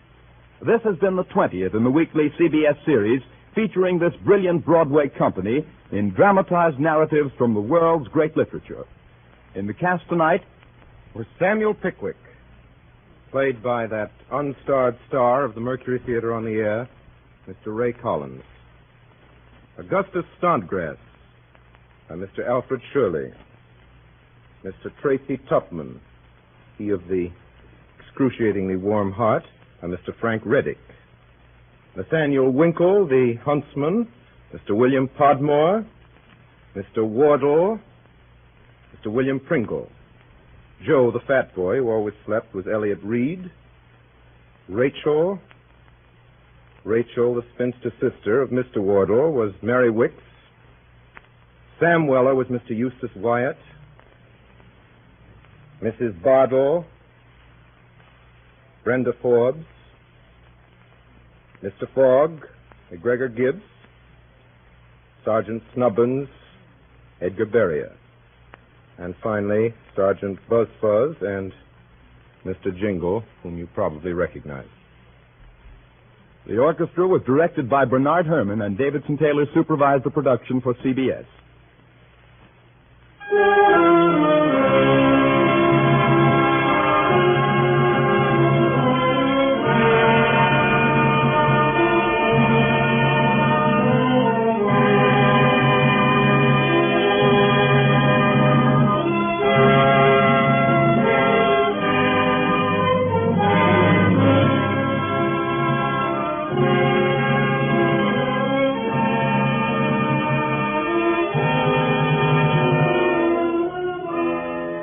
We invite you to be with us next Sunday at 8 o'clock Eastern Standard Time for Orson Welles and the Mercury Theater on the Air. Dan Seymour speaking. This is the Columbia Broadcasting System.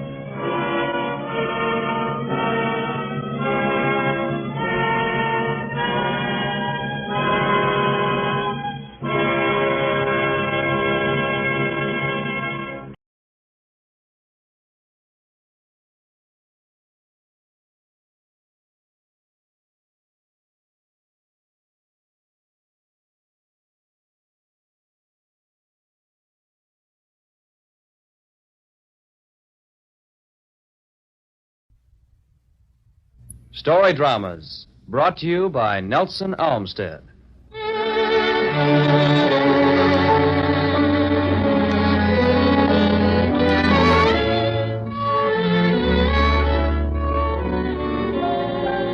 Welcome, ladies and gentlemen, to another story drama, presented by NBC's outstanding narrator, Nelson Olmsted.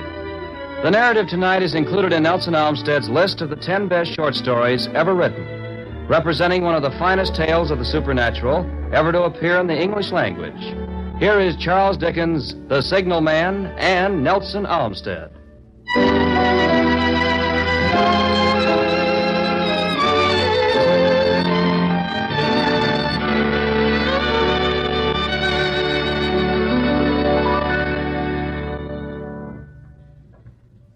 Hello, below there!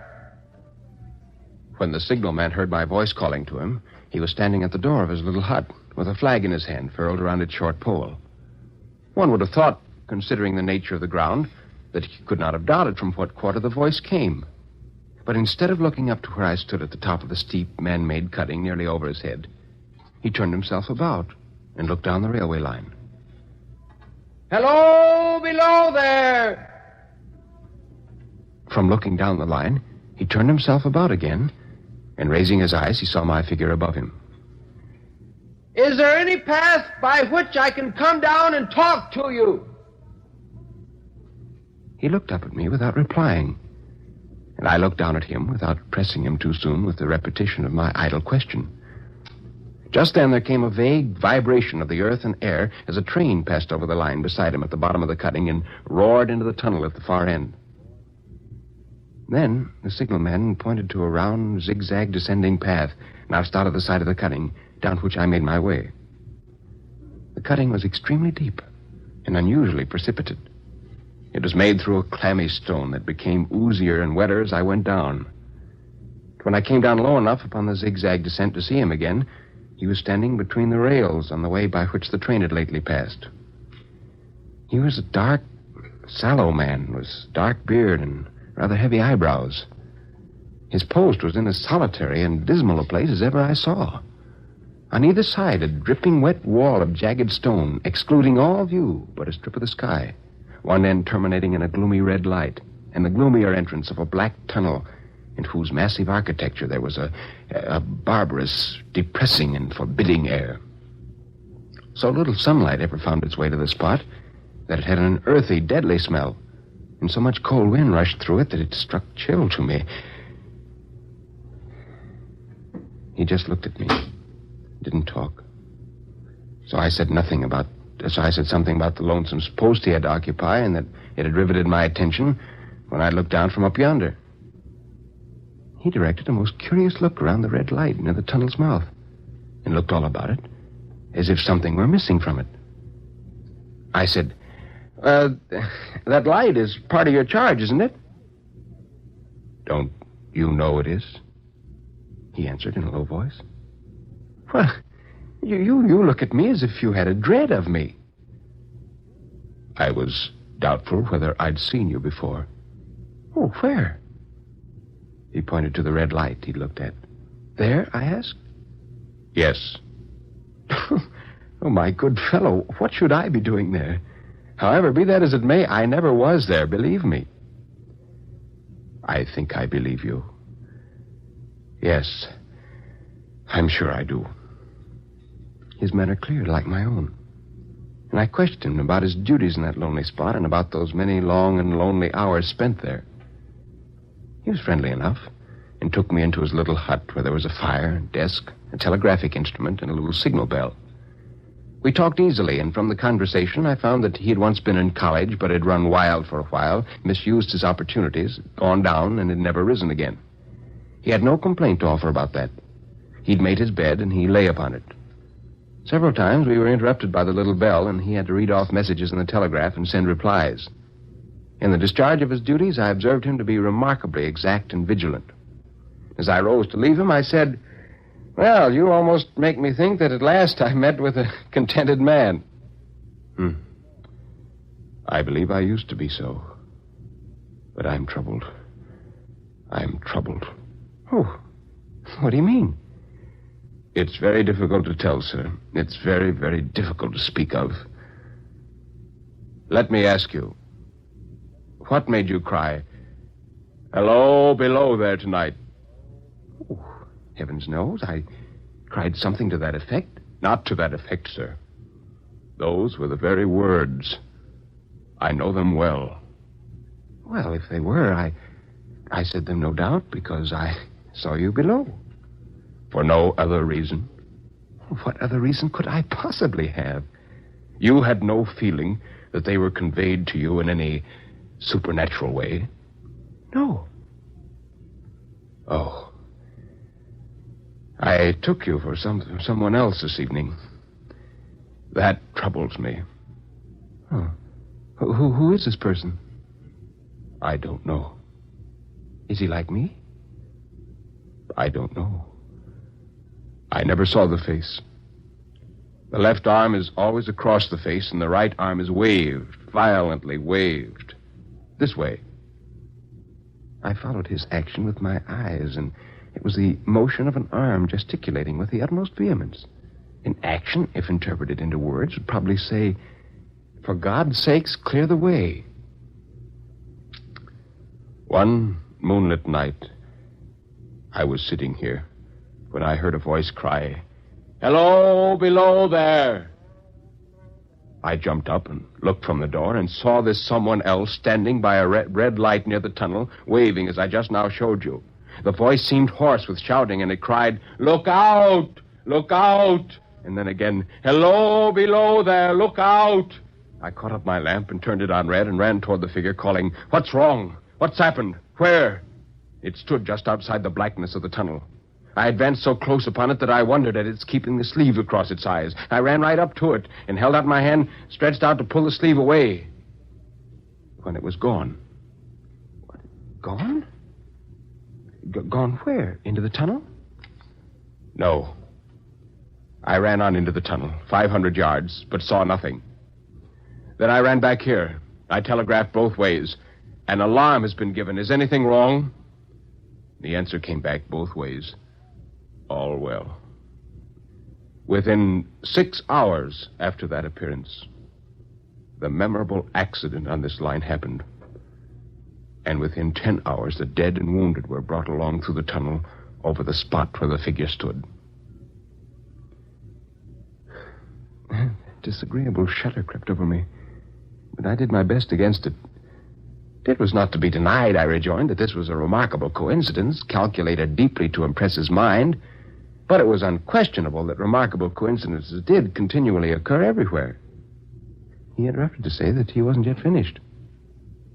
This was just a year ago. 6 or 7 months passed, and I'd recovered from the surprise and shock when one morning, as day was breaking, I, standing at the door, looked toward the red light and saw the specter again. Did it cry out? No, it was silent. Did it wave its arm? No, it leaned against a shaft of light with both hands before the face, like this. Once more I followed his action with my eyes. It was an action of mourning. I'd seen such an attitude in stone figures on tombs. He continued, that very day as a train came out of the tunnel, I noticed at the carriage window on my side what looked like a confusion of hands and heads, and something waved. I saw it just in time to signal the engineer to stop. He shut off and put his brakes on, but the train drifted past here 150 yards or more. I ran after it, and as I went along, heard terrible screams and cries.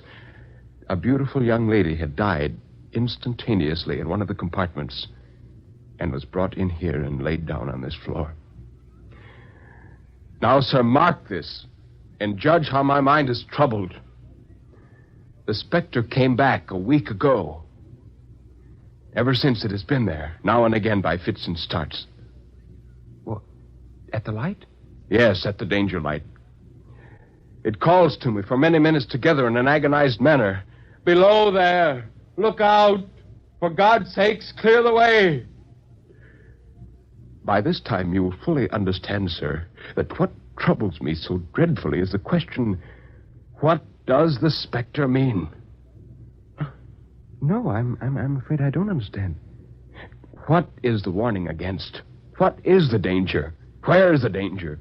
There's danger overhanging somewhere in the line. Some dreadful calamity will happen. It's not to be doubted this third time after what's gone before. But surely this is a cruel haunting of me. What can I do? He pulled out his handkerchief and wiped the drops from his heated forehead. His pain of mind was most pitiable to see. It was the mental torture of a conscientious man oppressed beyond endurance by an unintelligible responsibility involving life. I offered to stay through the night with him, but he wouldn't hear of it. So I took leave of him while an uncomfortable, cold finger seemed to make traces up and down my spine. Well, the next evening was lovely. I walked out early to enjoy it, heading for the deep cutting. Upon arriving, I stepped to the brink and mechanically looked down. There was a group of men standing by the danger light, which was not yet lighted. With an irresistible sense that something was wrong, I descended the notched path with all the speed I could make. What's the matter? I asked one of the men. A signalman killed this morning, sir. What? Not the man belonging to this place? Yes, sir. You'll recognize him, sir, if you know him. So saying, one of the men solemnly uncovered the face of my strange friend. I was horrified. How did this happen, I asked. He was cut down by an engine, sir. No man in England knew his work better. But somehow he wasn't clear of the outer rail. It was just at broad day. He'd struck the light and had the lamp in his hand. And as the engine came out of the tunnel, his back was toward her, and she cut him down. That man drove her, and he was showing us how it happened. Show the gentleman, Tom. Tom, who wore a rough, dark suit, stepped to the mouth of the tunnel. Well, Coming round the curve in the tunnel, sir. I saw him at the end. There was no time to check speed, and I knew him to be very careful. As he didn't seem to take heed of the whistle, I shut it off when we were running down upon him and called to him as loud as I could call. Oh. Well, what did you say? I asked. I said, below there. Look out! Look out! For God's sakes, clear the way! I was astounded. Oh, it was a terrible time, sir. I never left off calling to him. I put this arm before my eyes not to see, and I waved this arm to the last. But it was no use.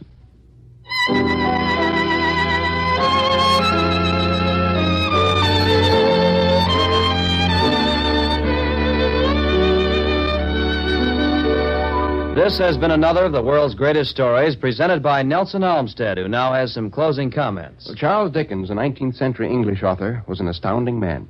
With practically no formal education, he took his experiences in life and set them on paper with such spontaneous humor and abandon that he became, in his day, one of the most popular characters in England. He's best known for his Pickwick papers, David Copperfield and The Tale of Two Cities. He wrote quite a few short stories, and yet his Signal Man, which we presented tonight, is probably one of his least known works. Why, I don't know. Because The Signal Man, to me, represents one of the most polished examples of the perfectly formulated supernatural fiction. It's a story which builds its mood from the first line and carries a plot through to a breathtaking and imaginative climax. I only wish that Dickens had written more like it.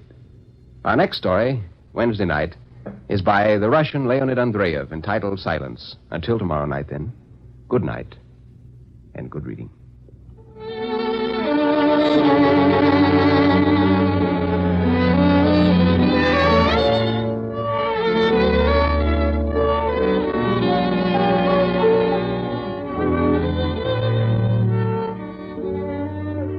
NBC presents Nelson Olmsted and his story dramas 3 nights each week over most of these same stations. This program has come to you from our Chicago studios, and this is the Red Network of the National Broadcasting Company.